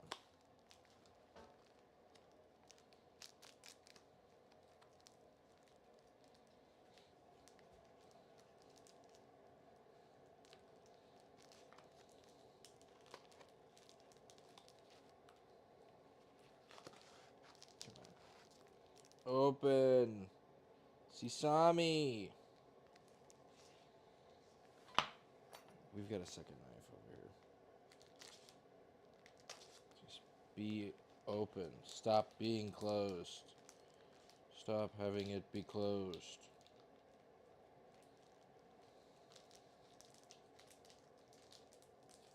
No, cotija. So, down in Peru, they don't have a lot of meltable cheeses. They call those mantequilla, or butter cheese, right? Most of them are a lot more like cotija, where they just like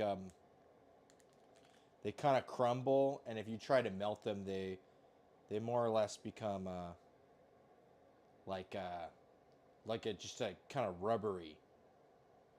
They have no adhesive quality to them.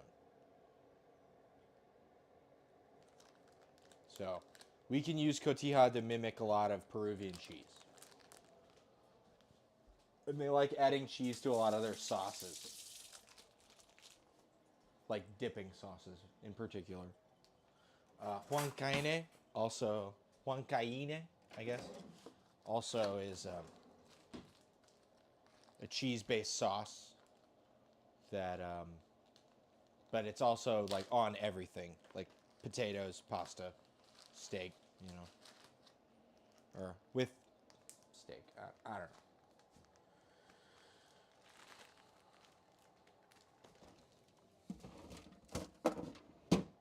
All right. So get this, and we're trying to go for more of the ají amarillo. So we're gonna double down on this part.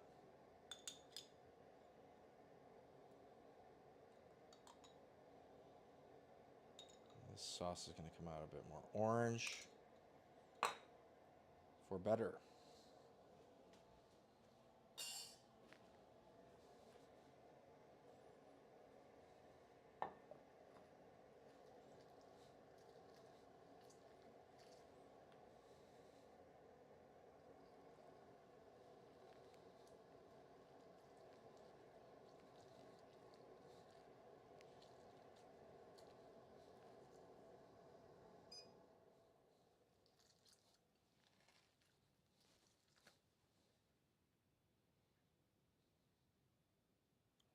Sauce on. All right.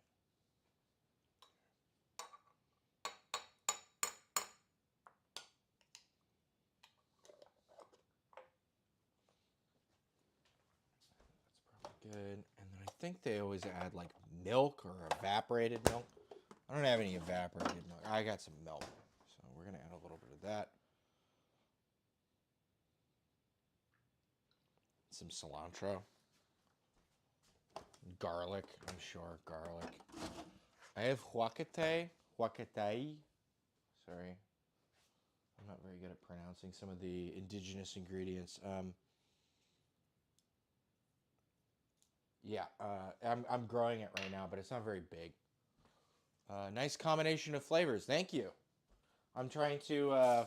I spent some time down in Peru, so I'm trying to recreate things, as best as I can. And we actually did get. I managed to go to a Mexican food store yesterday, a couple days ago, that actually had some Peruvian pepper pastes. So Peru has a very deep pepper culture that you don't ever really think of, because we always think of, I don't know, at least where I'm at. I'm in the Pacific Northwest, and all of America always thinks of everything under Mexico as more Mexico. And yeah. And so I spent some time in Lima, and you know, for $10 you could get as much ceviche as you could eat, and for another $10 you could get as much chicharron as you could eat. So I've got a producer off screen, and we went down there together, and one of us would get the ceviche and the other would get the chicharron, right? So this is a tartar sauce. This is actually some mustard that I fermented right here. It still needs to ferment a little more, but it's good enough to mix into some things right now. So yeah, we're trying to make real food. And I'm all for improvisation. Last week I totally made something up that didn't really exist, and it was very good. And I make things every week for tomorrow is Dungeons and Dragons. So I have a Dungeons and Dragons group, and my days off are today and tomorrow. So I normally make like basically a dinner party's worth of food every Thursday evening on stream, and then we do Dungeons and Dragons the next day. So it's fun, it's interesting, and it gives me a chance to like really try to flex a lot of my muscles when it comes to making food things. Last week I made like a kimchi focaccia and a red or like a Chinese 5-spice version of pork and beans. I guess they really don't have like that sort of thing, but the brown sugar and the 5-spice seem to go really well together. And a bunch of stuff. Yeah. Los Angeles. Love spending time in Mexican markets. Yeah. You should. I mean, I'm growing several varieties of Peruvian peppers, as well as straight up Mexican peppers, of course. But all the ají That's what they call peppers down in South America. Almost all of them come from Peru. They've got really intense pepper culture down there, like you would expect out of Mexico, or the amount of intensity you would expect out of Mexico. But you know, the Incas, right? The Aztecs crossbred a bunch of peppers. The Incas also did the same, right? And so when I even grow the plants, the leaves look different. They've got a different sort of quality to them. They you know, all that sort of stuff. So I'm growing right now. I'm growing jalapeno, poblano, serrano, cayenne, ají amarillo, ají limo, a couple varieties of Thai chilies. You know, like I got a bunch of. You missed it. If you catch the beginning of the streams, it's sunny outside, and you can see I've got a bunch of raised beds out back. So many levels and depths of flavor come from peppers. That is very true. And it's important to understand that, you know, many cultures engage with peppers, and they do it, you know, differently. So it's good to meet the cultures where they're at and try to get into their ethos, their mind, or I guess path. I don't know. Sorry. It's all Greek to me right now. And drinking. So.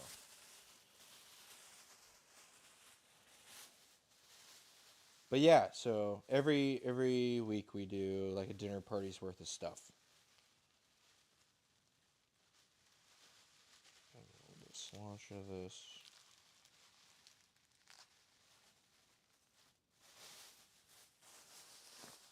And I'm trying to ferment things. I've actually got here. I'll be plating up some stuff here. All the stuff I made towards the end. But I this last time, this is like the 5th time I've tried to do a ginger bug to make ginger beer, and this time actually worked. So I actually probably have a soda in the refrigerator that is tasty and viable, which is really exciting. Didn't work before, so.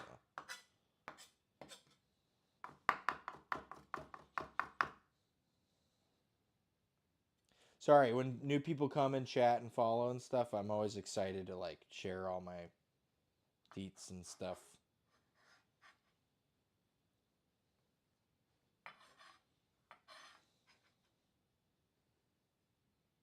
Get really talkative.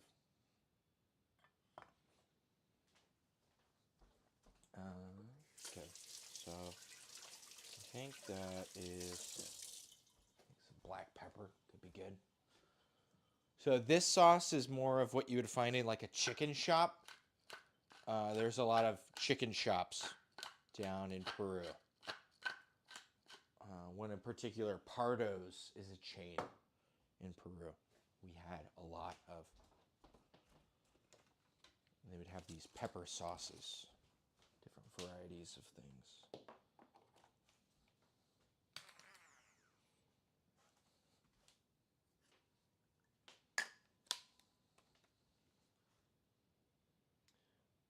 So many talents in the kitchen and the garden. Very cool. Thank you.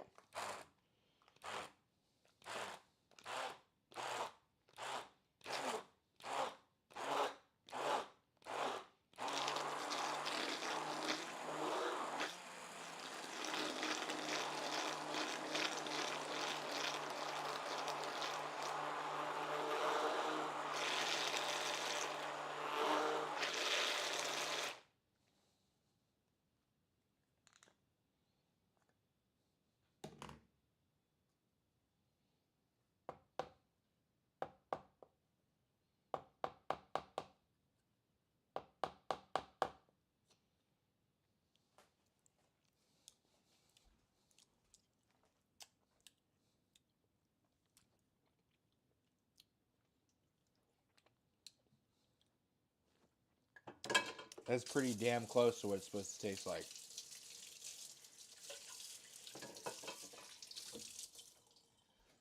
I mean, I'm pretty reticent to even change anything in that. I think that's exactly what it's supposed to taste like. All right, cool.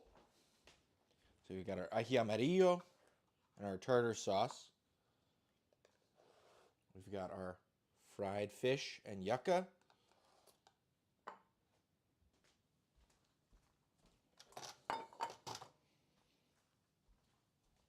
Let me make a little bit of room. Ah.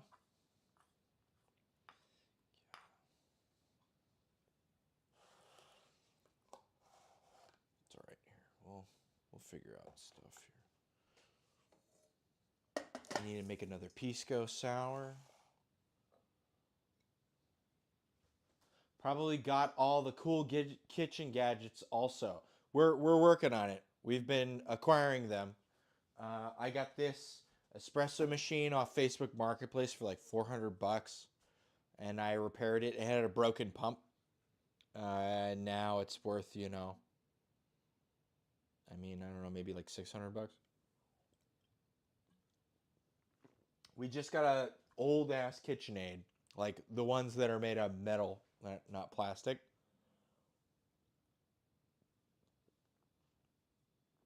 Food processor, a lot of stuff. Yeah, we're working on it.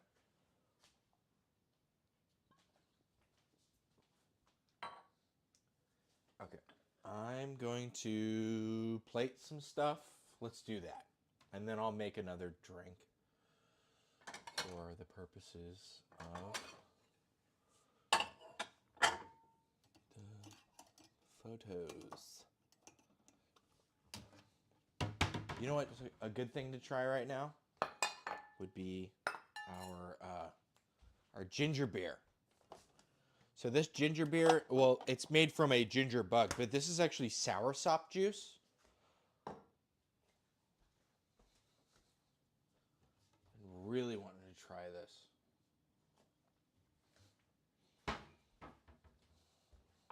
Okay. We've been chilling it so that it doesn't explode. It was really fizzy before. Sorry, this is good.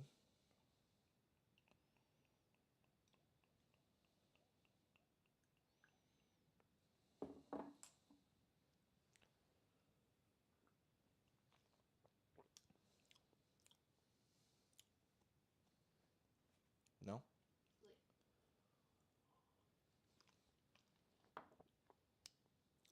Nice and fizzy, right? You can see the fizz coming off of it. Very cool. Yummy. Cool. This is my first successful ginger beer, I would say. And it ferments it dry, so there's no sugar in it. Wonderful. Tasty. All right. Let's grab some of our sauces.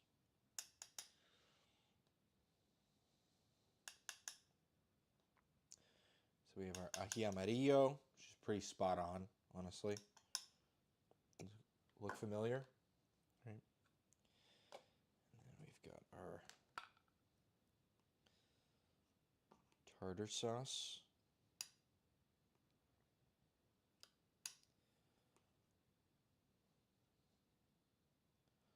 Also might look familiar. BRB, gonna bring some friends. Yeah, man. Bring them. We're plating some stuff right now, so we've got a little bit to go. I gotta make a drink.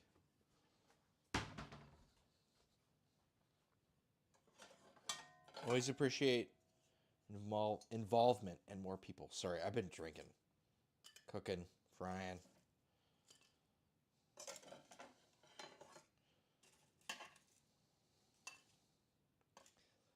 Normally the yucca is kind of just like the base, and they put all the fish on top.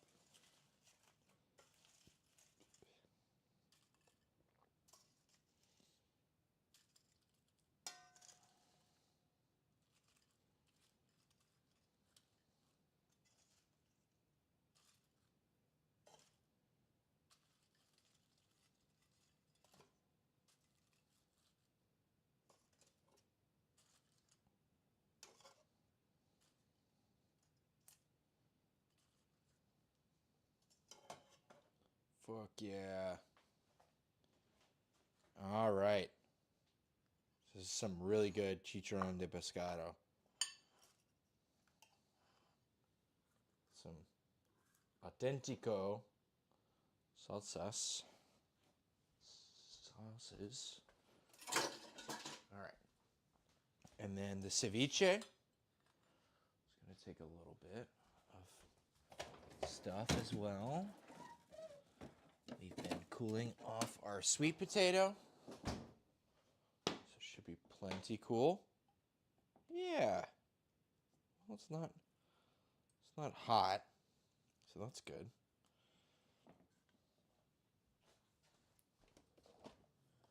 And then we've got our stuff that we've been doing up since the beginning of stream.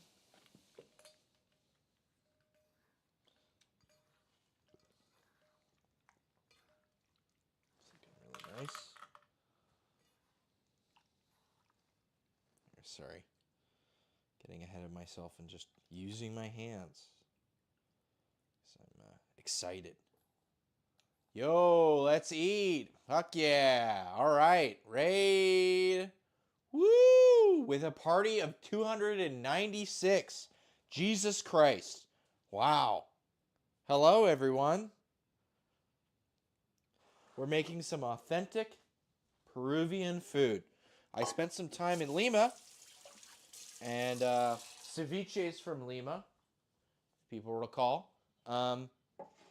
And you would get ceviche from just a few friends. All right. Wow. Well, everyone is welcome. You go to these shops and you get ceviche, right? But they would also fry up fish as well. And so I'm trying my best to make it as I remember it in Lima. All right. Thank you for the follow.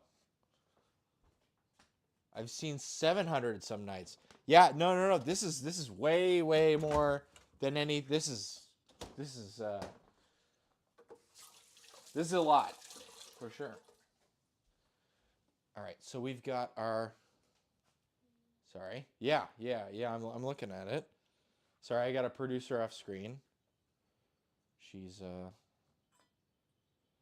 as excited as I am. We just got monetization or affiliate a couple weeks ago. So,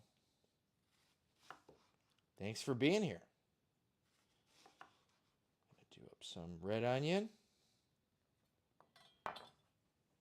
It's just on top. This is normally how you'd find it. And then there would also be some ají, which is Peruvian, or I guess more Quechua. Quechua is a pre-Columbian, language for the Incas. Sorry, I'm a bit knowledgeable. We spent several months down in Peru. And so ají is what they call their peppers. And so I don't have any ají, like fresh ají right now. This is a serrano. So we're going to just dice up some of that.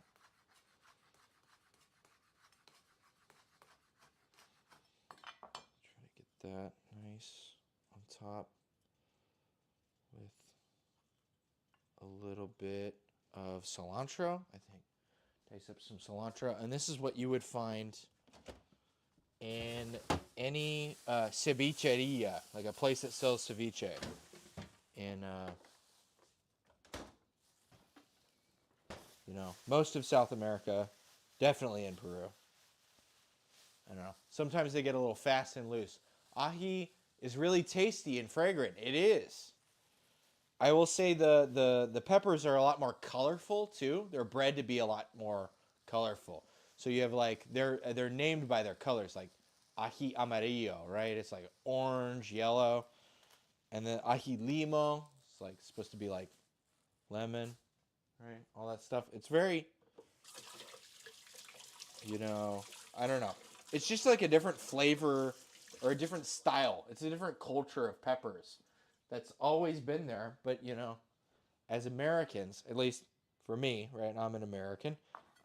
You just don't see it, right? You think of everything south of America is Mexico. But you know, you ask for a burrito in Peru and they might put a whole banana in it, right? They just, you know, it's a different place. They're different people. It's not all Mexico, right? All right, so we've got our ceviche, our chicharron. We've got also some fried yucca on the bottom. They're used in sofrito, which is nice base for any Latin food. Yeah, for sure. Yes, a lot of the Caribbean sofrito is like the blended. You like blend it and then you saute it. I'm familiar. It's good. We've got this ginger beer here as well. Sorry. Getting distracted. Okay. We've got just about everything plated up. I need to make a drink. Because what's this without a drink? So normally you would get it with a nice beer. Well, not a nice beer. A beer, right? Their beers, you know, it's like a lager. Their beer culture is still very like nascent. In a way that, like, I don't know, leaves a little bit to be desired. My roommate for decades was a good home cook that probably could have been a Michelin star chef. I don't doubt it. Tiny kitchen. Sorry, this is so much chats. It's like it's blowing up my stuff. Sorry, we're still very new. Relatively, I don't know. I've been doing streams since September. There's not a lot of people in the cooking stuff all the time, but we're happy to have you. Anyways, this is pisco. This is a Blanco brandy made from wine. So most of the time, you would have... Here, sorry, I'm getting a little distracted, thinking that all my shit is everywhere else. Brandy, right, is distilled liquor from any kind of fruit ferment. Anything that's a real fruit ferment, right? If it's grain, you know, it tends to drive in a whiskey direction. But, you know, brandy is that. Pisco is from South America. They make wine out of the grapes, and then they distill the wine, right? Which is different than other varieties of brandy. And it really gives this amazing fragrance. It's like vodka plus more stuff. Like, if you like vodka, good on you, but I'm not a vodka person. And it's just like, it smells like a winery. It smells like being in a winery. It's really good, and I enjoy it immensely. So we're going to make a sour. This is the most common, probably drink in South America. So we'll do a couple ounces of pisco. It's dead simple. And I implore you, go to the brandy section. Probably look on the bottom shelf. Look for things that say pisco. Look for Blanco brandies. You all right? And you should be able to find something of the sort. All right, so we've got 2 ounces of our pisco. Do like an ounce of lime juice and then some. You know, it's not exact measurement. And then I've got some Demerara simple syrup I've made. This is semi-rich, so it's 1.5 cups of sugar to 1 cup of water. Regular simple is 1:1. Rich is 2:1. Demerara sugar is sugar that has not had the molasses removed, so it's got, you know, really good broad spectrum sugar flavor. Let's see, we've got our alcohol. Add a little bit of salt. You salt your food. Why wouldn't you salt your drink? And then egg. We need an egg white. So I have been making sours tonight, so I've got a little dish of soy sauce for our egg yolks, right? I want an egg white, but why would I throw away the egg yolk?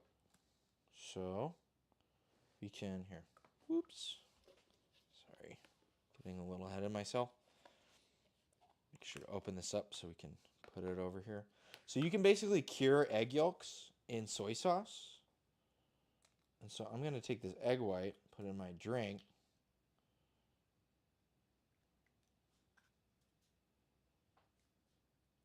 And then I'm going to put the egg yolk in my soy sauce. The shell goes in the compost. And none of it goes to waste, right? You don't have to throw away the yolk.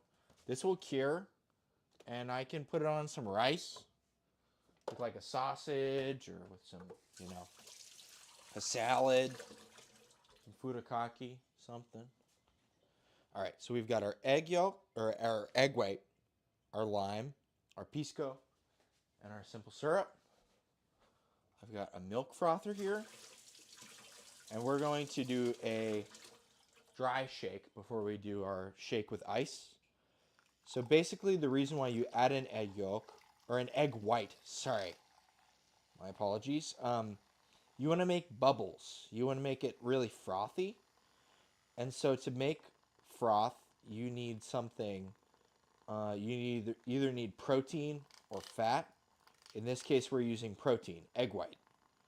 So you can see it's foaming up rather dramatically. And so we do our dry shake. I like using the milk frother because if you do a shake in the Boston shakers without ice, it leads to, there's no vacuum formed, right?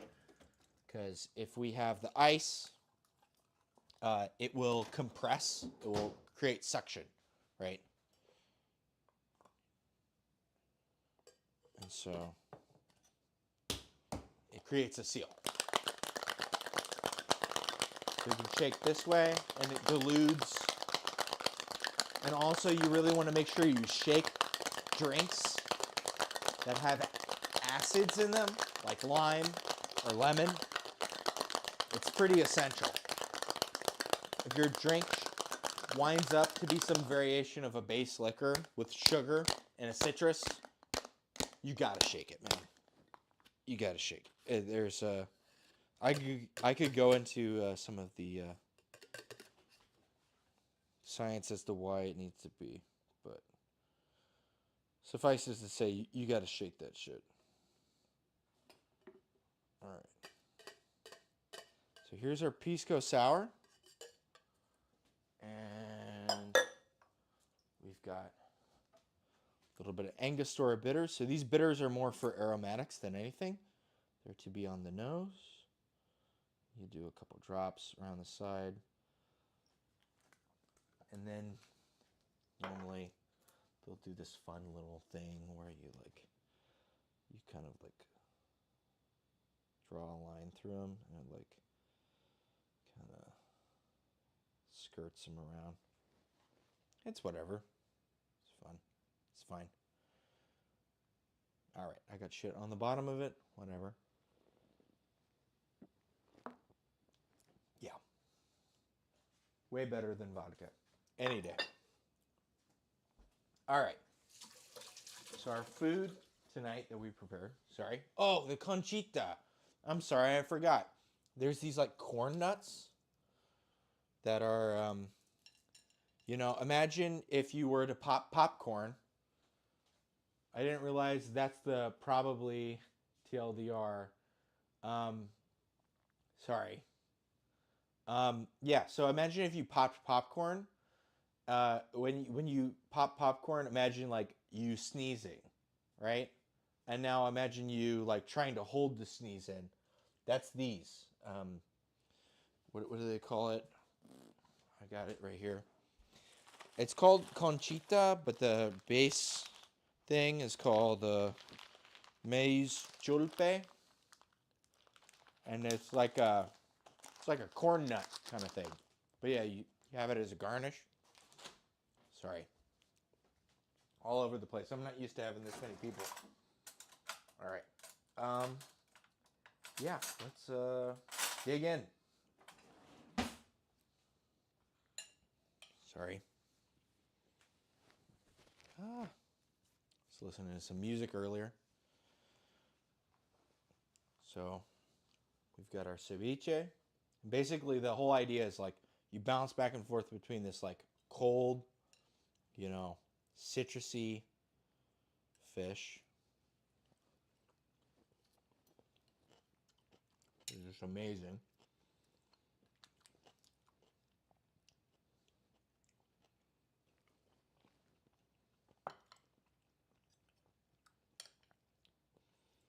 A little bit of sweet potato. Add some sweetness, right? And then you got this like hot, fatty fish. And like a tartar sauce.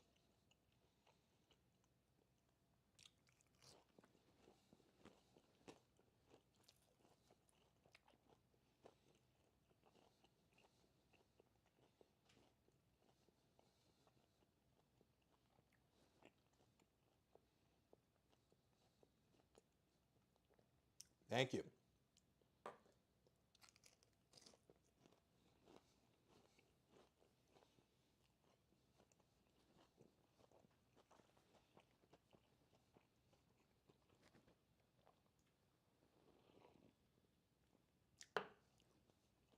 A little bit of yucca with this ají amarillo sauce.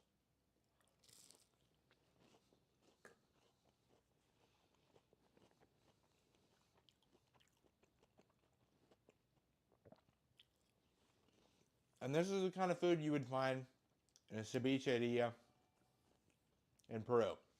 Thank you for the follow. This is muy auténtico comida peruana, right? This is what you would find in Peru. And that's what we try to do here. I try to make like authentic food from other places, things you wouldn't expect, things you wouldn't exactly maybe know. And we experiment. We try to, make things as close as we can, trying to have fun. It's all exploration, right? Making ginger beer, making mustard, fermenting things, having a good time. Anyways, I've been cooking food for about, since 6:45, so it has been over 5 hours. Prep is crazy. Thank you. Well, I think that's about all I got. But thank you, everybody. We are here Thursdays around 6:45, 6:30. I make basically a dinner party's worth of food every Thursday. And then on Fridays, I try to do streams where I work in my garden. It's dark back there, so it's hard to see. But I'll like do gardening stuff. And I'm trying to put together a video setup for my music room upstairs.